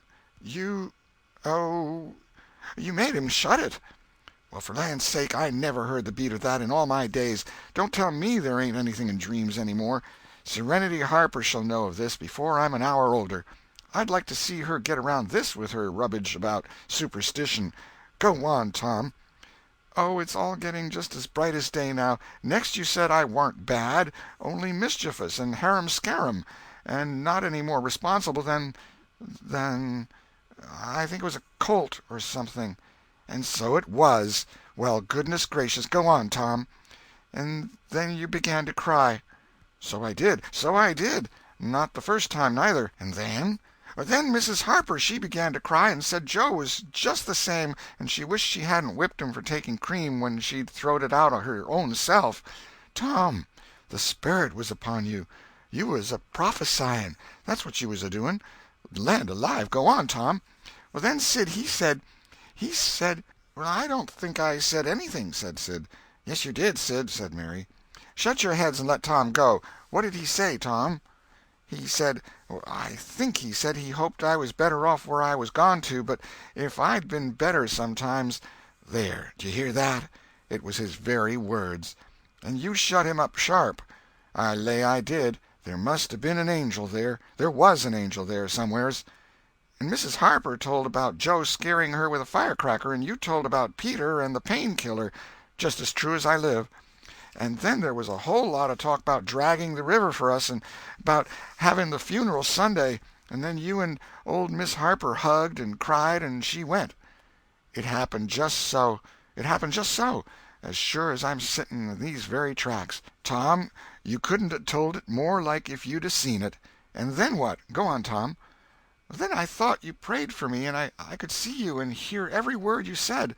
And you went to bed, and I was so sorry that I took and wrote on a piece of sycamore bark, 'We ain't dead, we're only off being pirates,' and put it on the table by the candle, and then you looked so good laying there asleep that I thought I went and leaned over and kissed you on the lips." "Did you, Tom, did you? I just forgive you everything for that." And she seized the boy in a crushing embrace that made him feel like the guiltiest of villains. "It was very kind, even though it was only a dream," Sid soliloquized, just audibly. "Shut up, Sid. A body does just the same in a dream as he'd do if he was awake. Here's a big Milam apple I've been saving for you, Tom, if you was ever found again. Now go 'long to school. I'm thankful to the good God and Father of us all I've got you back. That's long-suffering and merciful to them that believe on Him and keep His word, though goodness knows I'm unworthy of it. But if only the worthy ones got His blessings, and had His hand to help them over the rough places, there's few enough would smile here or ever enter into His rest when the long night comes. Go 'long, Sid, Mary, Tom. Take yourselves off. You've hindered me long enough."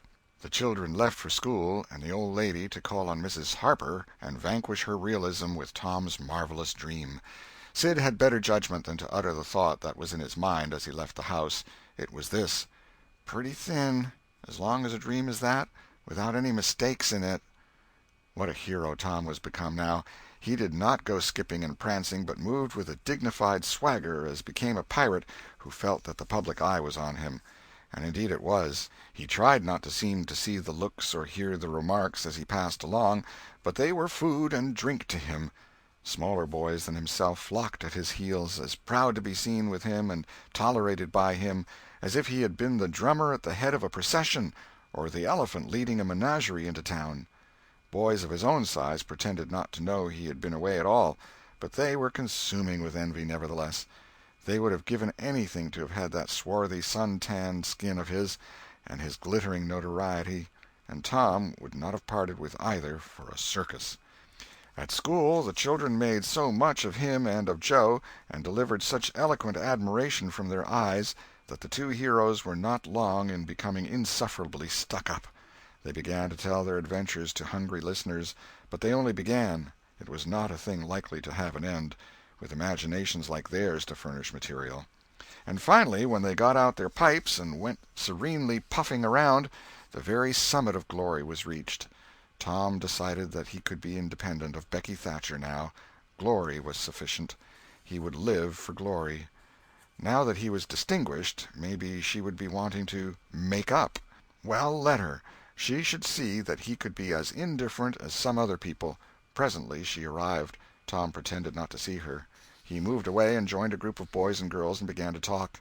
Soon he observed that she was tripping gaily back and forth with flushed face and dancing eyes, pretending to be busy chasing schoolmates, and screaming with laughter when she made a capture. But he noticed that she always made her captures in his vicinity, and that she seemed to cast a conscious eye in his direction at such times, too. It gratified all the vicious vanity that was in him, And so, instead of winning him, it only set him up the more, and made him the more diligent to avoid betraying that he knew she was about. Presently she gave over skylarking, and moved irresolutely about, sighing once or twice and glancing furtively and wistfully toward Tom. Then she observed that now Tom was talking more particularly to Amy Lawrence than to anyone else. She felt a sharp pang, and grew disturbed and uneasy at once. She tried to go away, but her feet were treacherous, and carried her to the group instead. She said to a girl almost at Tom's elbow, with sham vivacity, "Why, Mary Austin, you bad girl, why didn't you come to Sunday school?" "I did come. Didn't you see me?" "Why, no. Did you? Where did you sit?" "I was in Miss Peters' class, where I always go. I saw you." "Did you? Why, it's funny I didn't see you. I wanted to tell you about the picnic." "Oh, that's jolly. Who's going to give it?" "My ma's going to let me have one." "Oh, goody. I hope she'll let me come." "Well, she will. The picnic's for me.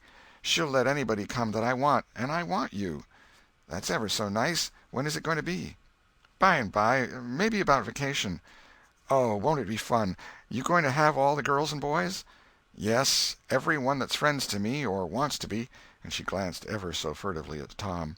But he talked right along to Amy Lawrence about the terrible storm on the island, and how the lightning tore the great sycamore tree all to flinders while he was standing within 3 feet of it. "Oh, may I come?" said Gracie Miller. "Yes." "And me?" said Sally Rogers. "Yes." "And me, too?" said Susie Harper. "And Joe?" "Yes." And so on, with clapping of joyful hands, till all the group had begged for invitations but Tom and Amy. Then Tom turned coolly away, still talking, and took Amy with him. Becky's lips trembled and the tears came to her eyes. She hid these signs with a forced gaiety and went on chattering, but the life had gone out of the picnic now, and out of everything else. She got away as soon as she could, and hid herself and had what her sex call a good cry. Then she sat moody with wounded pride till the bell rang. She roused up, now, with a vindictive cast in her eye, and gave her plaited tails a shake, and said she knew what she'd do. At recess Tom continued his flirtation with Amy with jubilant self-satisfaction, and he kept drifting about to find Becky and lacerate her with the performance. At last he spied her, but there was a sudden falling of his mercury. She was sitting cozily on a little bench behind the schoolhouse looking at a picture book with Alfred Temple, and so absorbed were they, and their heads so close together over the book, that they did not seem to be conscious of anything in the world besides. Jealousy ran red-hot through Tom's veins. He began to hate himself for throwing away the chance Becky had offered for a reconciliation. He called himself a fool, and all the hard names he could think of. He wanted to cry with vexation. Amy chatted happily along as they walked, for her heart was singing, but Tom's tongue had lost its function. He did not hear what Amy was saying, and whenever she paused expectantly he could only stammer an awkward assent, which was as often misplaced as otherwise. He kept drifting to the rear of the schoolhouse again and again to sear his eyeballs with the hateful spectacle there. He could not help it, and it maddened him to see, as he thought he saw, that Becky Thatcher never once suspected that he was even in the land of the living. But she did see, nevertheless, and she knew she was winning her fight, too, and was glad to see him suffer as she had suffered. Amy's happy prattle became intolerable. Tom hinted at things he had to attend to, things that must be done, and time was fleeting. But in vain. The girl chirped on. Tom thought, "Oh, hang her, ain't I ever going to get rid of her?" At last he must be attending to those things, and she said artlessly that she would be around when school let out, and he hastened away, hating her for it. Any other boy, Tom thought, grating his teeth, any boy in the whole town but that St. Louis smarty that thinks he dresses so fine and is aristocracy. Oh, all right, I licked you the first day you ever saw this town, mister, and I'll lick you again. You just wait till I catch you out. I'll just take and he went through the motions of thrashing an imaginary boy, pummeling the air and kicking and gouging. "Oh, you do you? You holler enough, do you? Now, then, let that learn you." And so the imaginary flogging was finished to his satisfaction. Tom fled home at noon. His conscience could not endure any more of Amy's grateful happiness, and his jealousy could bear no more of the other distress. Becky resumed her picture inspections with Alfred, but as the minutes dragged along and no Tom came to suffer, her triumph began to cloud, and she lost interest. Gravity and absent-mindedness followed, and then melancholy. 2 or 3 times she pricked up her ear at a footstep, but it was a false hope. No Tom came. At last she grew entirely miserable, and wished she hadn't carried it so far. When poor Alfred, seeing that he was losing her, he did not know how, kept exclaiming, "Oh, here's a jolly one, look at this!" she lost patience at last, and said, "Oh, don't bother me, I don't care for them," and burst into tears and got up and walked away. Alfred dropped alongside and was going to try to comfort her, but she said, "Go away and leave me alone, can't you? I hate you." So the boy halted, wondering what he could have done, for she had said she would look at pictures all through the nooning, and she walked on crying. Then Alfred went musing into the deserted schoolhouse. He was humiliated and angry. He easily guessed his way to the truth. The girl had simply made a convenience of him, to vent her spite upon Tom Sawyer. He was far from hating Tom the less when this thought occurred to him. He wished there was some way to get that boy into trouble without much risk to himself. Tom's spelling-book fell under his eye. Here was his opportunity. He gratefully opened to the lesson for the afternoon and poured ink upon the page. Becky, glancing in at a window behind him at the moment, saw the act and moved on without discovering herself. She started homeward now, intending to find Tom and tell him. Tom would be thankful, and their troubles would be healed. Before she was halfway home, however, she had changed her mind. The thought of Tom's treatment of her when she was talking about her picnic came scorching back and filled her with shame. She resolved to let him get whipped on the damaged spelling-book's account, and to hate him forever into the bargain. End of Chapter 18. Chapter 19. The Cruelty of "I Didn't Think." Tom arrived at home in a dreary mood, and the first thing his aunt said to him showed him that he had brought his sorrows to an unpromising market. "Tom, I've a notion to skin you alive." "Auntie, what have I done?" "Well, you've done enough. Here I go over to Serenity Harper like an old softy, expecting I'm going to make her believe all that rubbage about that dream, when lo and behold you, she'd found out from Joe that you was over here and heard all the talk we had that night. Tom, I don't know what is to become of a boy that will act like that. It makes me feel so bad to think that you could let me go to Serenity Harper and make such a fool of myself and never say a word." This was a new aspect of the thing. His smartness of the morning had seemed to Tom a good joke before, and very ingenious. It merely looked mean and shabby now. He hung his head and could not think of anything to say for a moment. Then he said, "Auntie, I wished I hadn't done it, but I didn't think." "Oh, child, you never think. You never think of anything but your own selfishness. You could think to come all the way over here from Jackson's Island in the night to laugh at our troubles, and you could think to fool me with a lie about a dream, but you couldn't ever think to pity us and save us from sorrow." "Auntie, I know now it was mean, but I didn't mean it to be mean. I didn't, honest. And besides, I didn't come over here to laugh at you that night." "What did you come for, then?" "It was to tell you not to be uneasy about us, because we hadn't got drownded." "Tom, Tom, I would be the thankfullest soul in this world if I could believe you ever had as good a thought as that, but you know you never did, and I know it, Tom."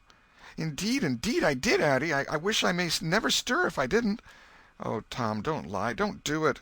It only makes things 100 times worse." "It ain't a lie, Auntie. It's the truth. I wanted to keep you from grieving. That was all that made me come." "I'd give the whole world to believe that. It would cover up a power of sins, Tom.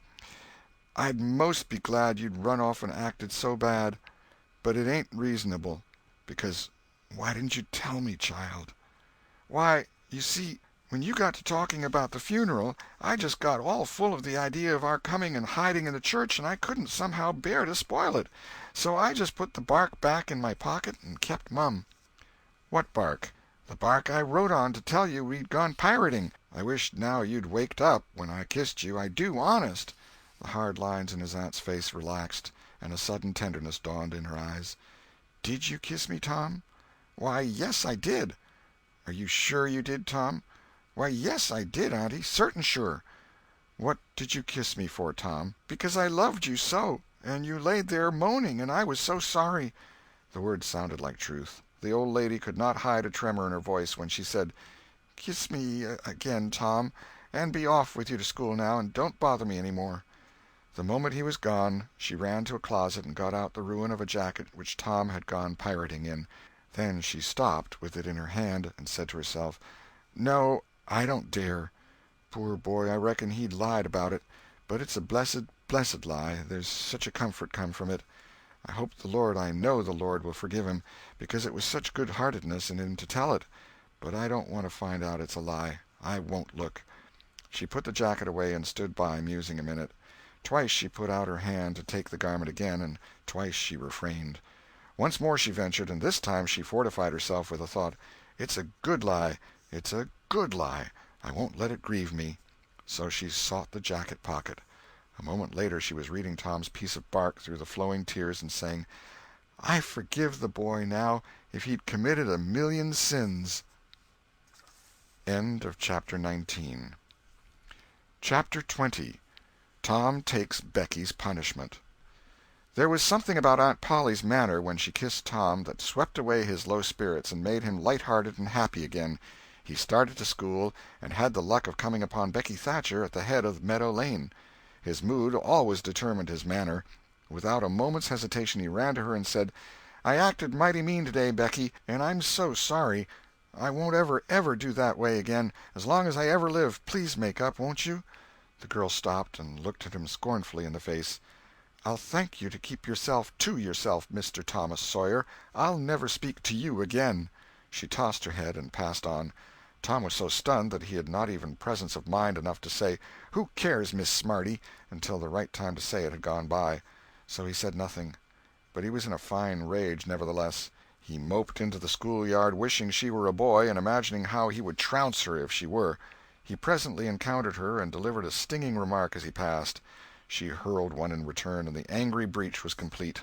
It seemed to Becky, in her hot resentment, that she could hardly wait for school to take in, she was so impatient to see Tom flogged for the injured spelling-book.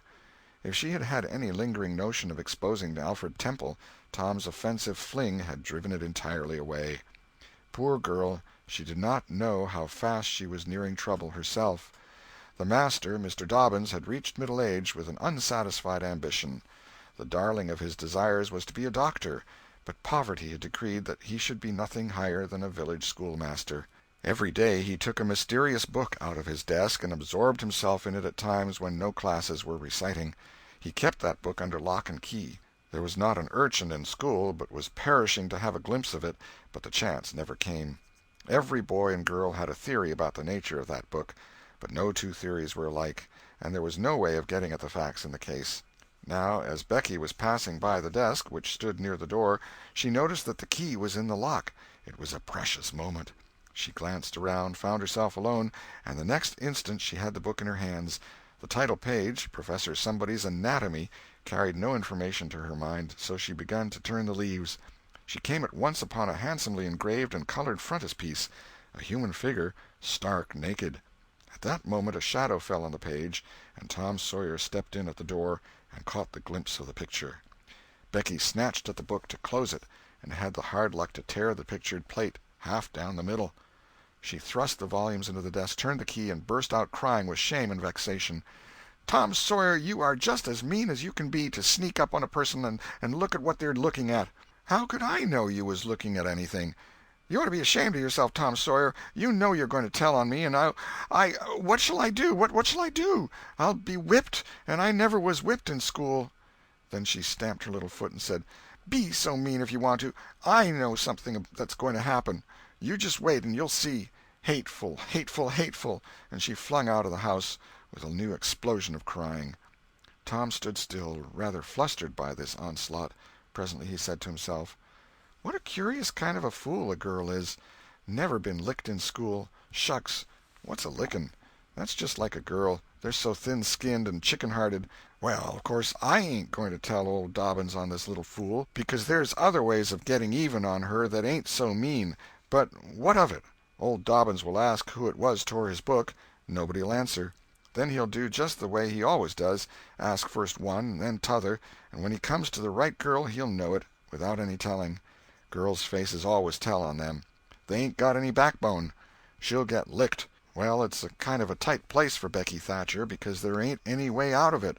Tom conned the thing a moment longer, and then added, "All right, though. She'd like to see me in such a fix. Let her sweat it out." Tom joined the mob of skylarking scholars outside. In a few moments the master arrived, and school took in. Tom did not feel a strong interest in his studies. Every time he stole a glance at the girl's side of the room, Becky's face troubled him.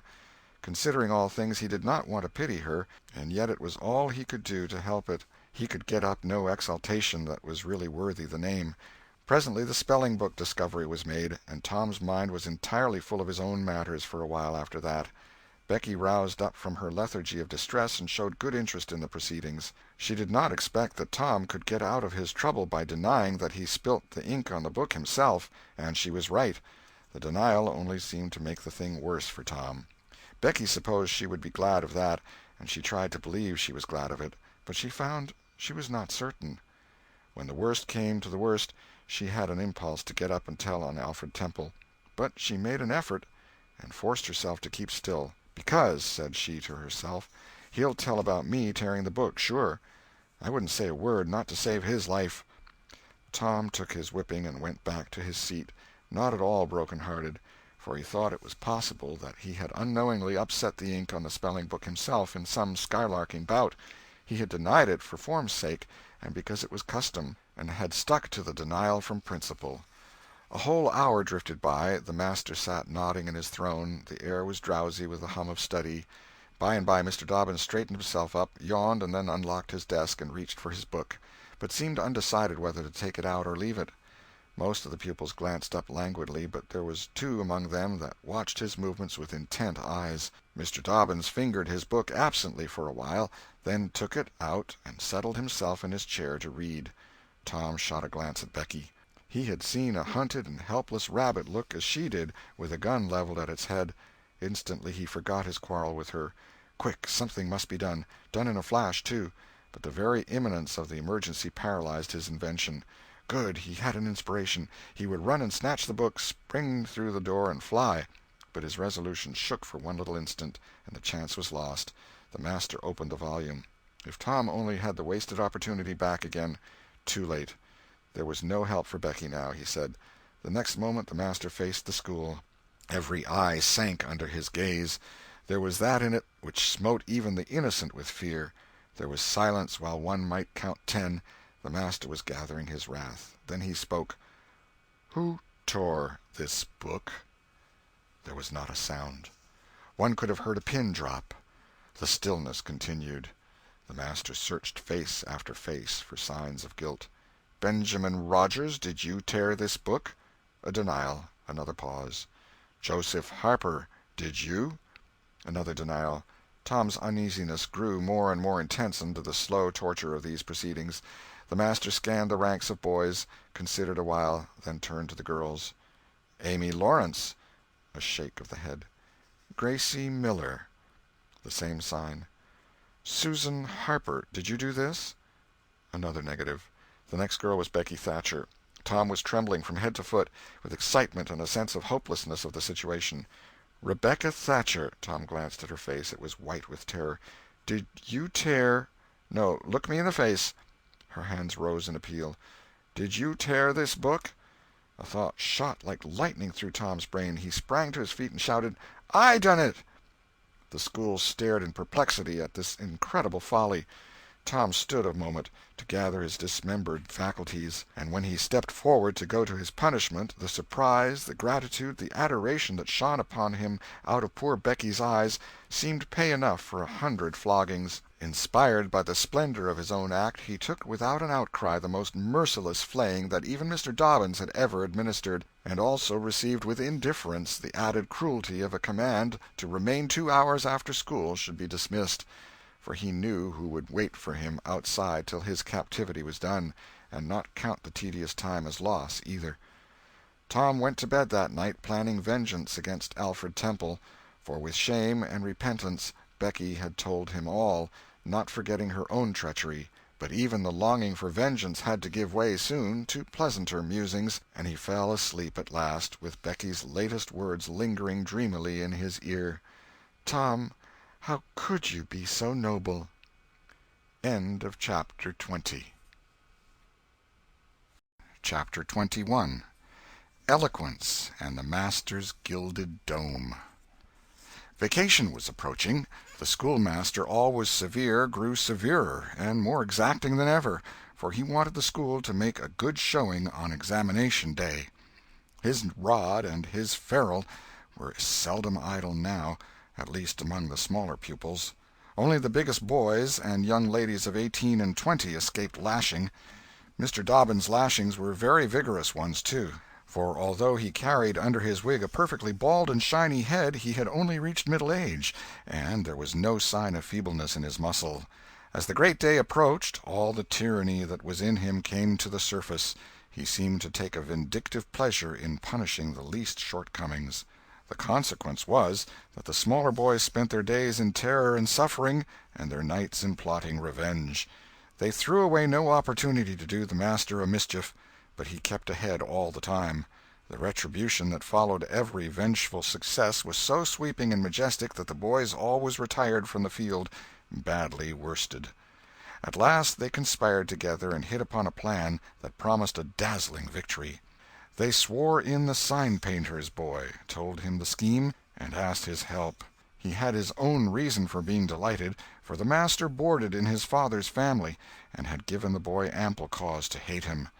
The master's wife would go on a visit to the country in a few days, and there would be nothing to interfere with the plan.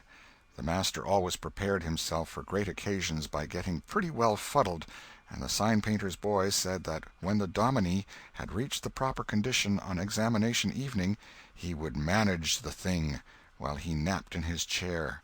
Then he would have him awakened at the right time and hurried away to school. In the fullness of time the interesting occasion arrived. At 8 in the evening the schoolhouse was brilliantly lighted and adorned with wreaths and festoons of foliage and flowers. The master sat throned in his great chair upon a raised platform with his blackboard behind him. He was looking tolerably mellow. 3 rows of benches on each side and 6 rows in front of him were occupied by the dignitaries of the town and by the parents of the pupils. To his left, back of the rows of citizens, was a spacious temporary platform upon which were seated the scholars who were to take part in the exercises of the evening. Rows of small boys, washed and dressed to an intolerable state of discomfort, rows of gawky big boys, snowbanks of girls and young ladies clad in lawn and muslin and conspicuously conscious of their bare arms, their grandmother's ancient trinkets, their bits of pink and blue ribbon, and the flowers in their hair. All the rest of the house was filled with non-participating scholars. The exercises began. A very little boy stood up and sheepishly recited, "You'd scarce expect one of my age to speak in public on the stage," etc., accompanying himself with the painfully exact and spasmodic gestures which a machine might have used, supposing the machine to be a trifle out of order. But he got through safely, though cruelly scared, and got a fine round of applause when he made his manufactured bow and retired. A little shamefaced girl lisped, "Mary had a little lamb," etc., performed a compassion-inspired curtsy, got her meed of applause, and sat down flushed and happy. Tom Sawyer stepped forward with conceited confidence, and soared into the unquenchable and indestructible "Give me liberty or give me death" speech, with fine fury and frantic gesticulation, and broke down in the middle of it. A ghastly stage fright seized him, his legs quaked under him, and he was like to choke. True, he had the manifest sympathy of the house, but he had the house's silence, too, which was even worse than its sympathy. The master frowned, and this completed the disaster. Tom struggled a while, and then retired utterly defeated. There was a weak attempt at applause, but it died early. "The boy stood on the burning deck" followed. Also, "The Assyrian came down," and other declamatory gems. Then there were reading exercises and a spelling fight. The meager Latin class recited with honor. The prime feature of the evening was in order now, original compositions by the young ladies. Each in her turn stepped forward to the edge of the platform, cleared her throat, held up her manuscript tied with dainty ribbon, and proceeded to read, with labored attention to expression and punctuation. The themes were the same that had been illuminated upon similar occasions by their mothers before them, their grandmothers, and doubtless all their ancestors in the female line clear back to the Crusades. Friendship was one, memories of other days, religion in history, dreamland, the advantages of culture, forms of political government compared and contrasted, melancholy, filial love, heart longings, etc., etc. A prevalent feature in these compositions was a nursed and petted melancholy. Another was a wasteful and opulent gush of fine language. Another was a tendency to lug in by the ears particularly prized words and phrases until they were worn entirely out, and a peculiarity that conspicuously marked and marred them was the inveterate and intolerable sermon that wagged its crippled tail at the end of each and every one of them. No matter what the subject might be, a brain-racking effort was made to squirm it into some aspect or other that the moral and religious mind could contemplate with edification. The glaring insincerity of these sermons was not sufficient to compass the banishment of the fashion from the schools, and it is not sufficient today. It never will be sufficient while the world stands, perhaps. There is no school in all our land where the young ladies do not feel obliged to close their compositions with a sermon. And you will find that the sermon of the most frivolous and the least religious girl in the school is always the longest and the most relentlessly pious. But enough of this. Homely truth is unpalatable. Let us return to the examination. The first composition that was read was one entitled, "Is This, Then, Life?" Perhaps the reader can endure an extract from it. In the common walks of life, with what delightful emotions does the youthful mind look forward to some anticipated scene of festivity! Imagination is busy sketching rose-tinted pictures of joy. In fancy the voluptuous votary of fashion sees herself amid the festive throng, the observed of all observers. Her graceful form, arrayed in snowy robes, is whirling through the mazes of the joyous dance. Her eye is brightest, her step is lightest in the gay assembly. In such delicious fancies time quickly glides by, and the welcome hour arrives for her entrance into the Elysian world, of which she has had such bright dreams. How fairy-like does everything appear to her enchanted vision! Each new scene is more charming than the last, but after a while she finds that beneath this goodly exterior all is vanity. The flattery which once charmed her soul now grates harshly upon her ear. The ballroom has lost its charms, and with wasted health and embittered heart she turns away with the conviction that earthly pleasures cannot satisfy the longings of the soul. And so forth and so on. There was a buzz of gratification from time to time during the reading, accompanied by whispered ejaculations of "How sweet!" "How eloquent!" "So true!" etc., and after the thing had closed with a peculiarly afflicting sermon, the applause was enthusiastic. Then arose a slight, melancholy girl, whose face had the interesting paleness that comes of pills and indigestion, and read a poem. 2 stanzas of it will do. A Missouri Maiden's Farewell to Alabama. Alabama, good-bye, I love thee well, but yet for a while do I leave thee now. Sad, yes, sad thoughts of thee my heart doth swell, and burning recollections throng my brow. For I have wandered through thy flowery woods, have roamed and read near Tallapoosa's stream, have listened to Talissee's warring floods, and wooed on Coosa's side Aurora's beam. Yet shame I not to bear an o'erfull heart, nor blush to turn behind my tearful eyes. 'Tis from no stranger land I now must part, 'tis to no stranger's left I yield these sighs. Welcome and home were mine within this state, whose vales I leave, whose spires fade fast from me, and cold must be mine eyes, and heart, and tete, when, dear Alabama, they turn cold on thee. There were very few there who knew what "tete" meant, but the poem was very satisfactory nevertheless. Next appeared a dark-complexioned, black-eyed, black-haired young lady, who paused an impressive moment, assumed a tragic expression, and began to read in a measured, solemn tone. A Vision. Dark and tempestuous was night. Around the throne on high not a single star quivered, but the deep intonations of the heavy thunder constantly vibrated upon the ear, whilst the terrific lightning revelled in angry mood through the cloudy chambers of heaven, seeming to scorn the power exerted over its terror by the illustrious Franklin. Even the boisterous winds unanimously came forth from their mystic homes and blustered about as if to enhance by their aid the wildness of the scene. At such a time, so dark, so dreary, for human sympathy my very spirit sighed, but instead thereof, "My dearest friend, my counselor, my comforter and guide, my joy in grief, my second bliss in joy," came to my side. She moved like one of those bright beings pictured in the sunny walks of fancy's Eden by the romantic and young, a queen of beauty unadorned save by her own transcendent loveliness. So soft was her step, it failed to make even a sound, and but for the magical thrill imparted by her genial touch, as other unobtrusive beauties, she would have glided away unperceived, unsought. A strange sadness rested upon her features, like icy tears upon the robe of December, as she pointed to the contending elements without, and bade me contemplate the two beings presented. This nightmare occupied some 10 pages of manuscript, and wound up with a sermon so destructive of all hope to non-Presbyterians that it took the first prize. This composition was considered to be the very finest effort of the evening.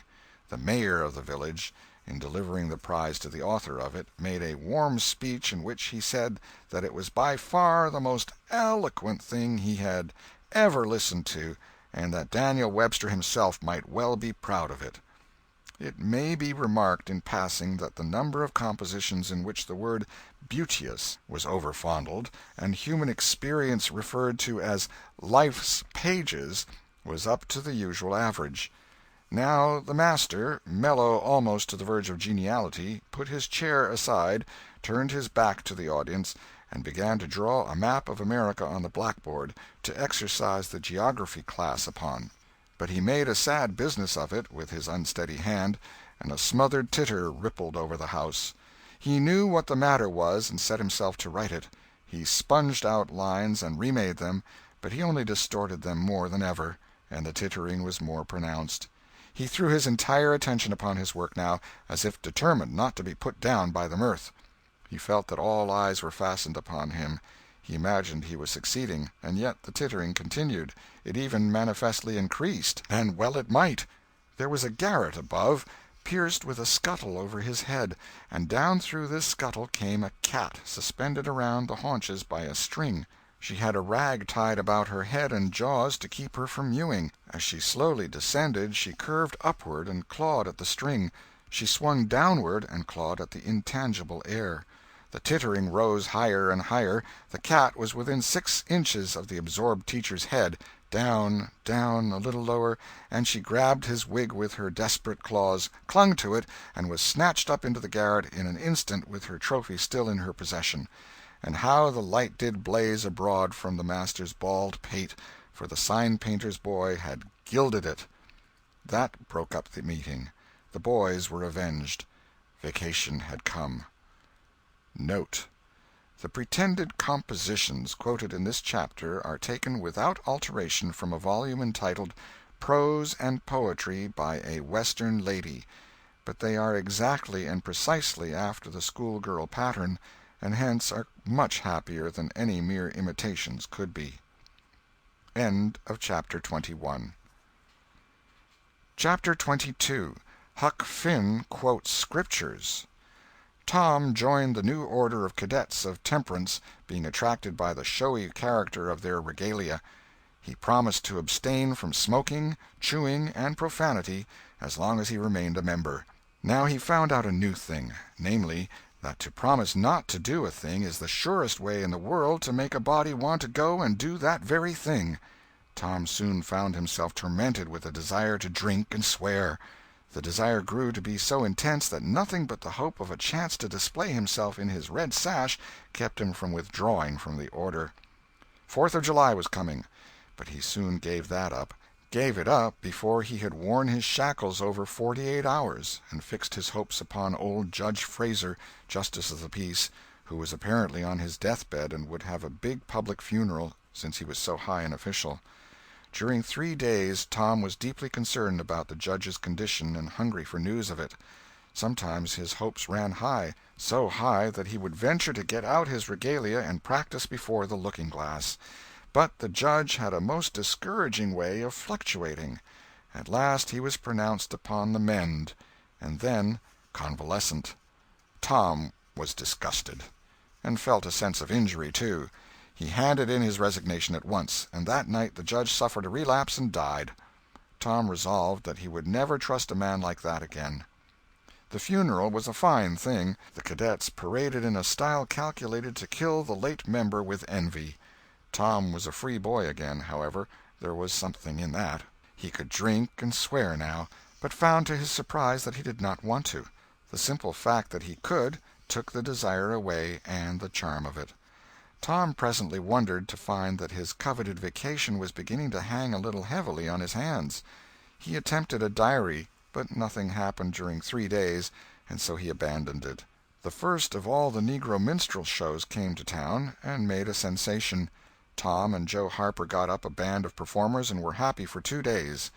Even the glorious Fourth was in some sense a failure, for it rained hard, there was no procession in consequence, and the greatest man in the world, as Tom supposed, Mr. Benton, an actual United States Senator, proved an overwhelming disappointment, for he was not 25 feet high, nor even anywhere in the neighborhood of it. A circus came. The boys played circus for 3 days afterward in tents made of rag carpeting. Admission, 3 pins for boys, 2 for girls, and then circusing was abandoned. A phrenologist and a mesmerizer came, and went again, and left the village duller and drearier than ever. There were some boys' and girls' parties, but they were so few and so delightful that they only made the aching voids between ache the harder. Becky Thatcher was gone to her Constantinople home to stay with her parents during vacation, so there was no bright side to life anywhere. The dreadful secret of the murder was a chronic misery. It was a very cancer for permanency and pain. Then came the measles. During 2 long weeks Tom lay a prisoner, dead to the world and its happenings. He was very ill. He was interested in nothing. When he got upon his feet at last and moved feebly downtown, a melancholy change had come over everything and every creature. There had been a revival, and everybody had got religion, not only the adults but even the boys and girls. Tom went about, hoping against hope for the sight of one blessed sinful face, but disappointment crossed him everywhere. He found Joe Harper studying a Testament, and turned sadly away from the depressing spectacle. He sought Ben Rogers, and found him visiting the poor with a basket of tracts. He hunted up Jim Hollis, who called his attention to the precious blessing of his late measles as a warning. Every boy he encountered added another ton to his depression, and when, in desperation, he flew for refuge at last to the bosom of Huckleberry Finn, and was received with a scriptural quotation, his heart broke, and he crept home and to bed, realizing that he alone of all the town was lost forever and forever. And that night there came on a terrific storm, with driving rain, awful claps of thunder, and blinding sheets of lightning.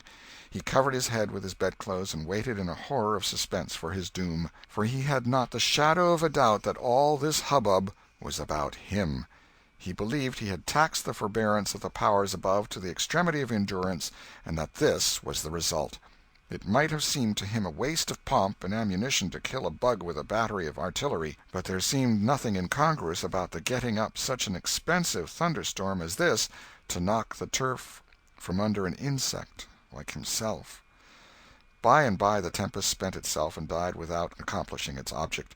The boy's first impulse was to be grateful and reform.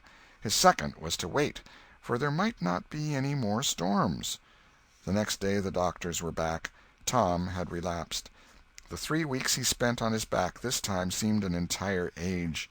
When he got abroad at last, he was hardly grateful that he had been spared, remembering how lonely was his estate, how companionless and forlorn he was.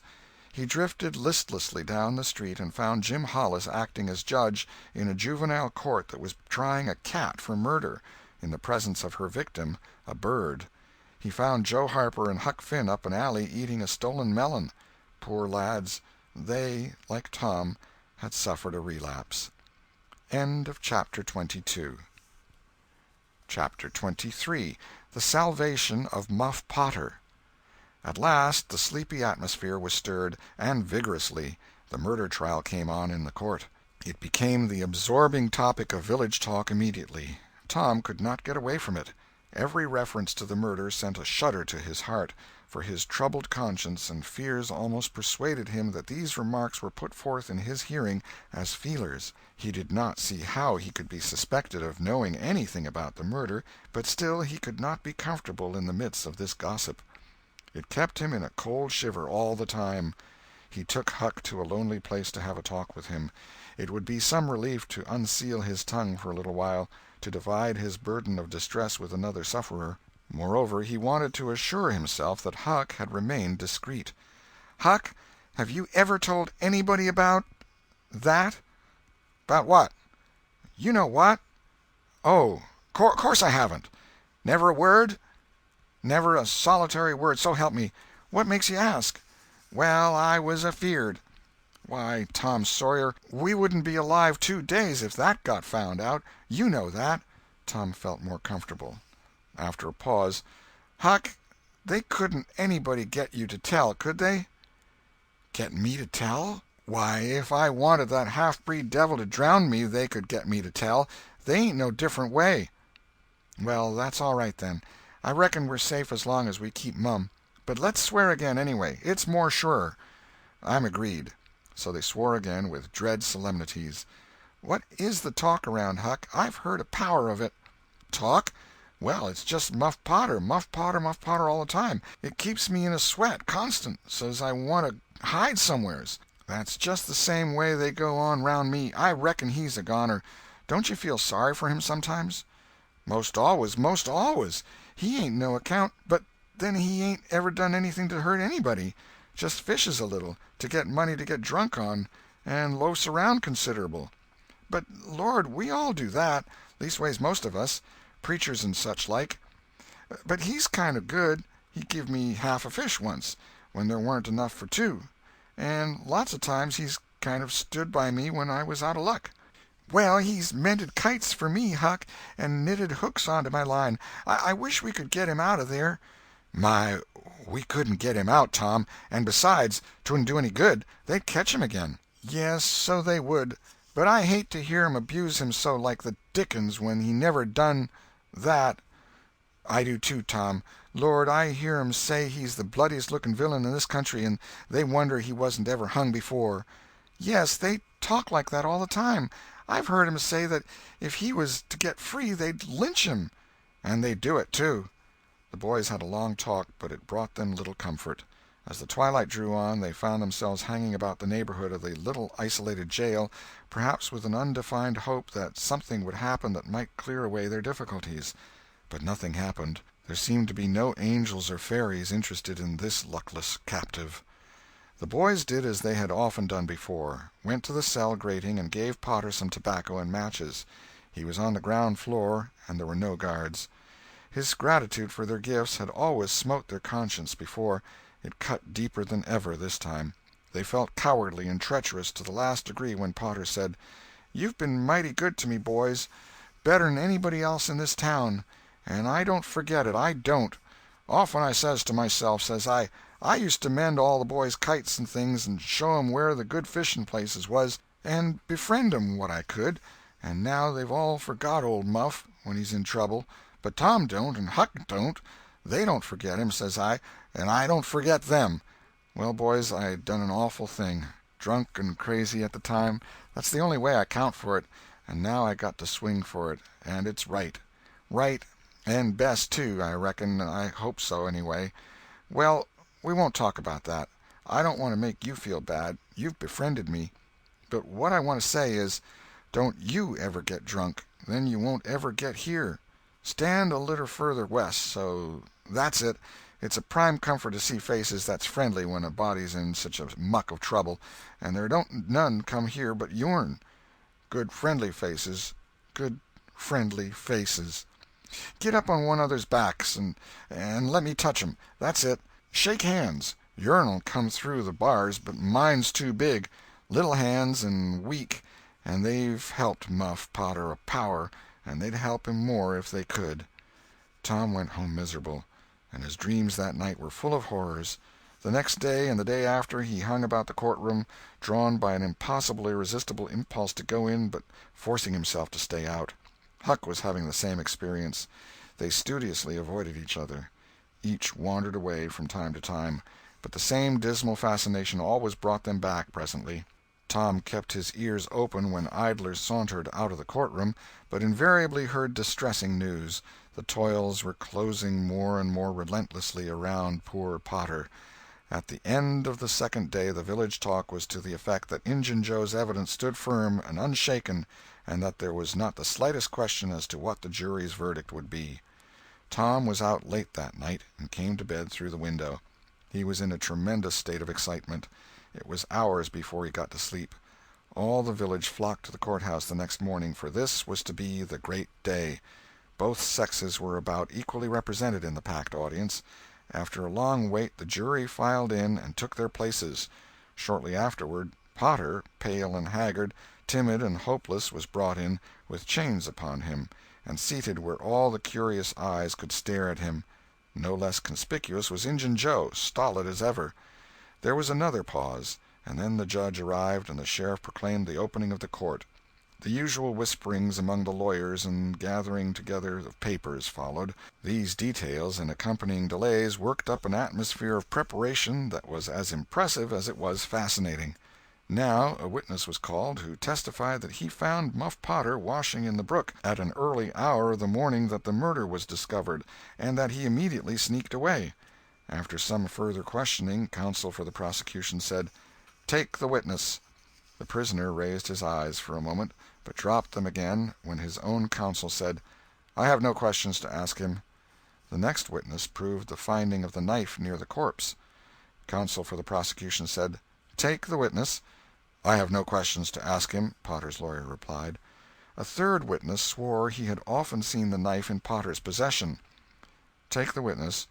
Counsel for Potter declined to question him. The faces of the audience began to betray annoyance. Did this attorney mean to throw away his client's life without an effort? Several witnesses deposed concerning Potter's guilty behavior when brought to the scene of the murder. They were allowed to leave the stand without being cross-questioned. Every detail of the damaging circumstances that occurred in the graveyard upon that morning, which all present remembered so well, was brought out by credible witnesses, but none of them were cross-examined by Potter's lawyer. The perplexity and dissatisfaction of the House expressed itself in murmurs and provoked a reproof from the bench. Counsel for the prosecution now said, "By the oaths of citizens whose simple word is above suspicion, we have fastened this awful crime, beyond all possibility of question, upon the unhappy prisoner at the bar. We rest our case here." A groan escaped from poor Potter, and he put his face in his hands and rocked his body softly to and fro, while a painful silence reigned in the courtroom. Many men were moved, and many women's compassion testified itself in tears. Counsel for the defense rose and said, "Your Honor, in our remarks at the opening of this trial we foreshadowed our purpose to prove that our client did this fearful deed while under the influence of a blind and irresponsible delirium produced by drink. We have changed our mind. We shall not offer that plea." Then to the clerk, "Call Thomas Sawyer." A puzzled amazement awoke in every face in the house, not even excepting Potter's. Every eye fastened itself with wondering interest upon Tom as he rose and took his place upon the stand. The boy looked wild enough, for he was badly scared. The oath was administered. "Thomas Sawyer, where were you on the 17th of June about the hour of midnight?" Tom glanced at Injun Joe's iron face, and his tongue failed him. The audience listened breathless, but the words refused to come. After a few moments, however, the boy got a little of his strength back, and managed to put enough of it into his voice to make part of the house hear. "In the graveyard." "A little bit louder, please. Don't be afraid. You were in the graveyard." A contemptuous smile flitted across Injun Joe's face. "Were you anywhere near Horse William's grave?" "Yes, sir." "Speak up, just a trifle louder. How near were you?" "Near as I am to you." "Were you hidden or not?" "I was hid." "Where?" "Behind the elms that's on the edge of the grave." Injun Joe gave a barely perceptible start. "Anyone with you?" "Yes, sir. I went there with—" Wait a moment.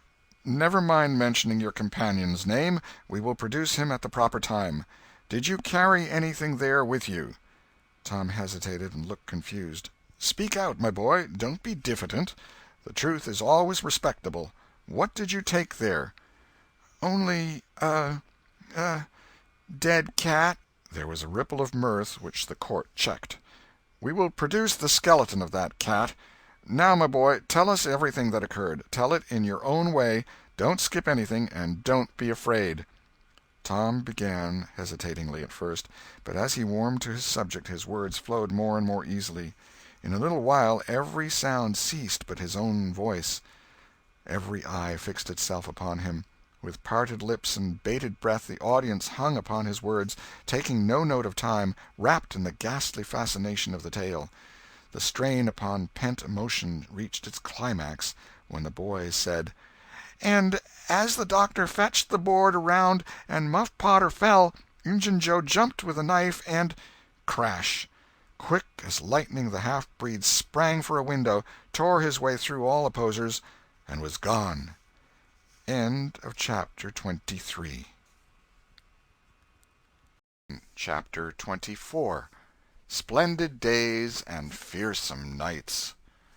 Tom was a glittering hero once more, the pet of the old, the envy of the young. His name even went into immortal print, for the village paper magnified him. There were some that believed he would be president yet if he escaped hanging.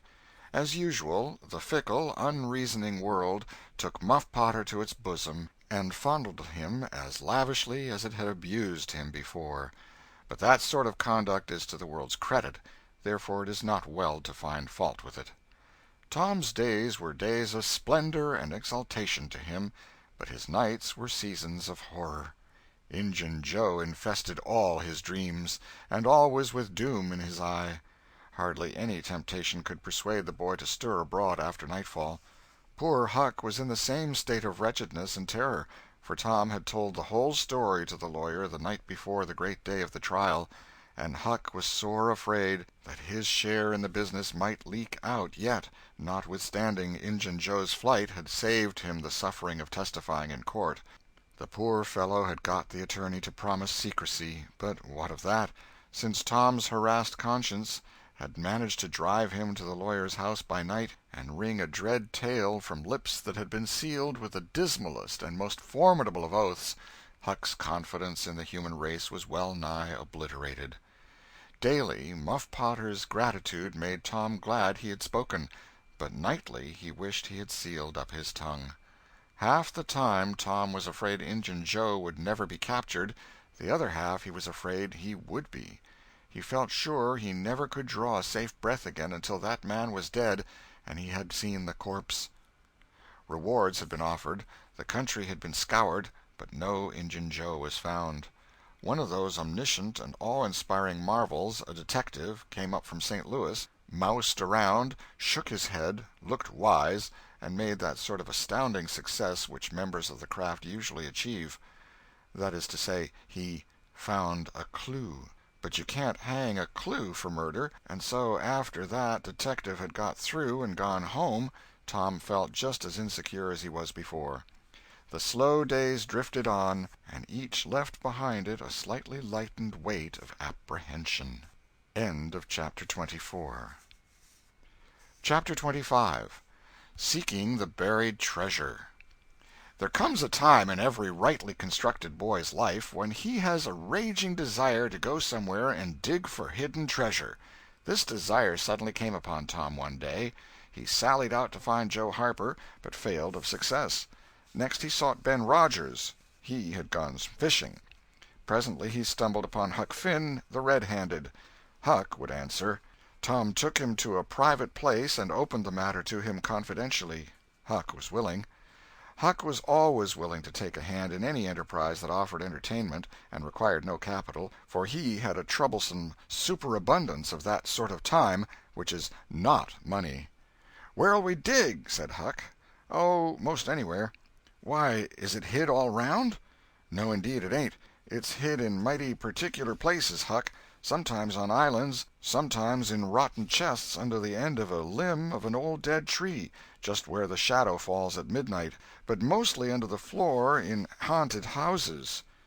"Who hides it?" "Why, robbers, of course. Who'd you reckon? Sunday school superintendents?" "I don't know. If 'twas mine, I wouldn't hide it. I'd spend it and have a good time." "So would I. But robbers don't do that way. They always hide it and leave it there." "Don't they come after it any more?" "No, they think they will, but they generally forget the marks, or else they die. Anyway, it lays there a long time and gets rusty, and by somebody finds an old yellow paper that tells how to find the marks. A paper that's got to be ciphered over about a week, because it's mostly signs and hieroglyphics." "Hiero which?" "Hieroglyphics. Pictures and things, you know, that don't seem to mean anything." "Have you got one of them papers, Tom?" "No." "Well, then, how are you going to find the marks?" "I don't want to find any marks. They always bury it under a haunted house, or on an island, or under a dead tree that's got one limb sticking out. Well, we've tried Jackson's Island a little, and we can try it again sometime. And there's the old haunted house up the Still House branch, and there's lots of dead limb trees, dead loads of them." "Is it under all of them?" "How you talk! No." "Then how you going to know which one to go for?" "Go for all of them." "Why, Tom, it'll take all summer." "Well, what of that? Suppose you find a brass pot with $100 in it, all rusty and gay, or a rotten chest full of diamonds. How's that?" Huck's eyes glowed. "That's bully. Plenty bully enough for me. Just you give me the $100, and I don't want no diamonds." "All right, but I bet you I ain't going to throw off on diamonds. Some of 'em's worth $20 apiece. There ain't any, hardly, but's worth 6 bits or $1. "No. Is that so?" "Certainly. Anybody'd tell you so. Hain't you ever seen one, Huck?" "Not as I remember." "Oh, kings have slathers of them." "Well, I don't know no kings, Tom." "I reckon you don't. But if you was to go to Europe you'd see a raft of 'em hopping around." "Do they hop?" "Hop? Your granny! No." "Well, what'd you say they did for?" "Shucks, I only meant you'd see 'em, not hopping, of course. What do they want to hop for? But I mean you'd just see 'em scattered around, you know, in a kind of a general way, like that old humpbacked Richard." "Richard? What's his other name?" "He didn't have any other name. Kings don't have any but a given name." "No? But they don't." "Well, if they like it, Tom, all right, but I don't want to be a king and have only just a given name, like a nigger. But say, where you going to dig first?" "Well, I don't know. Suppose we tackle that old dead limb tree on the hill t'other side of Stillhouse Branch." "I'm agreed." So they got a crippled pick and a shovel and set out on their 3-mile tramp. They arrived hot and panting, and threw themselves down in the shade of a neighboring elm to rest and have a smoke. "I like this," said Tom. "So do I. Say, Huck, if we find a treasure here, what you going to do with your share?" "Well, I'll have pie and a glass of soda every day, and I'll go to every circus that comes along. I bet I'll have a gay time." "Well, ain't you going to save any of it?" "Save it? What for?" "Why, so as to have something to live on by and by." "Oh, that ain't any use. Pap would come back to this yer town some day and get his claws on it if I didn't hurry up, and I tell you he'd clean it out pretty quick. What you going to do with yourn, Tom?" "I'm going to buy a new drum, and a sure enough sword, and a red necktie and a bull pup, and get married." "Married?" "That's it." "Tom, why, you ain't in your right mind." "Wait. You'll see." "Well, that's the foolishest thing you could do. Look at Pap and my mother. Fight! Why, they used to fight all the time. I remember mighty well." "That ain't anything. The girl I'm going to marry won't fight." "Tom, I reckon they're all alike. They'll all comb a body. Now, you better think about this a while. I tell you, you better. What's the name of the gal?" "It ain't a gal at all. It's a girl." "It's all the same, I reckon. Some says gal, some says girl. Both's right, like enough. Anyway, what's her name, Tom?" "I'll tell you sometime. Not now." "All right, that'll do. Only if you get married I'll be more lonesomer than ever." "No, you won't. You'll come and live with me. Now, stir out of this, and we'll go to digging." They worked and sweated for half an hour. No result. They toiled another half hour. Still no result. Huck said, "Do they always bury it as deep as this?" "Sometimes. Not always. Not generally. I reckon we haven't got the right place." So they chose a new spot and began again. The labor dragged a little, but still they made progress. They pegged away in silence for some time.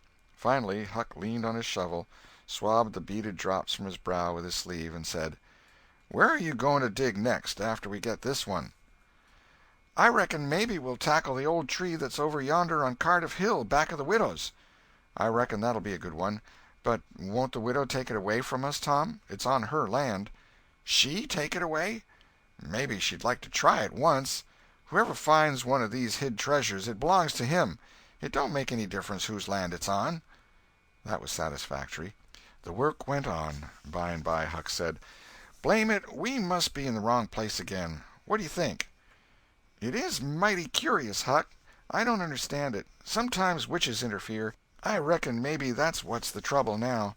"Shucks, witches ain't got no power in the daytime." "Well, that's so. I didn't think of that. Oh, I know what the matter is. What a blamed lot of fools we are. You got to find out where the shadow of the limb falls at midnight, and that's where you dig. Then, consound it, we fooled away all this work for nothing. Now, hang it all, we've got to come back in the night. It's an awful long way. Can you get out?" "I bet I will. We've got to do it tonight, too, because if somebody sees these holes they'll know in a minute what's here, and they'll go for it." "Well, I'll come around and mow tonight." "All right. Let's hide the tools in the bushes." The boys were there that night about the appointed time. They sat in the shadow, waiting. It was a lonely place, and an hour made solemn by old traditions. Spirits whispered in the rustling leaves. Ghosts lurked in the murky nooks.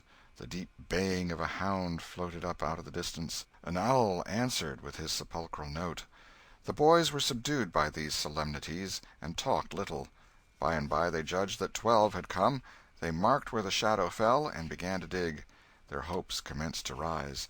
Their interest grew stronger, and their industry kept pace with it. The hole deepened and still deepened, but every time their hearts jumped to hear the pick strike upon something, they only suffered a new disappointment. It was only a stone or a chunk. At last Tom said, "It ain't no use, Huck. We're wrong again." "Well, but we can't be wrong. We spotted the shadow to a dot." "I know it. But then there's another thing." "What's that?"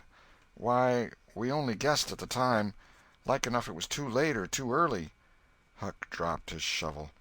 "That's it," he said. "That's the very trouble. We got to give this one up. We can't ever tell the right time. And besides, this kind of thing's too awful, here this time of night with witches and ghosts a-fluttering around so. I feel as if something's behind me all the time, and I'm afeard to turn around because maybe there's others in front a-waiting for a chance. I've been creeping all over ever since I got here." "Well, I've been pretty much so, too, Huck. They most always put in a dead man when they bury a treasure under a tree, to look out for it." "Lordy!" "Yes, they do. I've always heard that. Tom, I don't like to fool around much where there's dead people. A body's bound to get into trouble with 'em, sure." "I don't like to stir 'em up, either. Suppose this one here was to stick his skull out and say something." "Don't, Tom, it's awful." "Well, it just is. Huck, I don't feel comfortable a bit. Say, Tom, let's give this place up and try somewhere else." "All right, I reckon we better." "What'll it be?" Tom considered a while, and then said, "The haunted house. That's it. Blame it, I don't like haunted houses, Tom. Why, they're a dern sight worse'n dead people. Dead people might talk, maybe, but they don't come sliding round in a shroud when you ain't noticing, and peep over your shoulder all of a sudden and grit their teeth the way a ghost does. I couldn't stand such a thing as that, Tom. Nobody could." "Yes, but, Huck, ghosts don't travel around only at night. They won't hinder us from digging there in the daytime." "Well, that's so. But you know mighty well people don't go about that haunted house in the day nor the night." "Well, that's mostly because they don't like to go where a man's been murdered, anyway. But nothing's ever been seen around that house except in the night. Just some blue lights slipping by the windows. No regular ghosts."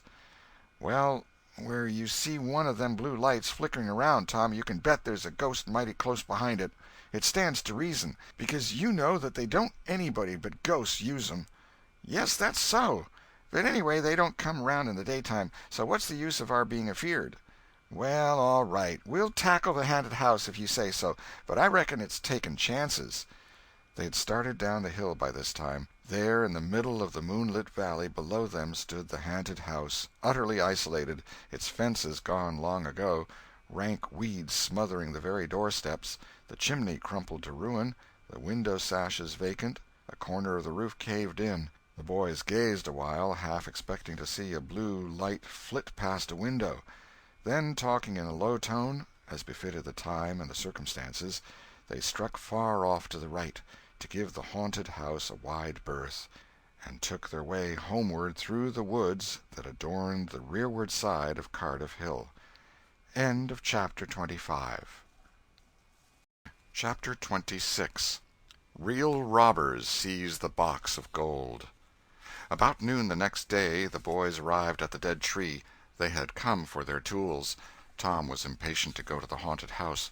Huck was measurably so, also, but suddenly said, "Looky here, Tom, do you know what day it is?"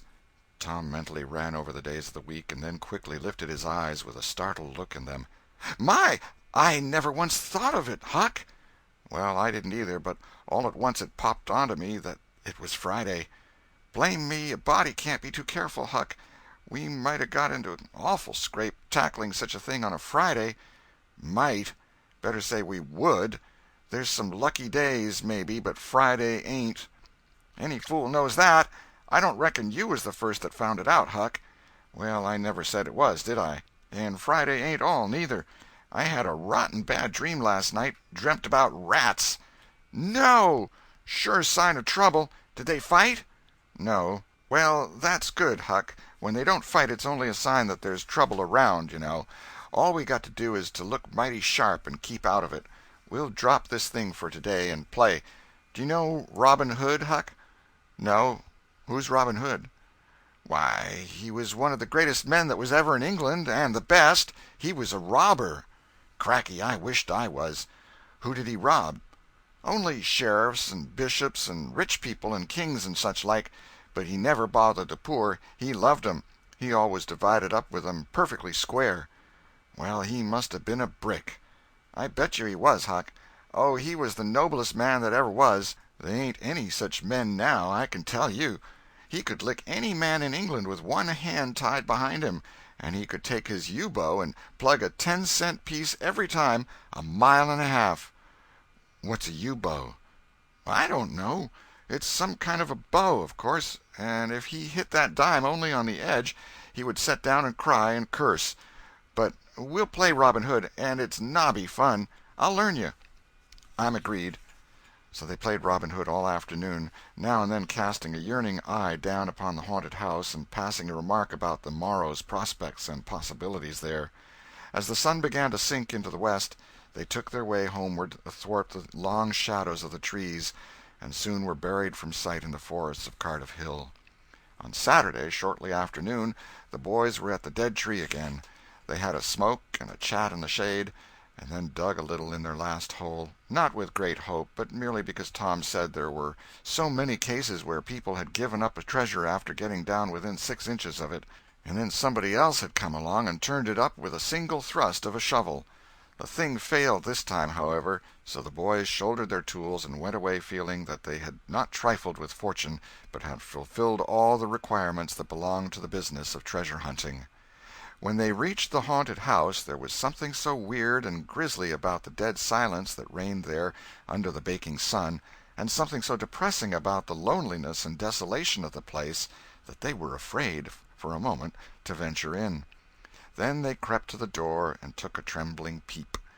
They saw a weed-grown, floorless room, unplastered, an ancient fireplace, vacant windows, a ruinous staircase, and here, there, and everywhere hung ragged and abandoned cobwebs. They presently entered, softly, with quickened pulses, talking in whispers, ears alert to catch the slightest sound, and muscles tense and ready for instant retreat. In a little while familiarity modified their fears, and they gave the place a critical and interested examination, rather admiring their own boldness, and wondering at it, too. Next they wanted to look upstairs. This was something like cutting off the retreat, But they got to daring each other, and of course there could be but one result. They threw their tools into a corner and made the ascent. Up there were the same signs of decay. In one corner they found a closet that promised mystery, but the promise was a fraud, there was nothing in it. Their courage was up now, and well in hand. They were about to go down and begin work when— "Shh!" said Tom. "What is it?" whispered Huck, blanching with fright. "Shh! There! Hear it?" "Yes. Oh, my! Let's run! Keep still! Don't you budge! They're coming right toward the door." The boys stretched themselves upon the floor with their eyes to knot-holes in the planking, and lay waiting in a misery of fear. "They've stopped! No, coming! Here they are! Don't whisper another word, Huck! My goodness, I wish I was out of this." Two men entered. Each boy said to himself, "There's the old deaf and dumb Spaniard that's been about town once or twice lately. Never saw t'other man before." T'other was a ragged, unkempt creature with nothing very pleasant in his face. The Spaniard was wrapped in a sarape. He had bushy white whiskers, long white hair flowed from under his sombrero, and he wore green goggles. When they came in, T'other was talking in a low voice. They sat down on the ground, facing the door, with their backs to the wall, and the speaker continued his remarks. His manner became less guarded and his words more distinct as he proceeded. "No," said he, "I've thought it all over, and I don't like it. It's dangerous." "Dangerous?" grunted the deaf and dumb Spaniard, to the vast surprise of the boys. "Milksop!" This voice made the boys gasp and quake. It was Injun Joe's. There was silence for some time. Then Joe said: "What's any more dangerous than that job up yonder? But nothing's come of it." "That's different. Away up the river so, and not another house about. 'Twon't ever be known that we tried, anyway, long as we didn't succeed." "Well, what's more dangerous than coming here in the daytime? Anybody would suspicion us that saw us." "I know that. But there warn't any other places handy after that fool of a job. I want to quit this shanty. I wanted to yesterday, only it weren't any use trying to stir out of here with those infernal boys playing over there on the hill right in full view." Those infernal boys quaked again under the inspiration of this remark, and thought how lucky it was that they had remembered it was Friday and concluded to wait a day. They wished in their hearts they had waited a year. The two men got out some food and made a luncheon. After a long and thoughtful silence, Injun Joe said: "Look here, lad, you go back up the river where you belong. Wait there till you hear from me. I'll take the chances on dropping into this town just once more for a look. We'll do that dangerous job after I've spied around a little and think things look well for it. Then for Texas. We'll leg it together." This was satisfactory. Both men presently fell to yawning, and Injun Joe said: "I'm dead for sleep. It's your turn to watch." He curled down into the weeds, and soon began to snore. His comrade stirred him once or twice, and he became quiet. Presently the watcher began to nod. His head drooped lower and lower, and both men began to snore now. The boys drew a long, grateful breath. Tom whispered: "Now's our chance. Come." Huck said: "I can't. I'd die if they was to wake." Tom urged. Huck held back. At last Tom rose slowly and softly and started alone, but the first step he made wrung such a hideous creak from the crazy floor that he sank down almost dead with fright. He never made a second attempt. The boys lay there counting the dragging moments till it seemed to them that time must be done and eternity growing gray. And then they were grateful to note that at last the sun was setting. Now one snore ceased. Injun Joe sat up, stared around, smiled grimly upon his comrade, whose head was drooping upon his knees, stirred him up with his foot, and said: "Here, you're a watchman, ain't you? All right, though. Nothing's happened." "My, have I been asleep?" "Oh, partly. Nearly time for us to be moving, pard. What'll we do with what little swag we've got left?" "I don't know. Leave it here as we've always done, I reckon. No use to take it away till we start south. 650 in silver's something to carry." "Well, all right, it won't matter to come here once more." "No, but I'd say come in the night, as we used to do. It's better." "Yes, but look here, it may be a good while before I get the right chance at that job. Accidents might happen. 'Tain't in such a very good place. We'll just regularly bury it, and bury it deep."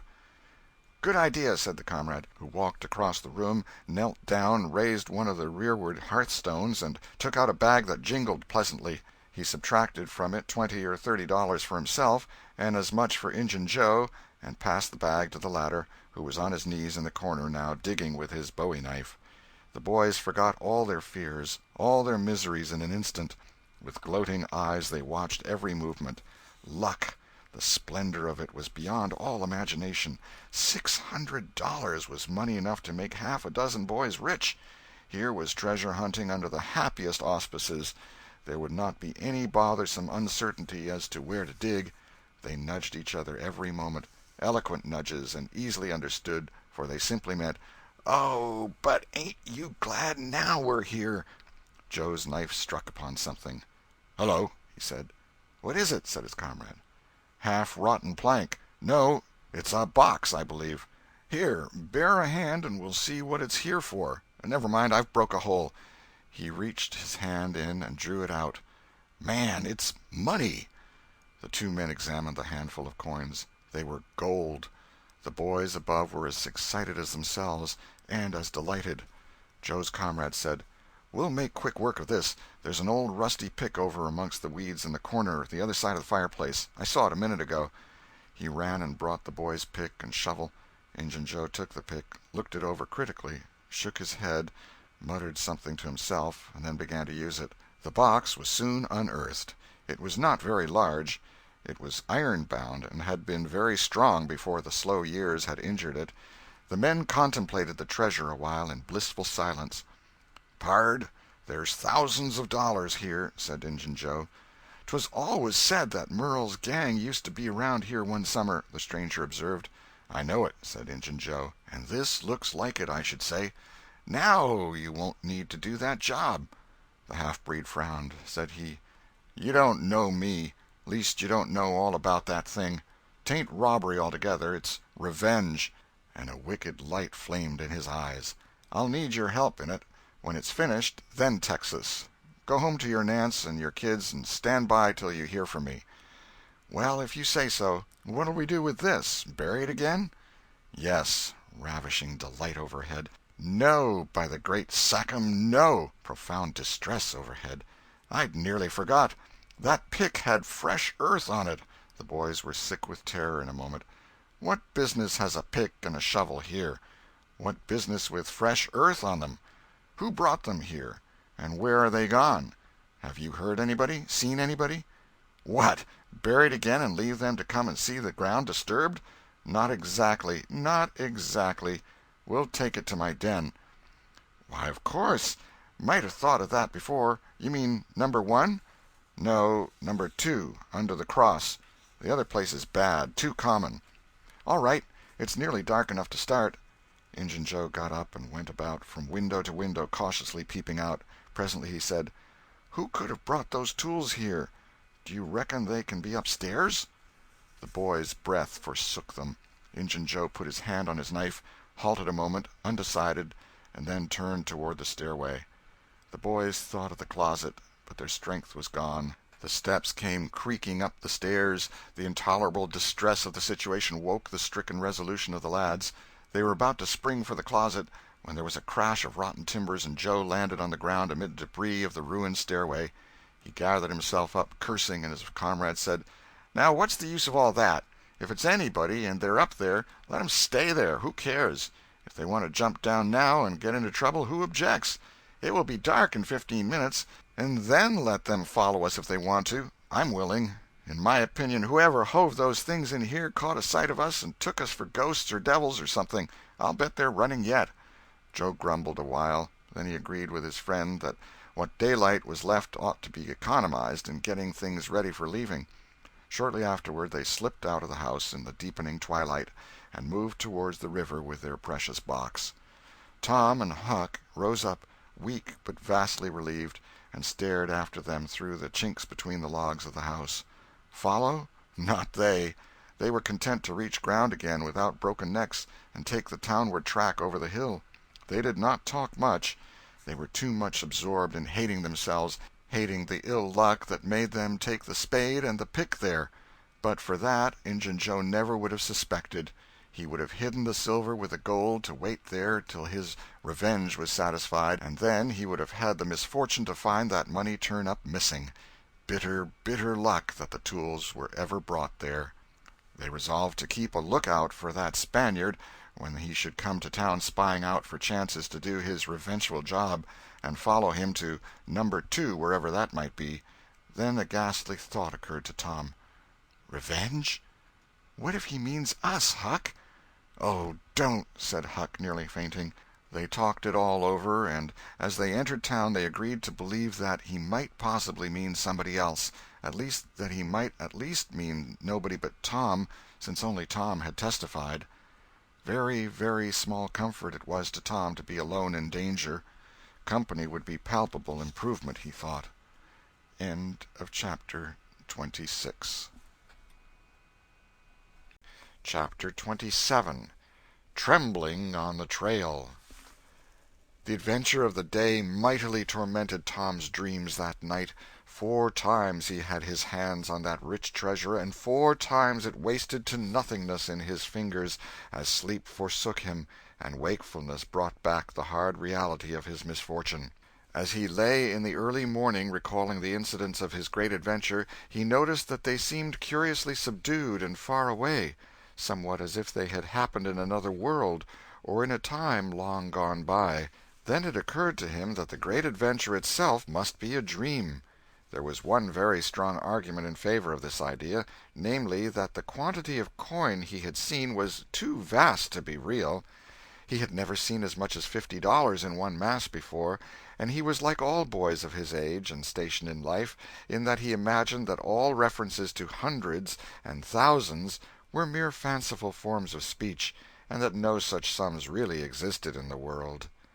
He never had supposed for a moment that so large a sum as $100 was to be found in actual money in anyone's possession. If his notions of hidden treasure had been analyzed, they would have been found to consist of a handful of real dimes and a bushel of vague, splendid, ungraspable dollars. But the incidents of his adventure grew sensibly sharper and clearer under the attrition of thinking them over, and so he presently found himself leaning to the impression that the thing might not have been a dream after all. This uncertainty must be swept away. He would snatch a hurried breakfast and go and find Huck. Huck was sitting on the gunwale of a flatboat, listlessly dangling his feet in the water and looking very melancholy. Tom concluded to let Huck lead up to the subject. If he did not do it, then the adventure would be proved to have been only a dream. "Hello, Huck." "Hello yourself." Silence for a minute. "Tom, if we'd 'a' left the blamed tools at the dead tree, we'd 'a' got the money. Oh, ain't it awful?" "'Tain't a dream, then. 'Tain't a dream. Somehow I most wish it was. Dogged if I don't, Huck." "What ain't a dream?" "Oh, that thing yesterday. I been half thinking it was." "Dream. If them stairs hadn't broke down you'd 'a' seen how much dream it was. I've had dreams enough all night, with that patch-eyed Spanish devil going for me all through 'em. Rot him." "No, not rot him. Find him. Track the money." "Tom, we'll never find him. A feller don't have only one chance for such a pile, and that one's lost. I'd feel mighty shaky if I was to see him, anyway."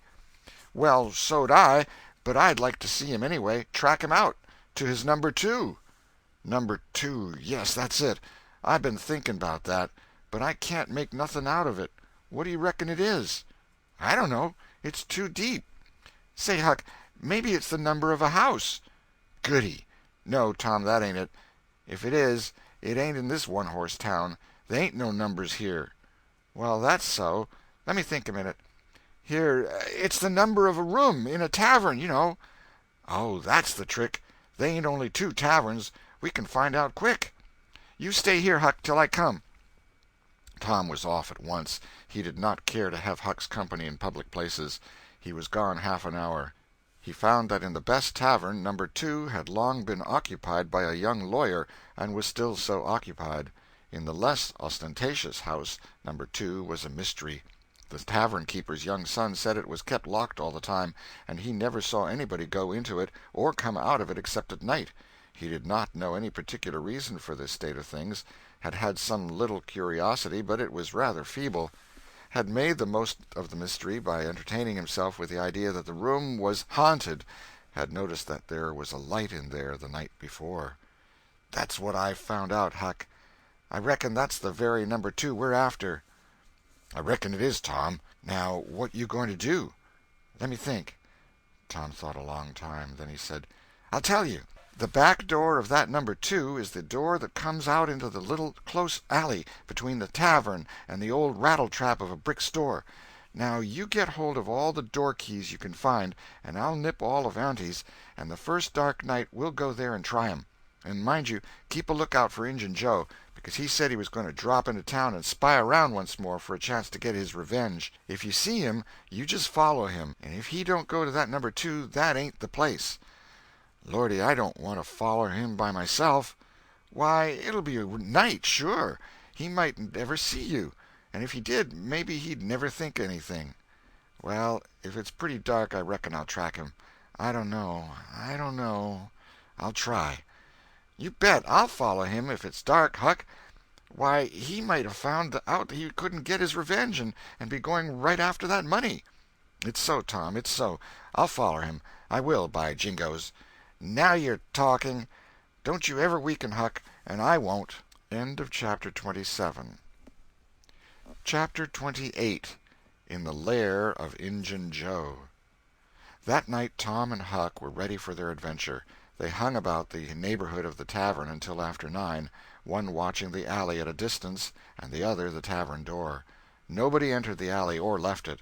Nobody resembling the Spaniard entered or left the tavern door. The night promised to be a fair one, so Tom went home with the understanding that if a considerable degree of darkness came on, Huck was to come and "mow," whereupon he would slip out and try the keys. But the night remained clear, and Huck closed his watch and retired to bed in an empty sugar hogshead about 12. Tuesday the boys had the same ill luck, also Wednesday, but Thursday night promised better.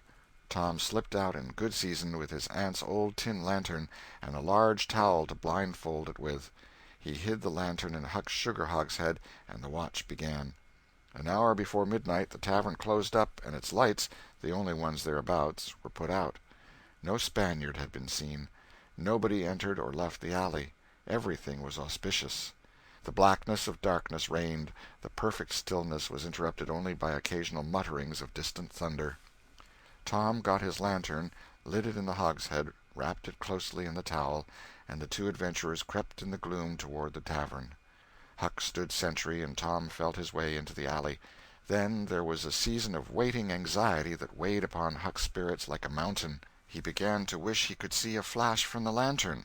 It would frighten him, but it would at least tell him that Tom was alive yet. It seemed hours since Tom had disappeared.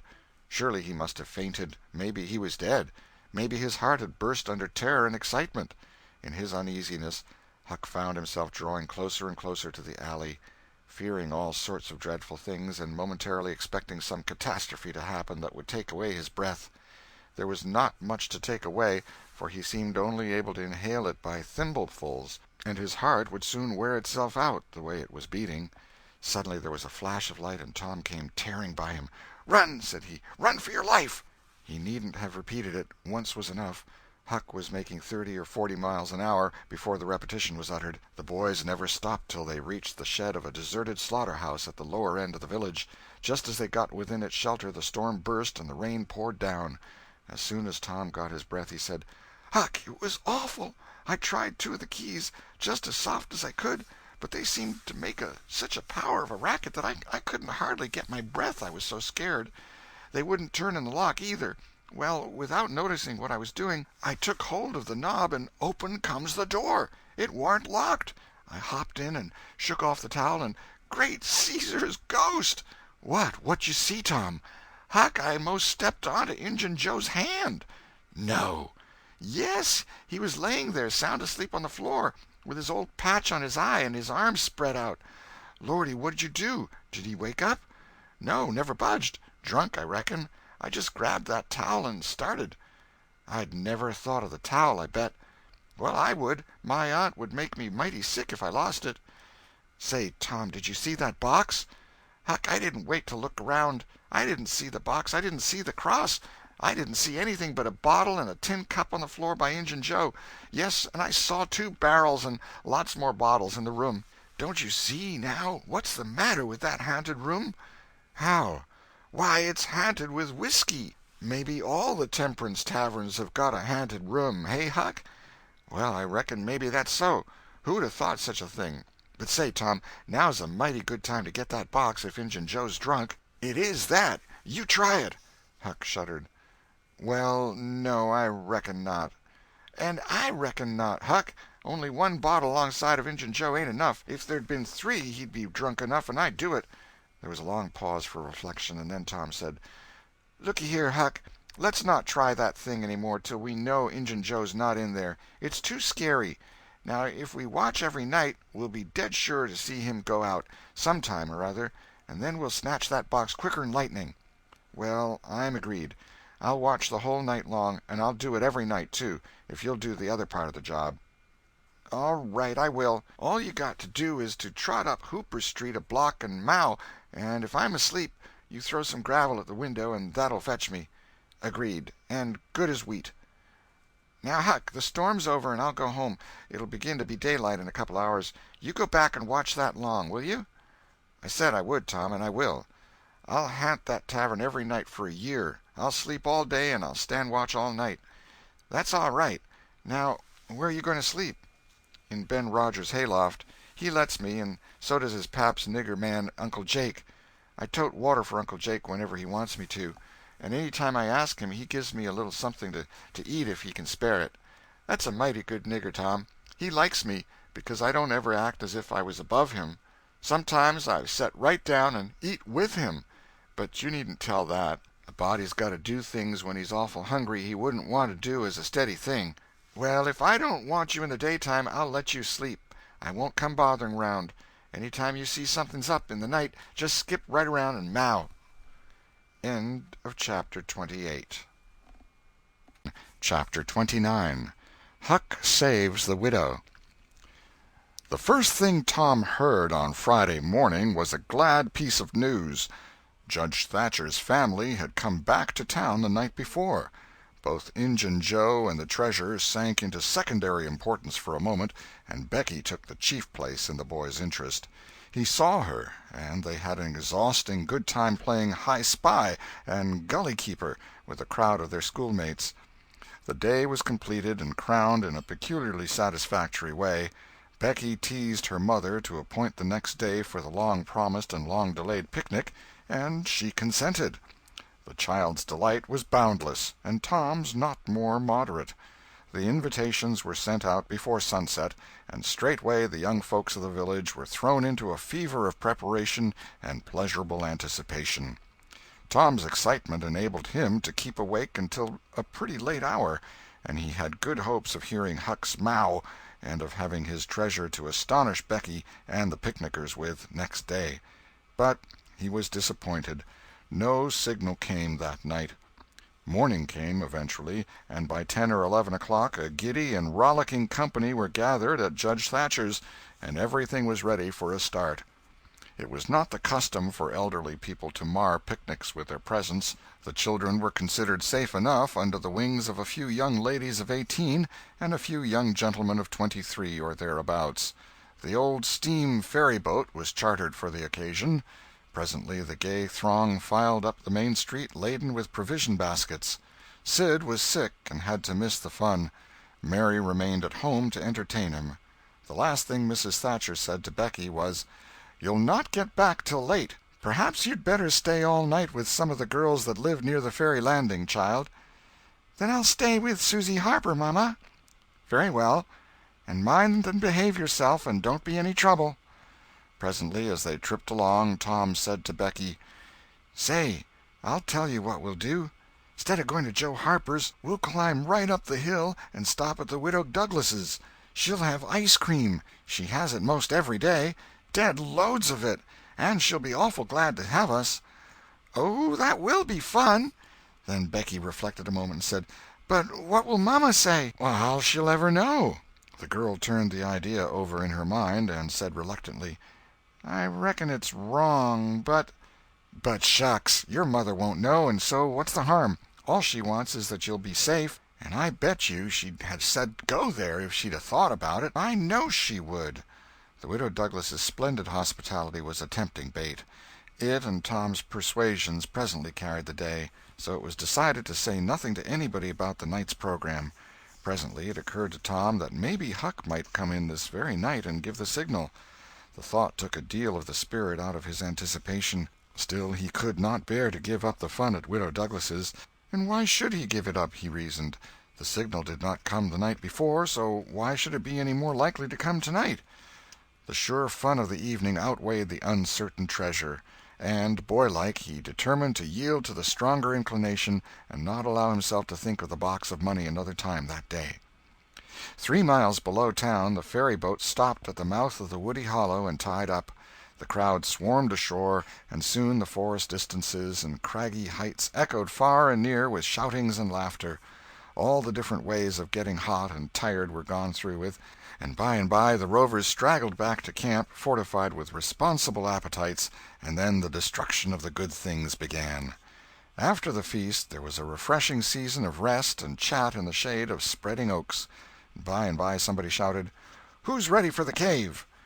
Everybody was. Bundles of candles were procured, and straightway there was a general scamper up the hill. The mouth of the cave was up the hillside, an opening shaped like a letter A. Its massive oaken door stood unbarred. Within was a small chamber, chilly as an ice-house, and walled by nature with solid limestone that was dewy with a cold sweat. It was romantic and mysterious to stand here in the deep gloom and look out upon the green valley shining in the sun. But the impressiveness of the situation quickly wore off, and the romping began again. The moment a candle was lighted there was a general rush upon the owner of it.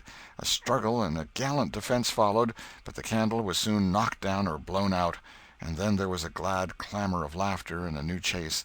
But all things have an end. By and by the procession went filing down the steep descent of the main avenue, the flickering rank of lights dimly revealing the lofty walls of rock almost to their point of junction 60 feet overhead. This main avenue was not more than 8 or 10 feet wide. Every few steps other lofty and still narrower crevices branched from it on either hand, for McDougal's cave was but a vast labyrinth of crooked aisles that ran into each other and out again and led nowhere. It was said that one might wander days and nights together through its intricate tangle of rifts and chasms and never find the end of the cave, and that he might go down and still down into the earth, and it was just the same, labyrinth underneath labyrinth, and no end to any of them. No man knew the cave. That was an impossible thing. Most of the young men knew a portion of it, and it was not customary to venture much beyond this known portion. Tom Sawyer knew as much of the cave as anyone. The procession moved along the main avenue some 3/4 of a mile, then groups and couples began to slip aside into branch avenues, fly along the dismal corridors, and take each other by surprise at points where the corridors joined again. Parties were able to elude each other for the space of half an hour without going beyond the known ground. By and by one group after another came straggling back to the mouth of the cave, panting, hilarious, smeared from head to foot with tallow drippings, daubed with clay, and entirely delighted with the success of the day. Then they were astonished to find that they had been taking no note of time, and that night was about at hand. The clanging bell had been calling for half an hour. However, this sort of close to the day's adventures was romantic and therefore satisfactory.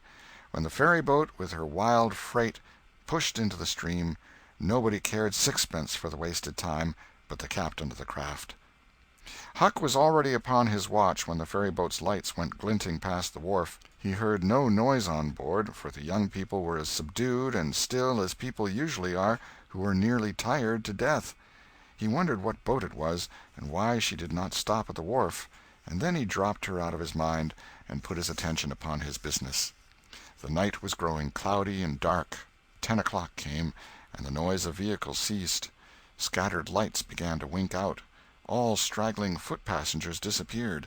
The village betook itself to its slumbers, and left the small watcher alone with the silence and the ghosts. 11 o'clock came, and the tavern lights were put out. Darkness everywhere now. Huck waited what seemed a weary long time, but nothing happened. His faith was weakening. Was there any use? Was there really any use? Why not give it up and turn in?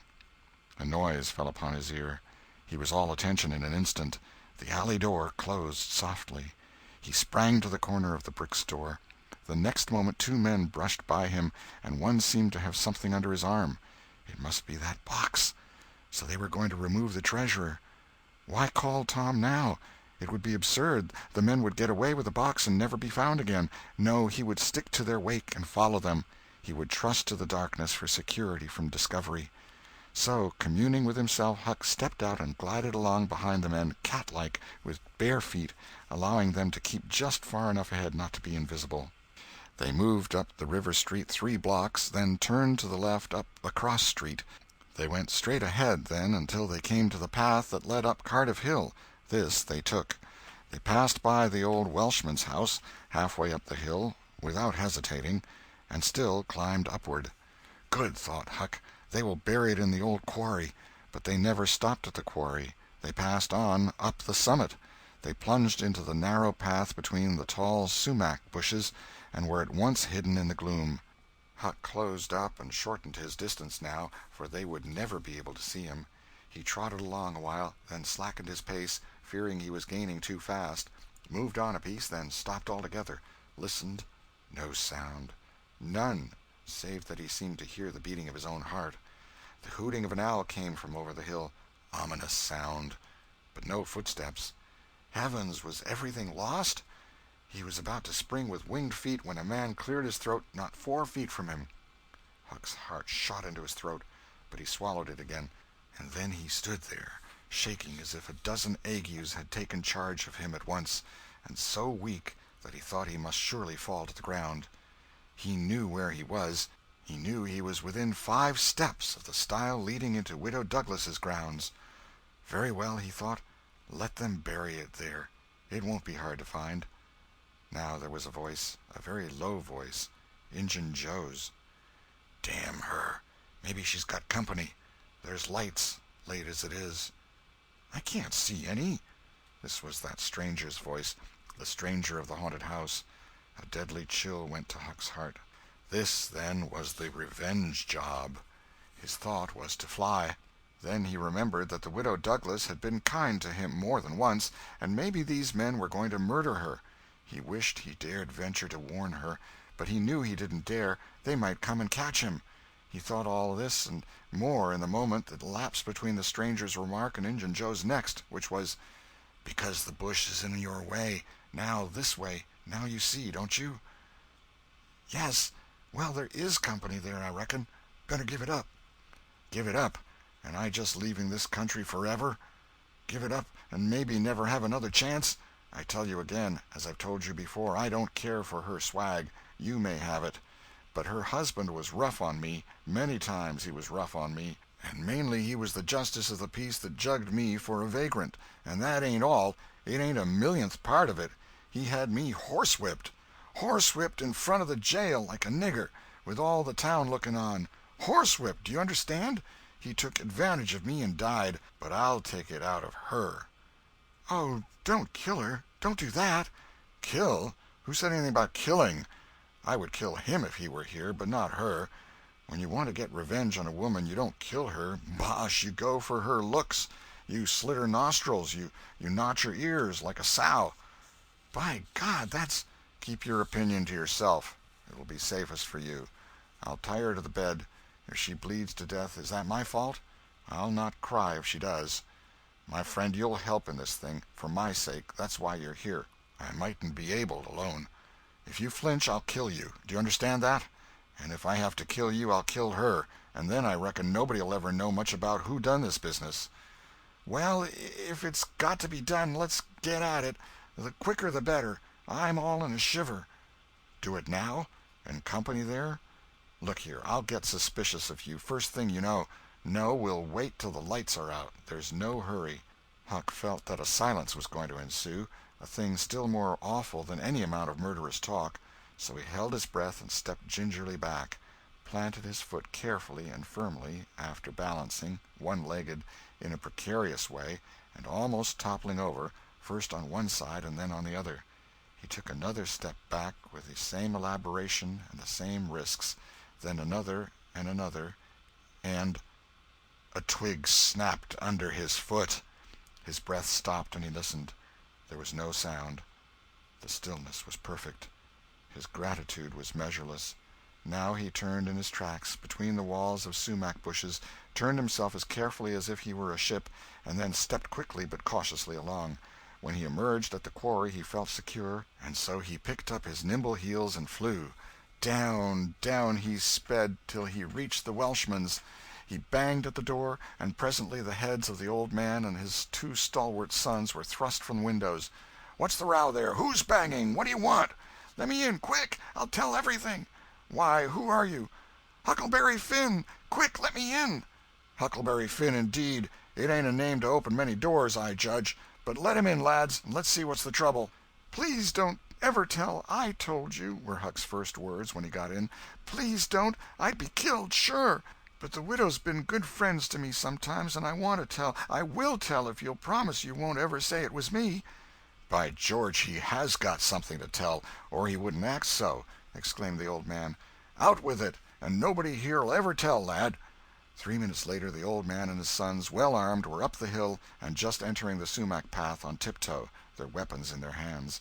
Huck accompanied them no farther. He hid behind a great boulder and fell to listening. There was a lagging, anxious silence, and then all of a sudden there was an explosion of firearms and a cry. Huck waited for no particulars. He sprang away and sped down the hill as fast as his legs could carry him. End of chapter 29. Chapter 30. Tom and Becky in the Cave. As the earliest suspicion of dawn appeared on Sunday morning, Huck came groping up the hill and rapped gently at the old Welshman's door. The inmates were asleep, but it was a sleep that was set on a hair-trigger on account of the exciting episode of the night. A call came from a window. "Who's there?" Huck's scared voice answered in a low tone. "Please let me in. It's only Huck Finn." "It's a name that can open this door night or day, lad, and welcome." These were strange words to the vagabond boy's ears, and the pleasantest he had ever heard. He could not recollect that the closing word had ever been applied in his case before. The door was quickly unlocked, and he entered. Huck was given a seat, and the old man and his brace of tall sons speedily dressed themselves. "Now, my boy, I hope you're good and hungry, because breakfast will be ready as soon as the sun's up, and we'll have a piping hot one, too. Make yourself easy about that. I and the boys hoped you'd turn up and stop here last night." "I was awful scared," said Huck, "and I run. I took out when the pistols went off, and I didn't stop for 3 miles. I've come now because I wanted to know about it, you know, and I come before daylight because I didn't want to run across them devils, even if they was dead." "Well, poor chap, you do look as if you'd had a hard night of it. But there's a bed here for you when you've had your breakfast. No, they ain't dead, lad. We were sorry enough for that. You see, we knew right where to put our hands on them, by your description, so we crept along on tiptoe till we got within 15 feet of them, dark as a cellar that sumac path was, and just then I found I was going to sneeze. It was the meanest kind of luck. I tried to keep it back, but no use. 'Twas bound to come, and it did come. I was in the lead with my pistol raised, and when the sneeze started, those scoundrels a-rustling to get out of the path, I sung out, 'Fire, boys!' and blazed away at the place where the rustling was. So did the boys, but they were off in a jiffy, those villains, and we after them down through the woods. I judge we never touched them. They fired a shot apiece as they started, but their bullets whizzed by and didn't do us any harm. As soon as we lost the sound of their feet, we quit chasing, and went down and stirred up the constables. They got a posse together and went off to guard the river bank, and as soon as it is light the sheriff and a gang are going to beat up the woods. My boys will be with them presently. I wish we had some sort of description of those rascals. 'Twould help a good deal. But you couldn't see what they were like in the dark, lad, I suppose?" "Oh, yes, I saw them downtown and followed them." "Splendid. Describe them. Describe them, my boy." "One's the old deaf and dumb Spaniard that's been round here once or twice, and t'other's a mean-looking, ragged—" "That's enough, lad. We know the men. Happened on them in the woods back of the widow's one day, and they slunk away. Off with you, boys, and tell the sheriff. Get your breakfast tomorrow morning." The Welshman's sons departed at once. As they were leaving the room, Huck sprang up and exclaimed, "Oh, please don't tell anybody it was me that blowed on them. Oh, please!" "All right if you say it, Huck, but you ought to have the credit of what you did." "Oh, no, no, please don't tell." When the young men were gone, the old Welshman said, "They won't tell, and I won't. But why don't you want it known?" Huck would not explain, further than to say that he already knew too much about one of those men, and would not have the man know that he knew anything against him for the whole world. He would be killed for knowing it, sure. The old man promised secrecy once more, and said, "How did you come to follow these fellows, lad? Were they looking suspicious?" Huck was silent while he framed a duly cautious reply. Then he said, "Well, you see, I'm a kind of a hard lot, least everybody says so, and I don't see nothing agin it, and sometimes I can't sleep much on accounts of thinking about it and sort of trying to strike out a new way of doing. That was the way it was last night. I couldn't sleep, and so I come along up street 'bout midnight, a-turning it all over, and when I got to that old shackly brick store by the Temperance Tavern, I backed up agin the wall to have another think. Well, just then along comes these two chaps slipping along close by me, with something under their arm, and I reckoned they'd stole it. One was a-smoking, and t'other one wanted a light, so they stopped right before me, and the cigars lit up their faces, and I see that the big one was the deaf and dumb Spaniard, by his white whiskers and the patch on his eye, and t'other one was a rusty, ragged-looking devil." "Could you see the rags by the light of the cigars?" This staggered Huck for a moment. Then he said, "Well, I don't know, but somehow it seems as if I did." Then they went on. "And you—" "Follered them, yes. That was it. I wanted to see what was up. They sneaked along so. I dogged 'em to the widder's stile, and stood in the dark and heard the ragged one beg for the widder, and the Spaniard swear he'd spile her looks, just as I told you, and your two—" "What? The deaf and dumb man said all that?" Huck had made another terrible mistake. He was trying his best to keep the old man from getting the faintest hint of who the Spaniard might be, and yet his tongue seemed determined to get him into trouble in spite of all he could do. He made several efforts to creep out of his scrape, but the old man's eye was upon him, and he made blunder after blunder. Presently the Welshman said, "My boy, don't be afraid of me. I wouldn't hurt a hair of your head for all the world. No, I'd protect you. I'd protect you. This Spaniard is not deaf and dumb. You've let that slip without intending it. You can't cover that up now. You know something about that Spaniard that you want to keep dark. Now trust me. Tell me what it is, and trust me. I won't betray you." Huck looked into the old man's honest eyes a moment, then bent over and whispered in his ear, "'Tain't a Spaniard. It's Injun Joe." The Welshman almost jumped out of his chair. In a moment he said, "It's all plain enough now. When you talked about notching ears and slitting noses, I judged that was your own embellishment, because white men don't take that sort of revenge. But an Injun, that's a different matter altogether." During breakfast the talk went on, and in the course of it the old man said that the last thing which he and his sons had done, before going to bed, was to get a lantern and examine the stile and its vicinity for marks of blood. They found none, but captured a bulky bundle of what? If the words had been lightning they could not have leapt with a more stunning suddenness from Huck's blanched lips. His eyes were staring wide now, and his breath suspended, waiting for the answer. The Welshman started, stared in return 3 seconds, 5 seconds, 10, then replied, "Of burglars' tools. Why, what's the matter with you?" Huck sank back, panting gently but deeply, unutterably grateful. The Welshman eyed him gravely, curiously, and presently said, "Yes, burglars' tools. That appears to relieve you a good deal. But what did give you that turn? What were you expecting we'd found?" Huck was in a close place. The inquiring eye was upon him. He would have given anything for material for a plausible answer. Nothing suggested itself. The inquiring eye was boring deeper and deeper. A senseless reply offered. There was no time to weigh it. So, at a venture, he uttered it, feebly. "Sunday school books, maybe?" Poor Huck was too distressed to smile, but the old man laughed loud and joyously, shook up the details of his anatomy from head to foot, and ended by saying that such a laugh was money in a man's pocket, because it cut down the doctor's bills like everything. Then he added, "Poor old chap, You're white and jaded. You ain't well a bit. No wonder you're a little flighty and off your balance. But you'll come out of it. Rest and sleep will catch you up all right, I hope." Huck was irritated to think he had been such a goose and betrayed such a suspicious excitement, for he had dropped the idea that the parcel brought from the tavern was the treasure as soon as he had heard the talk at the widow's stile. He had only thought it was not the treasure, however; he had not known that it wasn't, and so the suggestion of a captured bundle was too much for his self-possession. But on the whole he felt glad the little episode had happened, for now he knew beyond all question that that bundle was not the bundle, and so his mind was at rest and exceedingly comfortable. In fact, everything seemed to be drifting just in the right direction now. The treasure must be still in number 2.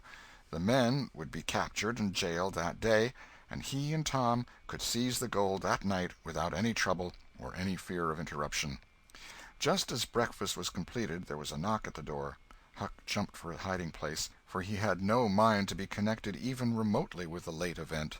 The Welshman admitted several ladies and gentlemen, among them the Widow Douglas, and noticed that groups of citizens were climbing up the hill to stare at the stile, so the news had spread. The Welshman had to tell the story of the night to the visitors. The widow's gratitude for her preservation was outspoken. "Don't say a word about it, madam. There's another that you're more beholden to than you are to me and my boys, maybe, but he don't allow me to tell his name. We wouldn't have been there but for him." Of course this excited a curiosity so vast that it almost belittled the main matter, but the Welshman allowed it to eat into the vitals of his visitors, and through them be transmitted to the whole town, for he refused to part with his secret. When all else had been learned, the widow said, "I went to sleep reading in bed and slept straight through all that noise. Why didn't you come and wake me?" "We judged it weren't worth while. Those fellows weren't likely to come again. They hadn't any tools left to work with, and what was the use of waking you up and scaring you to death? My 3 negro men stood guard at your house all the rest of the night. They've just come back." More visitors came, and the story had to be told and retold for a couple of hours more. There was no Sabbath school during day-school vacation, but everybody was early at church. The stirring event was well canvassed. News came that not a sign of the 2 villains had been yet discovered. When the sermon was finished, Judge Thatcher's wife dropped alongside of Mrs. Harper as she moved down the aisle with the crowd, and said, "Is my Becky going to sleep all day? I just expected she would be tired to death." "Your Becky?" "Yes," with a startled look. "Didn't she stay with you last night?" "Why, no." Mrs. Thatcher turned pale and sank into a pew, just as Aunt Polly, talking briskly with a friend, passed by. Aunt Polly said, "Good morning, Mrs. Thatcher. Good morning, Mrs. Harper.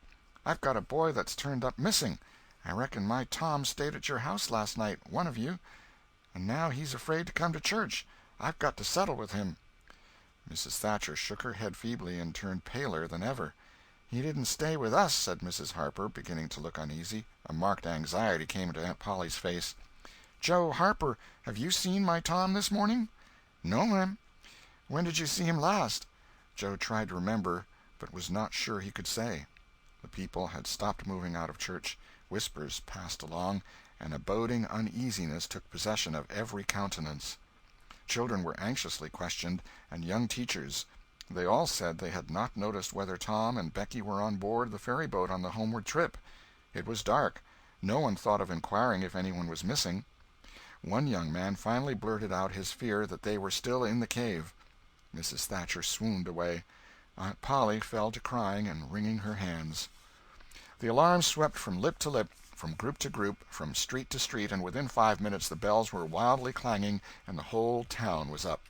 The Cardiff Hill episode sank into instant insignificance, the burglars were forgotten, horses were saddled, skiffs were manned, the ferryboat ordered out, and before the horror was half an hour old 200 men were pouring down high road and river toward the cave. All the long afternoon the village seemed empty and dead. Many women visited Aunt Polly and Mrs. Thatcher and tried to comfort them. They cried with them, too, and that was still better than words. All the tedious night the town waited for news. But when the morning dawned at last, all the word that came was, "Send more candles, and send food." Mrs. Thatcher was almost crazed, and Aunt Polly also. Judge Thatcher sent messages of hope and encouragement from the cave, but they conveyed no real cheer. The old Welshman came home toward daylight, spattered with candle grease, smeared with clay, and almost worn out. He found Huck still in the bed that had been provided for him, and delirious with fever. The physicians were all at the cave, so the Widow Douglas came and took charge of the patient. She said she would do her best by him, because whether he was good, bad, or indifferent, he was the Lord's, and nothing that was the Lord's was a thing to be neglected. The Welshman said Huck had good spots in him, and the widow said, "You can depend on it. That's the Lord's mark. He don't leave it off. He never does. Puts it somewhere on every creature that comes from his hands." Early in the forenoon, parties of jaded men began to straggle into the village, but the strongest of the citizens continued searching. All the news that could be gained was that remotenesses of the cavern were being ransacked that had never been visited before, that every corner and crevice was going to be thoroughly searched, that wherever one wandered through the maze of passages, lights were to be seen flitting hither and thither in the distance, and shoutings and pistol-shots sent their hollow reverberations to the ear down the sombre aisles. In one place, far from the section usually traversed by tourists, the names Becky and Tom had been found traced upon the rocky wall with candle smoke, and near at hand a grease-soiled bit of ribbon. Mrs. Thatcher recognized the ribbon and cried over it. She said it was the last relic she would ever have of her child, and that no other memorial of her could ever be so precious, because this one parted latest from the living body before the awful death came. Some said that now and then in the cave a far-away speck of light would glimmer, and then a glorious shout would burst forth, and a score of men go trooping down the echoing aisle, and then a sickening disappointment always followed. The children were not there. It was only a searcher's light. 3 dreadful days and nights dragged their tedious hours along, and the village sank into a hopeless stupor. No one had heart for anything. The accidental discovery just made, that the proprietor of the temperance tavern kept liquor on his premises, scarcely fluttered the public pulse, tremendous as the fact was. In a lucid interval, Huck feebly led up to the subject of taverns, and finally asked, dimly dreading the worst, if anything had been discovered at the temperance tavern since he had been ill. "Yes," said the widow.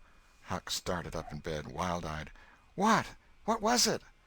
"Liquor, and the place has been shut up." "Lie down, child. What a turn you did give me. Only tell me just one thing, only just one, please. Was it Tom Sawyer that found it?" The widow burst into tears. "Hush, hush, child, hush. I've told you before, you must not talk. You are very, very sick." Then nothing but liquor had been found.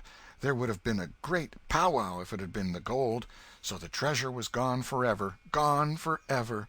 But what could she be crying about? Curious that she should cry.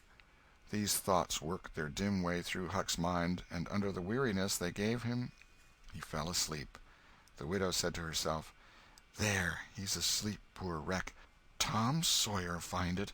Pity but somebody could find Tom Sawyer. Ah, there ain't many left now that's got hope enough, or strength enough either, to go on searching." End of Chapter 30.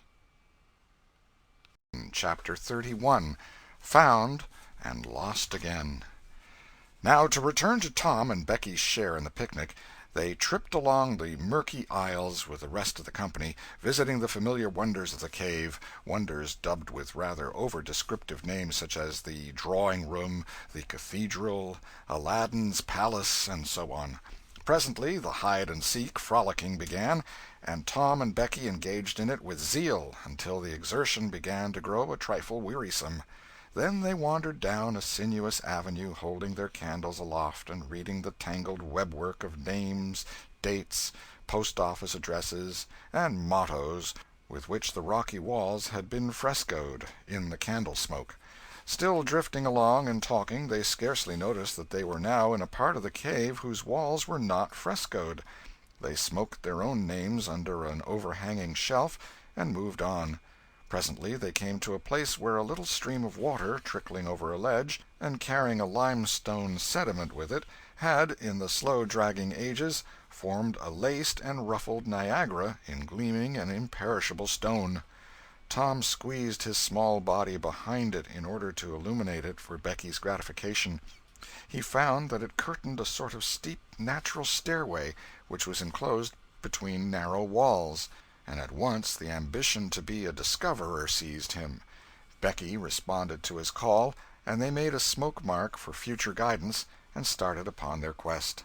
They wound this way and that, far down into the secret depths of the cave, made another mark, and branched off in search of novelties to tell the upper world about. In one place they found a spacious cavern, from whose ceiling depended a multitude of shining stalactites of the length and circumference of a man's leg. They walked all about it, wondering and admiring, and presently left it by one of the numerous passages that opened into it. This shortly brought them to a bewitching spring, whose basin was encrusted with a frostwork of glittering crystals. It was in the midst of a cavern whose walls were supported by many fantastic pillars, which had been formed by the joining of great stalactites and stalagmites together, the result of the ceaseless water-drip of centuries.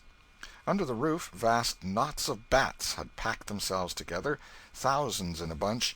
The lights disturbed the creatures, and they came flocking down by hundreds, squeaking and darting furiously at the candles.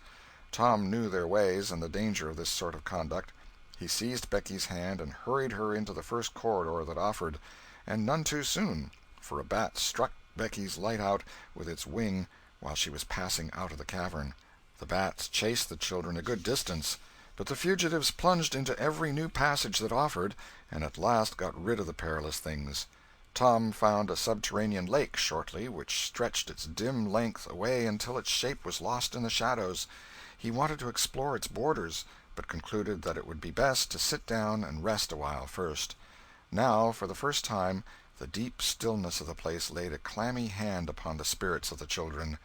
Becky said, "Why, I didn't notice, but it seems ever so long since I heard of any of the others." "Come to think, Becky, we are away down below them, and I don't know how far away north or south or east or whichever it is. We couldn't hear them here." Becky grew apprehensive. "I wonder how long we've been down here, Tom. We better start back."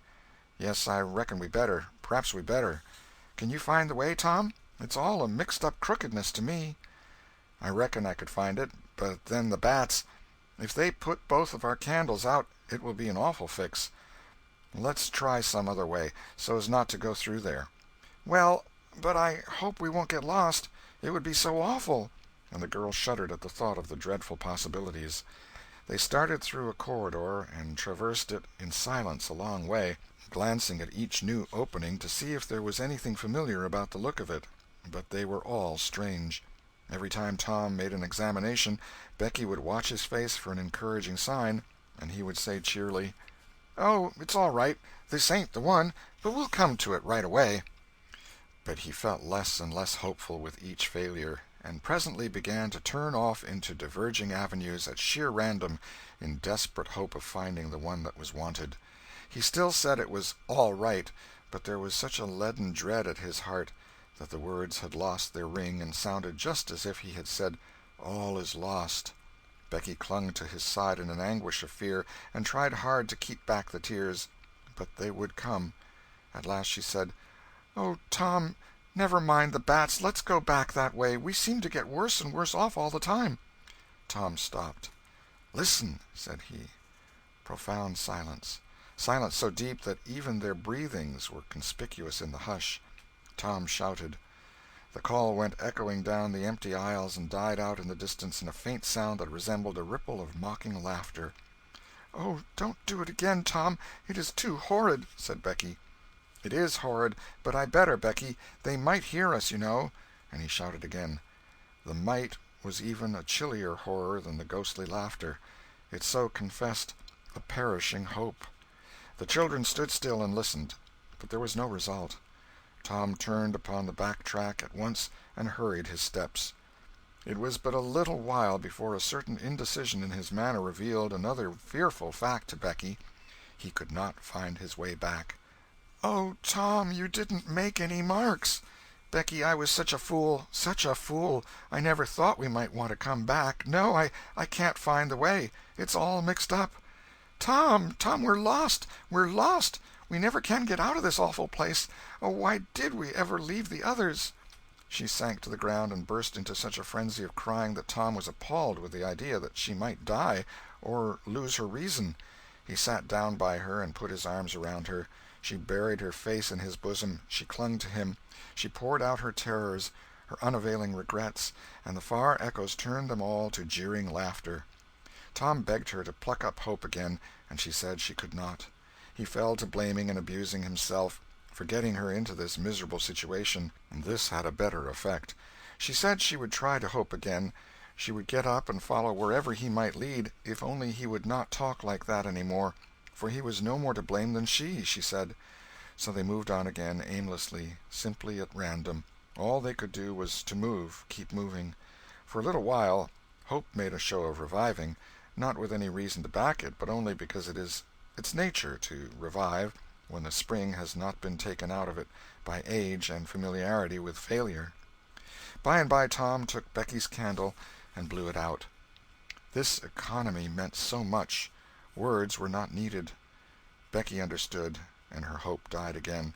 She knew that Tom had a whole candle and 3 or 4 pieces in his pockets, yet he must economize. By and by fatigue began to assert its claims. The children tried to pay no attention, for it was dreadful to think of sitting down when time was grown to be so precious. Moving in some direction, in any direction, was at least progress, and might bear fruit, but to sit down was to invite death and shorten its pursuit. At last Becky's frail limbs refused to carry her farther. She sat down. Tom rested with her, and they talked of home, and the friends there, and the comfortable beds, and, above all, the light. Becky cried, and Tom tried to think of some way of comforting her, but all his encouragements were grown threadbare with use, and sounded like sarcasms. Fatigue bore so heavily upon Becky that she drowsed off to sleep. Tom was grateful. He sat looking into her drawn face and saw it grow smooth and natural under the influence of pleasant dreams, and by a smile dawned and rested there. The peaceful face reflected somewhat of peace and healing into his own spirit, and his thoughts wandered away to bygone times and dreamy memories. While he was deep in his musings, Becky woke up with a breezy little laugh, but it was stricken dead upon her lips, and a groan followed it. "Oh, how could I sleep! I wish I never had waked. No, I don't, Tom. Don't look so. I won't say it again." "I'm glad you've slept, Becky. You'll feel rested now, and we'll find the way out." "We can try, Tom, but I've seen such a beautiful country in my dream, I reckon we are going there." "Maybe not. Cheer up, Becky, and let's go on trying." They rose up and wandered along, hand in hand, and hopeless. They tried to estimate how long they had been in the cave, but all they knew was that it seemed days and weeks, and yet it was plain that this could not be, for their candles were not gone yet. A long time after this, they could not tell how long, Tom said they must go softly and listen to dripping water. They must find a spring. They found one presently, and Tom said it was time to rest again. Both were cruelly tired, yet Becky said she thought she could go on a little farther. She was surprised to hear Tom dissent. She could not understand it. They sat down, and Tom fastened his candle to the wall in front of them with some clay. Thought was soon busy. Nothing was said for some time. Then Becky broke the silence. "Tom, I'm so hungry." Tom took something out of his pocket. "Do you remember this?" said he. Becky almost smiled. "It's our wedding cake, Tom." "Yes, I wish it was as big as a barrel, for it's all we've got." "I saved it from the picnic for us to dream on, Tom, the way grown-up people do with wedding cake, but it'll be our—" She dropped the sentence where it was. Tom divided the cake, and Becky ate with good appetite, while Tom nibbled at his moiety. There was abundance of cold water to finish the feast with. By and by Becky suggested that they move on again. Tom was silent a moment, then he said, "Becky, can you bear it if I tell you something?" Becky's face paled, but she thought she could. "Well then, Becky, we must stay here where there's water to drink. That little piece is our last candle." Becky gave loose to tears and wailings. Tom did what he could to comfort her, but with little effect. At length Becky said, "Tom." "Well, Becky?" "They'll miss us and hunt for us." "Yes, they will. Certainly they will." "Maybe they're hunting for us now, Tom." "Why, I reckon maybe they are. I hope they are." "When would they miss us, Tom?" "When they get back to the boat, I reckon." "Tom, it might be dark then. Would they notice we hadn't come?" "I don't know. But anyway, your mother would miss you as soon as they got home."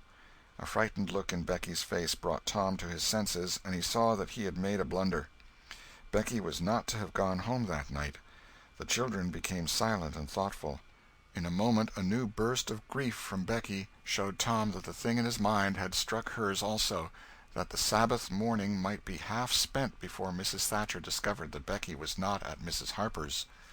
The children fastened their eyes upon their bit of candle and watched it melt slowly and pitilessly away, saw the half-inch of wick stand alone at last, saw the feeble flame rise and fall, climb the thin column of smoke, linger at its top a moment, and then the horror of utter darkness reigned.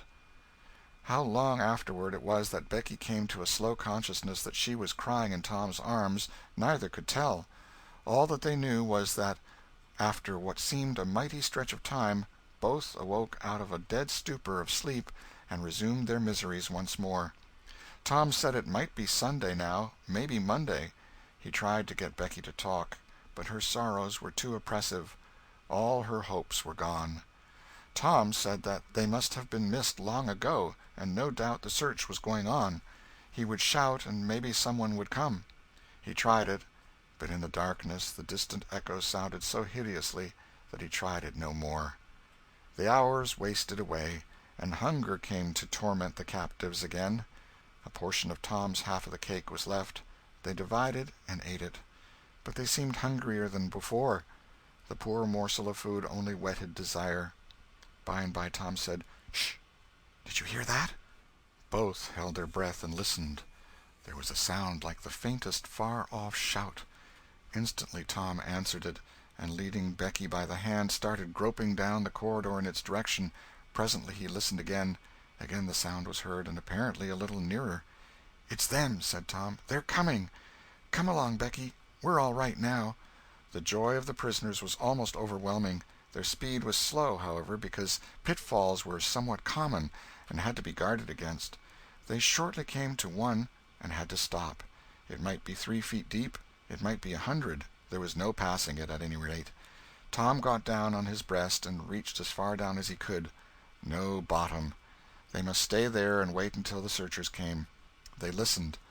Evidently the distant shoutings were growing more distant. A moment or two more, and they had gone altogether. The heart-sinking misery of it! Tom whooped until he was hoarse, but it was of no use.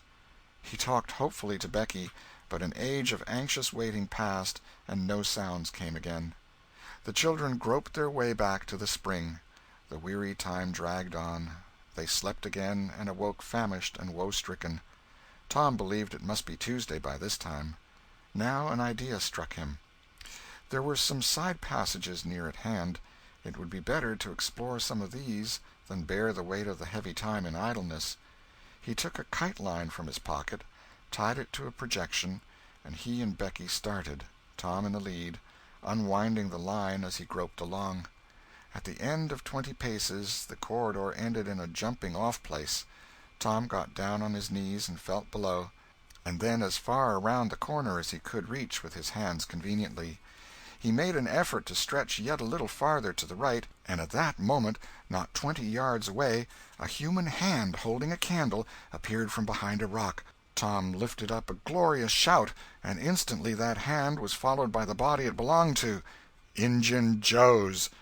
Tom was paralyzed. He could not move. He was vastly gratified the next moment to see the Spaniard take to his heels and get himself out of sight. Tom wondered that Joe had not recognized his voice and come over and killed him for testifying in court. But the echoes must have disguised the voice. Without doubt that was it, he reasoned. Tom's fright weakened every muscle in his body. He said to himself that if he had strength enough to get back to the spring he would stay there, and nothing should tempt him to run the risk of meeting Injun Joe again. He was careful to keep from Becky what it was he had seen. He told her he had only shouted for luck. But hunger and wretchedness rise superior to fears in the long run. Another tedious wait at the spring and another long sleep brought changes. The children awoke tortured with a raging hunger. Tom believed that it must be Wednesday or Thursday or even Friday or Saturday now, and that the search had been given over. He proposed to explore another passage. He felt willing to risk Injun Joe and all other terrors. But Becky was very weak. She had sunk into a dreary apathy and would not be roused. She said she would wait, now, where she was, and die. It would not be long. She told Tom to go with his kite-line and explore if he chose, but she implored him to come back every little while and speak to her, and she made him promise that when the awful time came he would stay by her and hold her hand until all was over. Tom kissed her, with a choking sensation in his throat, and made a show of being confident of finding the searchers or an escape from the cave. Then he took the kite-line in his hand and went groping down one of the passages on his hands and knees, distressed with hunger and sick with bodings of coming doom. End of Chapter 31. Chapter 32. Turn Out! They're Found! Tuesday afternoon came and waned to the twilight. The village of St. Petersburg still mourned. The lost children had not been found. Public prayers had been offered up for them, and many a private prayer that had the petitioner's whole heart in it, but still no good news came from the cave. The majority of the searchers had given up the quest and gone back to their daily vocations, saying that it was plain the children could never be found. Mrs. Thatcher was very ill, and a great part of the time delirious. People said it was heartbreaking to hear her call her child, and raise her head and listen a whole minute at a time, then lay it wearily down again with a moan. Aunt Polly had drooped into a settled melancholy, and her gray hair had grown almost white. The village went to its rest on Tuesday night, sad and forlorn. Away in the middle of the night a wild peal burst from the village bells, and in a moment the streets were swarming with frantic half-clad people who shouted, "Turn out! Turn out! They're found! They're found!" Tin pans and horns were added to the din. The population massed itself and moved toward the river, met the children coming in an open carriage drawn by shouting citizens, thronged around it, joined its homeward march, and swept magnificently up the main street roaring huzzah after huzzah. The village was illuminated. Nobody went to bed again. It was the greatest night the little town had ever seen. During the first half-hour a procession of villagers filed through Judge Thatcher's house, seized the saved ones and kissed them, squeezed Mrs. Thatcher's hand, tried to speak but couldn't, and drifted out raining tears all over the place. Aunt Polly's happiness was complete, and Mrs. Thatcher's nearly so. It would be complete, however, as soon as the messenger dispatched with the great news to the cave should get the word to her husband. Tom lay upon a sofa with an eager auditory about him, and told the history of the wonderful adventure, putting in many striking additions to adorn it withal, and closed with a description of how he left Becky and went on an exploring expedition, how he followed 2 avenues as far as his kite-line would reach, how he followed a third to the fullest stretch of the kite-line, and was about to turn back when he glimpsed a far-off speck that looked like daylight, dropped the line and groped toward it, pushed his head and shoulders through a small hole, and saw the broad Mississippi rolling by. And if it had only happened to be night, he would not have seen that speck of daylight, and would not have explored that passage any more. He told how he went back for Becky, and broke the good news, and she told him not to fret her with such stuff, for she was tired, and knew she was going to die, and wanted to. He described how he labored with her and convinced her, and how she almost died for joy when she had groped to where she actually saw the blue speck of daylight, how he pushed his way out at the hole and then helped her out, how they sat there and cried for gladness, how some men came along in a skiff, and Tom hailed them and told them their situation and their famished condition, how the men didn't believe the wild tale at first, because, said they, you are 5 miles down the river below the valley the cave is in. Then took them aboard, rode to a house, gave them supper, made them rest till 2 or 3 hours after dark, and then brought them home. Before day dawn, Judge Thatcher and the handful of searchers with him were tracked out in the cave by the twine clues they had strung behind them, and informed of the great news. 3 days and nights of toil and hunger in the cave were not to be shaken off at once, as Tom and Becky soon discovered. They were bedridden all of Wednesday and Thursday, and seemed to grow more and more tired and worn all the time. Tom got about a little on Thursday, was downtown Friday, and nearly as whole as ever Saturday, but Becky did not leave her room until Sunday, and then she looked as if she had passed through a wasting illness. Tom learned of Huck's sickness and went to see him on Friday, but could not be admitted to the bedroom. Neither could he on Saturday or Sunday. He was admitted daily after that, but was warned to keep still about his adventure and introduce no exciting topic. The Widow Douglas stayed by to see that he obeyed. At home Tom learned of the Cardiff Hill event, also that the ragged man's body had eventually been found in the river near the ferry landing. He had been drowned while trying to escape, perhaps. About a fortnight after Tom's rescue from the cave, he started off to visit Huck, who had grown plenty strong enough now to hear exciting talk, and Tom had some that would interest him, he thought. Judge Thatcher's house was on Tom's way, and he stopped to see Becky. The judge and some friends set Tom to talking, and someone asked him ironically if he wouldn't like to go to the cave again. Tom said he thought he wouldn't mind it. The judge said, "Well, there are others just like you, Tom. I've not the least doubt. But we have taken care of that. Nobody will get lost in that cave any more." "Why?" "Because I had its big door sheathed with boiler iron 2 weeks ago, and triple locked, and I've got the keys." Tom turned as white as a sheet. "What's the matter, boy? Here, run somebody. Fetch a glass of water." The water was brought and thrown into Tom's face. "Ah, now you're all right. What was the matter with you, Tom?" "Oh, Judge, Injun Joe's in the cave." End of chapter 32. Chapter 33. The Fate of Injun Joe. Within a few minutes the news had spread, and a dozen skiff-loads of men were on their way to McDougal's cave, and the ferry-boat, well filled with passengers, soon followed. Tom Sawyer was in a skiff that bore Judge Thatcher. When the cave door was unlocked, a sorrowful sight presented itself in the dim twilight of the place. Injun Joe lay stretched upon the ground, dead, with his face close to the crack of the door, as if his longing eyes had been fixed, to the latest moment, upon the light and the cheer of the free world outside. Tom was touched, for he knew by his own experience how this wretch had suffered. His pity was moved, but nevertheless he felt an abounding sense of relief and security now, which revealed to him in a degree which he had not fully appreciated before how vast a weight of dread had been lying upon him since the day he lifted his voice against this bloody-minded outcast. Injun Joe's bowie-knife lay close by, its blade broken in two. The great foundation beam of the door had been chipped and hacked through with tedious labor. Useless labor, too, it was, for the native rock formed a sill outside it, and upon that stubborn material the knife had wrought no effect. The only damage done was to the knife itself. But if there had been no stony obstruction there, the labor would have been useless still, for if the beam had been wholly cut away, Injun Joe could not have squeezed his body under the door, and he knew it.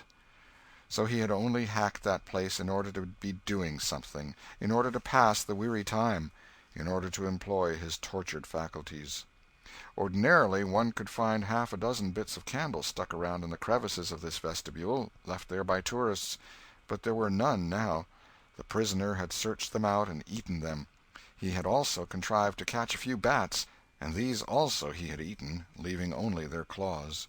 The poor unfortunate had starved to death. In one place near at hand a stalagmite had been slowly growing up from the ground for ages, builded by the water drip from a stalactite overhead. The captive had broken off the stalagmite, and upon the stump had placed a stone, wherein he had scooped a shallow hollow to catch the precious drop that fell once in every 3 minutes, with the dreary regularity of a clock-tick, a dessert-spoonful once in 24 hours. That drop was falling when the pyramids were new, when Troy fell, when the foundations of Rome were laid, when Christ was crucified, when the Conqueror created the British Empire, when Columbus sailed, when the massacre at Lexington was news. It is falling now. It will still be falling when all these things shall have sunk down the afternoon of history and the twilight of tradition, and been swallowed up in the thick night of oblivion. Has everything a purpose and a mission? Did this drop fall patiently during 5,000 years to be ready for this flitting human insect's need? And has it another important object to accomplish 10,000 years to come? No matter. It is many and many a year since the hapless half-breed scooped out the stone to catch the priceless drops, but to this day the tourist stares longest at that pathetic stone and that slow-dropping water when he comes to see the wonders of McDougal's cave. Injun Joe's cup stands first in the list of the cavern's marvels. Even Aladdin's palace cannot rival it. Injun Joe was buried near the mouth of the cave, and people flocked there in boats and wagons from the towns and from all the farms and hamlets for 7 miles around. They brought their children and all sorts of provisions, and confessed that they had had almost as satisfactory a time at the funeral as they could have had at the hanging. This funeral stopped the further growth of one thing, the petition to the governor for Injun Joe's pardon. The petition had been largely signed, many tearful and eloquent meetings had been held, and a committee of sappy women been appointed to go in deep mourning and wail around the governor, and implore him to be a merciful ass and trample his duty under foot. Injun Joe was believed to have killed 5 citizens of the village, but what of that? If he had been Satan himself, there would have been plenty of weaklings ready to scribble their names to a pardon petition and drip a tear on it from their permanently impaired and leaky waterworks. The morning after the funeral, Tom took Huck to a private place to have an important talk. Huck had learned all about Tom's adventure from the Welshman and the Widow Douglas by this time, but Tom said he reckoned there was one thing they had not told him. That thing was what he wanted to talk about now. Huck's face saddened. He said, "I know what it is. You got into number 2 and never found anything but whiskey. Nobody told me it was you, but I just knowed it must have been you soon as I heard about that whiskey business. And I knowed you hadn't got the money because you'd 'a' got at me some way or other and told me even if you was mum to everybody else. Tom, something's always told me we'd never get hold of that swag." "Why, Huck, I never told on that tavern keeper. You know his tavern was all right the Saturday I went to the picnic. Don't you remember you was to watch there that night?" "Oh, yes. Why, it seems 'bout a year ago. It was that very night that I followed Injun Joe to the Widder's." "You followed him?" "Yes, but you keep mum. I reckon Injun Joe's left friends behind him, and I don't want them soring on me and doing me mean tricks. If it hadn't been for me he'd be down in Texas now, all right." Then Huck told his entire adventure in confidence to Tom, who had only heard of the Welshman's part of it before. "Well," said Huck, presently, coming back to the main question, "whoever nipped the whiskey in number 2 nipped the money, too, I reckon. Anyway, it's a goner for us, Tom." "Huck, that money wasn't ever in number 2. "What?" Huck searched his comrade's face keenly. "Tom, have you got on the track of that money again?" "Huck, it's in the cave." Huck's eyes blazed. "Say it again, Tom." "The money's in the cave." "Tom, honest Injun now, is it fun or earnest?" "Earnest, Huck, just as earnest as ever I was in my life. Will you go in there with me and help me get it out?" "I bet I will. I will if it's where we can blaze our way to it and not get lost." "Huck, we can do that without the least little bit of trouble in the world." "Good as wheat. What makes you think the money's—" "Huck, you just wait till we get in there. If we don't find it, I'll agree to give you my drum and everything I've got in the world. I will, by jings." "All right, it's a whiz. When do you say?" "Right now, if you say it. Are you strong enough?" "Is it far in the cave? I've been on my pins a little 3-4 days now, but I can't walk more'n a mile, Tom. Least I don't think I could." "It's about 5 mile into there the way anybody but me would go, Huck. But there's a mighty short cut that they don't anybody but me know about. Huck, I'll take you right to it in a skiff. I'll float the skiff down there, and I'll pull it back again all by myself. You needn't ever turn your hand over." "Let's start right off, Tom." "All right. We want some bread and meat and our pipes, and a little bag or two, and 2 or 3 kite strings, and some of these newfangled things they call lucifer matches. I tell you, many's the time I wished I had some when I was in there before." A trifle after noon the boys borrowed a small skiff from a citizen who was absent, and got under way at once. When they were several miles below Cave Hollow, Tom said, "Now, you see this bluff here looks all alike all the way down from the cave hollow? No houses, no wood yards, bushes all alike. But do you see that white place up there where there's been a landslide? Well, that's one of my marks. We'll get ashore now." They landed. Now, Huck, where we're a-standing you could touch that hole I got out of with a fishing pole. See if you can find it." Huck searched all the place about and found nothing. Tom proudly marched into a thick clump of sumac bushes and said, "Here you are. Look at it, Huck. It's the snuggest hole in this country. You just keep mum about it. All along I've been wanting to be a robber, but I knew I'd got to have a thing like this, and where to run across it was the bother. We've got it now, and we'll keep it quiet. Only we'll let Joe Harper and Ben Rogers in, because of course there's got to be a gang, or else there wouldn't be any style about it. Tom Sawyer's Gang. It sounds splendid, don't it, Huck?" "Well, it just does, Tom. And who'll we rob?" "Oh, most anybody. Waylay people, that's mostly the way." "And kill them?" "No, not always. Hive them in the cave till they raise a ransom." "What's a ransom?" "Money. You make them raise all they can off'n their friends, and after you kept them a year, if it ain't raised, then you kill them. That's the general way, only you don't kill the women. You shut up the women, but you don't kill them. They're always beautiful and rich and awfully scared. You take their watches and things, but you always take your hat off and talk polite. They ain't anybody as polite as robbers. You'll see that in any book. Well, the women get to loving you, and after they've been in the cave a week or 2 weeks, they stop crying, and after that you couldn't get them to leave. If you drove them out they'd turn right around and come back. It's so in all the books." "Why, it's really bully, Tom.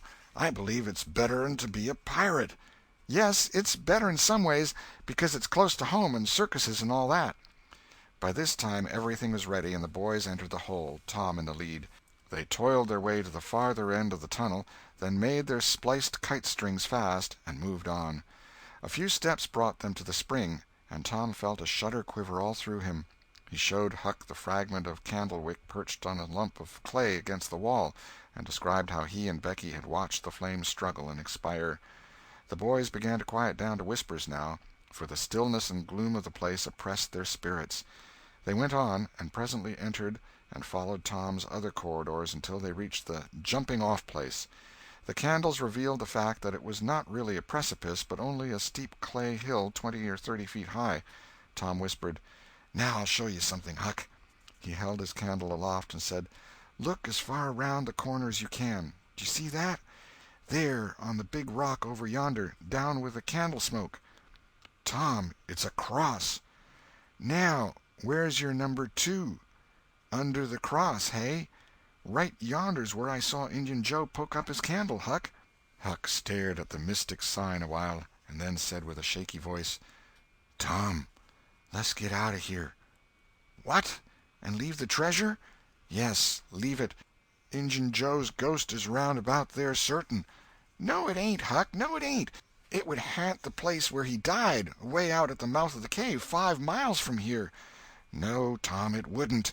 It would hang around the money. I know the ways of ghosts, and so do you." Tom began to fear that Huck was right. Misgivings gathered in his mind, but presently an idea occurred to him. "Look here, Tuck, what fools we're making of ourselves. Injun Joe's ghost ain't a-going to come round where there's a cross." The point was well taken. It had its effect. "Tom, I didn't think of that. But that's so. It's luck for us, that cross is. I reckon we'll climb down there and have a hunt for that box." Tom went first, cutting rude steps in the clay hill as he descended. Huck followed. 4 avenues opened out of the small cavern which the great rock stood in. The boys examined 3 of them, with no result. They found a small recess in the one nearest the base of the rock, with a pallet of blankets spread down in it. Also an old suspender, some bacon rind, and the well-gnawed bones of 2 or 3 fowls. But there was no money-box. The lads searched and researched this place, but in vain. Tom said, "He said under the cross. Well, this comes nearest to being under the cross. It can't be under the rock itself, because that's set solid on the ground." They searched everywhere once more, and then sat down discouraged. Huck could suggest nothing. By and by Tom said, "Looky here, Huck, there's footprints and some candle grease on the clay about one side of this rock, but not on the other sides. Now, what's that for?" "I bet you the money is under the rock. I'm going to dig in the clay." "That ain't no bad notion, Tom," said Huck with animation. Tom's real Barlow was out at once, and he had not dug 4 inches before he struck wood. "Hey, Huck, you hear that?" Huck began to dig and scratch now. Some boards were soon uncovered and removed. They had concealed a natural chasm which led under the rock. Tom got into this and held his candle as far under the rock as he could, but said he could not see to the end of the rift. He proposed to explore.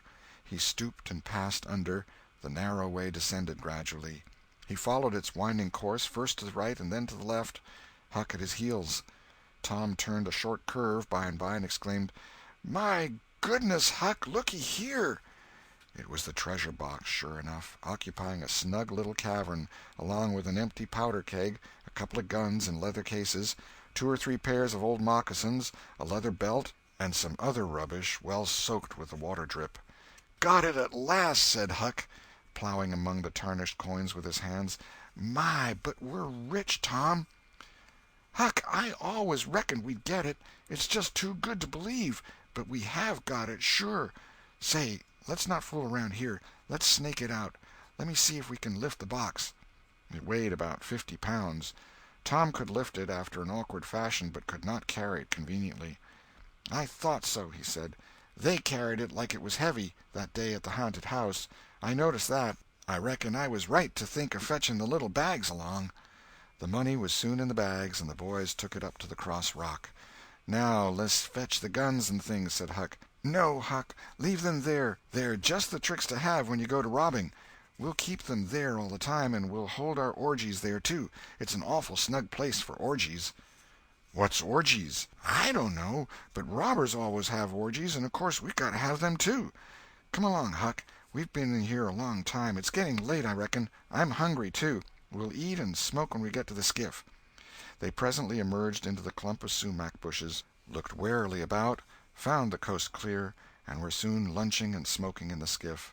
As the sun dipped toward the horizon, they pushed out and got under way. Tom skimmed up the shore through the long twilight, chatting cheerily with Huck, and landed shortly after dark. "Now, Huck," said Tom, "we'll hide the money in the loft of the widow's woodshed, and I'll come up in the morning and we'll count it and divide it, and then we'll hunt up a place out in the woods for it where it will be safe. Just you lay quiet here and watch the stuff till I run up and hook Benny Taylor's little wagon. I won't be gone a minute." He disappeared, and presently returned with the wagon, put the 2 small sacks into it, threw some old rags on top of them, and started off, dragging his cargo behind him. When the boys reached the Welshman's house they stopped to rest.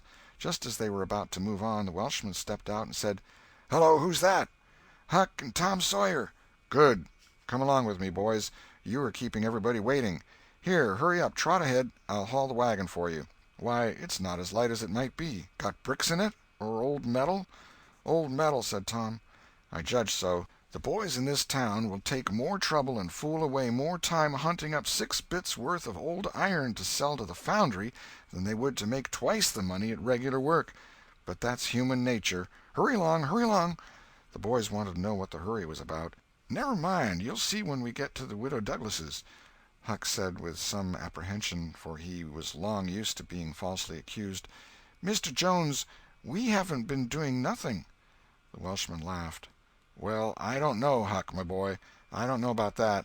Ain't you and the widow good friends?" "Yes. Well, she's been good friends to me, anyways." "All right, then. What do you want to be afraid for?"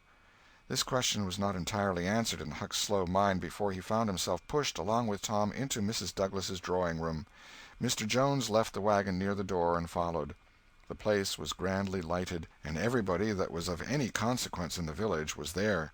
The Thatchers were there, the Harpers, the Rogerses, Aunt Polly, Sid, Mary, the minister, the editor, and a great many more, and all dressed in their best.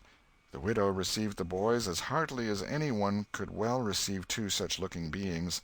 They were covered with clay and candle-grease. Aunt Polly blushed crimson with humiliation, and frowned and shook her head at Tom. Nobody suffered half as much as the 2 boys did, however. Mr. Jones said, "Tom wasn't at home yet, so I gave him up, but I stumbled on him and Huck right at my door, and so I just brought them along in a hurry." "And you did just right," said the widow. "Come with me, boys." She took them to a bedchamber and said, "Now wash and dress yourselves. Here are 2 new suits of clothes, shirts, socks, everything complete. They're Huck's. No thanks, Huck. Mr. Jones bought one and I the other, but they'll fit both of you. Get into them. We'll wait. Come down when you are slicked up enough." Then she left.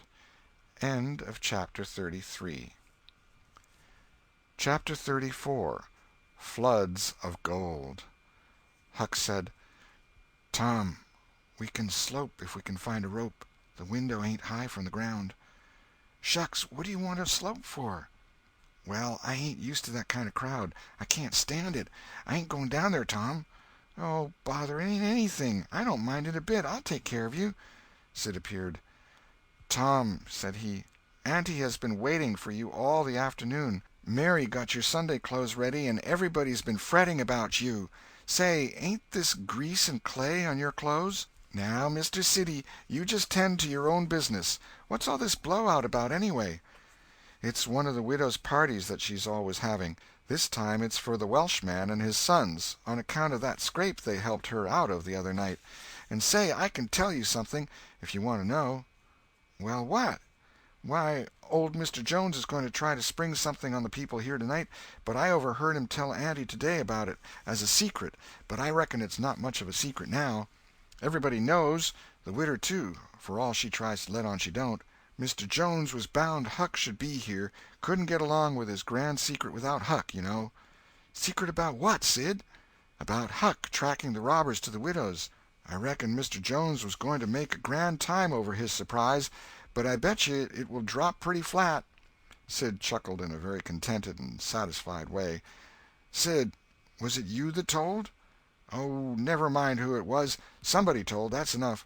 Sid, there's only one person in this town mean enough to do that, and that's you. If you'd been in Huck's place, you'd have sneaked down the hill and never told anybody on the robbers. You can't do any but mean things, and you can't bear to see anybody praised for doing good ones. There, no thanks, as the widow says," and Tom cuffed Sid's ears and helped him to the door with several kicks. "Now go and tell Auntie if you dare, and tomorrow you'll catch it." Some minutes later the widow's guests were at the supper table, and a dozen children were propped up at little side tables in the same room, after the fashion of that country and that day. At the proper time Mr. Jones made his little speech, in which he thanked the widow for the honor she was doing himself and his sons, but said that there was another person whose modesty, and so forth and so on. He sprung his secret about Huck's share in the adventure in the finest dramatic manner he was master of, but the surprise it occasioned was largely counterfeit, and not as clamorous and effusive as it might have been under happier circumstances. However, the widow made a pretty fair show of astonishment, and heaped so many compliments and so much gratitude upon Huck that he almost forgot the nearly intolerable discomfort of his new clothes in the entirely intolerable discomfort of being set up as a target for everybody's gaze and everybody's laudations. The widow said she meant to give Huck a home under her roof and have him educated, and that when she could spare the money she would start him in business in a modest way. Tom's chance was come. He said, "Huck don't need it. Huck's rich." Nothing but a heavy strain upon the good manners of the company kept back the due and proper complimentary laugh at this pleasant joke, but the silence was a little awkward. Tom broke it. "Huck's got money. Maybe you don't believe it, but he's got lots of it. Oh, you needn't smile. I reckon I can show you. You just wait a minute." Tom ran out of doors. The company looked at each other with a perplexed interest, and inquiringly at Huck, who was tongue-tied. "Sid, what ails Tom?" said Aunt Polly. Well, there ain't ever any making of that boy out. I never—" Tom entered, struggling with the weight of his sacks, and Aunt Polly did not finish her sentence. Tom poured the mass of yellow coins upon the table and said, "There, what did I tell you? Half of it's Huck's and half of it's mine." The spectacle took the general breath away. All gazed, nobody spoke for a moment. Then there was a unanimous call for an explanation. Tom said he could furnish it, and he did. The tale was long, but brimful of interest. There was scarcely an interruption from any one to break the charm of its flow. When he had finished, Mr. Jones said, "I thought I had fixed up a little surprise for this occasion, but it don't amount to anything now. This one makes it sing mighty small, I'm willing to allow." The money was counted. The sum amounted to a little over $12,000. It was more than anyone present had ever seen at one time before, though several persons were there who were worth considerably more than that in property. End of chapter 34. Chapter 35. Respectable Huck Joins the Gang. The reader may rest satisfied that Tom's and Huck's windfall made a mighty stir in the poor little village of St. Petersburg. So vast a sum, all in actual cash, seemed next to incredible. It was talked about, gloated over, glorified, until the reason of many of the citizens tottered under the strain of the unhealthy excitement. Every haunted house in St. Petersburg and the neighboring villages was dissected, plank by plank, and its foundations dug up and ransacked for hidden treasure, and not by boys, but men, pretty grave, unromantic men, too, some of them. Wherever Tom and Huck appeared they were courted, admired, stared at. The boys were not able to remember that their remarks had possessed weight before, but now their sayings were treasured and repeated. Everything they did seemed somehow to be regarded as remarkable. They had evidently lost the power of doing and saying commonplace things. Moreover, their past history was raked up and discovered to bear marks of conspicuous originality. The village paper published biographical sketches of the boys. The Widow Douglas put Huck's money out at 6%, and Judge Thatcher did the same with Tom's at Aunt Polly's request. Each lad had an income now that was simply prodigious, $1 for every weekday in the year and half of the Sundays. It was just what the minister got. No, it was what he was promised. He generally couldn't collect it. $1.25 a week would board, lodge, and school a boy in those old simple days, and clothe him and wash him, too, for that matter. Judge Thatcher had conceived a great opinion of Tom. He said that no commonplace boy would ever have got his daughter out of the cave. When Becky told her father, in strict confidence, how Tom had taken her whipping at school, the judge was visibly moved. And when she pleaded grace for the mighty lie which Tom had told in order to shift that whipping from her shoulders to his own, the judge said with a fine outburst that it was a noble, a generous, a magnanimous lie. A lie that was worthy to hold up its head and march down through history breast to breast with George Washington's lauded truth about the hatchet. Becky thought her father had never looked so tall and so superb as when he walked the floor and stamped his foot and said that. She went straight off and told Tom about it. Judge Thatcher hoped to see Tom a great lawyer or a great soldier some day. He said he meant to look to it that Tom should be admitted to the National Military Academy and afterward trained in the best law school in the country, in order that he might be ready for either career or both. Huck Finn's wealth and the fact that he was now under the Widow Douglas's protection introduced him into society. No, dragged him into it, hurled him into it, and his sufferings were almost more than he could bear. The widow's servants kept him clean and neat, combed and brushed, and they bedded him nightly in unsympathetic sheets that had not one little spot or stain which he could press to his heart and know for a friend. He had to eat with knife and fork, and had to use napkin, cup, and plate. He had to learn his book. He had to go to church. He had to talk so properly that speech was become insipid in his mouth. Whithersoever he turned, the bars and shackles of civilization shut him in and bound him hand and foot. He bravely bore his miseries 3 weeks, and then one day turned up missing. For 48 hours the widow hunted for him everywhere in great distress. The public were profoundly concerned. They searched high and low. They dragged the river for his body. Early the third morning Tom Sawyer wisely went poking among some old empty hogsheads down behind the abandoned slaughterhouse, and in one of them he found the refugee.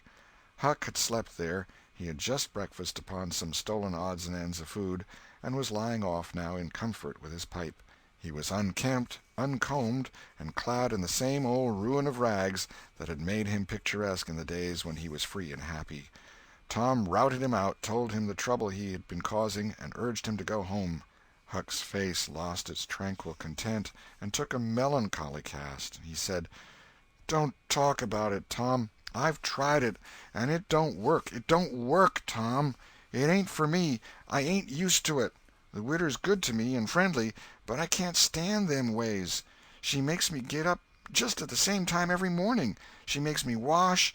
They comb me all to thunder. She won't let me sleep in the woodshed. I got to wear them blamed clothes that just smothers me, Tom. They don't seem to let any air get through 'em somehow, and they're so rotten nice that I can't set down, nor lay down, nor roll around anywheres.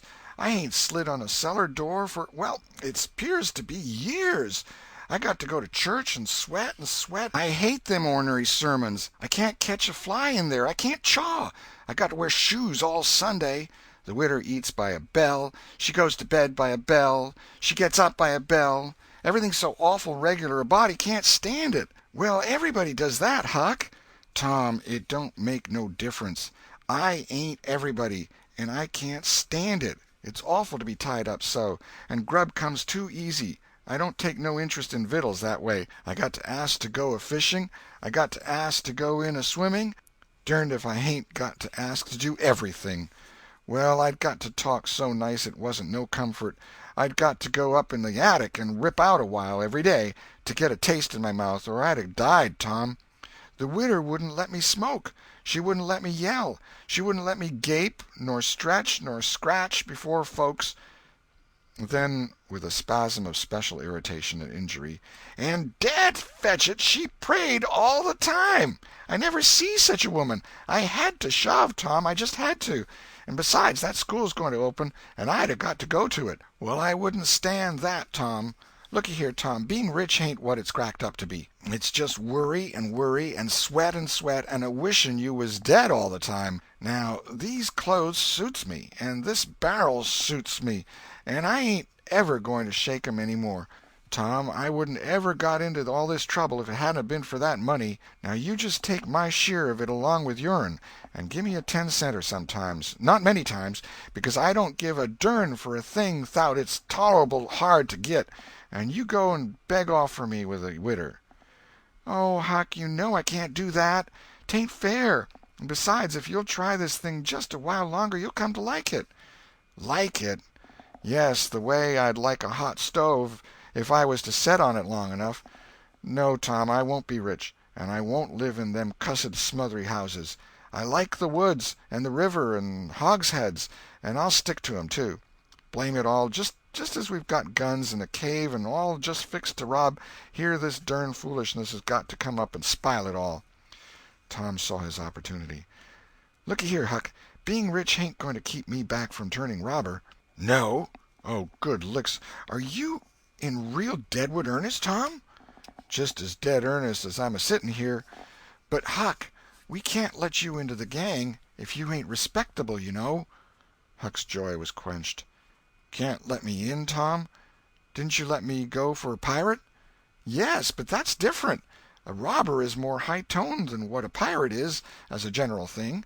In most countries they're awful high up in the nobility, dukes and such. Now, Tom, hain't you always been friendly to me? You wouldn't have shut me out, would you, Tom? You wouldn't do that, now, would you, Tom? Huck, I wouldn't want to, and I don't want to, but what would people say? Why, they'd say, "Humph, Tom Sawyer's gang, pretty low characters in it." They'd mean you, Huck. You wouldn't like that, and I wouldn't. Huck was silent for some time, engaged in a mental struggle, and finally he said, "Well, I'll go back to the widder for a month and tackle it and see if I can come to stand it, if you'll let me belong to the gang, Tom." "All right, Huck, it's a whiz. Come along, old chap, and I'll ask the widder to let up on you a little, Huck." "Will you, Tom, now, will you? That's good. If she'll let up on some of the roughest things, I'll smoke private and cuss private and crowd through or bust. When you going to start the gang and turn robbers?" "Oh, right off. We'll get the boys together and have the initiation tonight, maybe." "Have the which?" "Have the initiation." "What's that?" "It's to swear to stand by one another and never tell the gang's secrets, even if you're chopped all to flinders, and kill anybody and all his family that hurts one of the gang." "That's gay. That's mighty gay, Tom, I tell you." "Well, I bet it is. And all that swearing's got to be done at midnight in the lonesomest, awfulest place you can find. A haunted house is the best, and they're all ripped up now." "Well, midnight's good, anyway, Tom." "Yes, so it is. And you've got to swear on a coffin and sign it with blood." "Now that's something like. Why, it's a million times bullier than pirating. I'll stick to the widder till I rot, Tom, and if I get to be regular ripper of a robber, and everybody talking about it, I reckon she'll be proud she snaked me in out of the wet. Conclusion. So endeth this chronicle. It being strictly a history of a boy, it must stop here. The story could not go much further without becoming the history of a man. When one writes a novel about grown people, he knows exactly where to stop, that is, with a marriage, but when he writes of juveniles he must stop where he best can. Most of the characters that perform in this book still live, and are prosperous and happy. Some day it may seem worth while to take up the story of the younger ones again, and see what sort of men and women they turned out to be. Therefore it will be wisest not to reveal any of that part of their lives at present. The End. This is the end of The Adventures of Tom Sawyer by Mark Twain.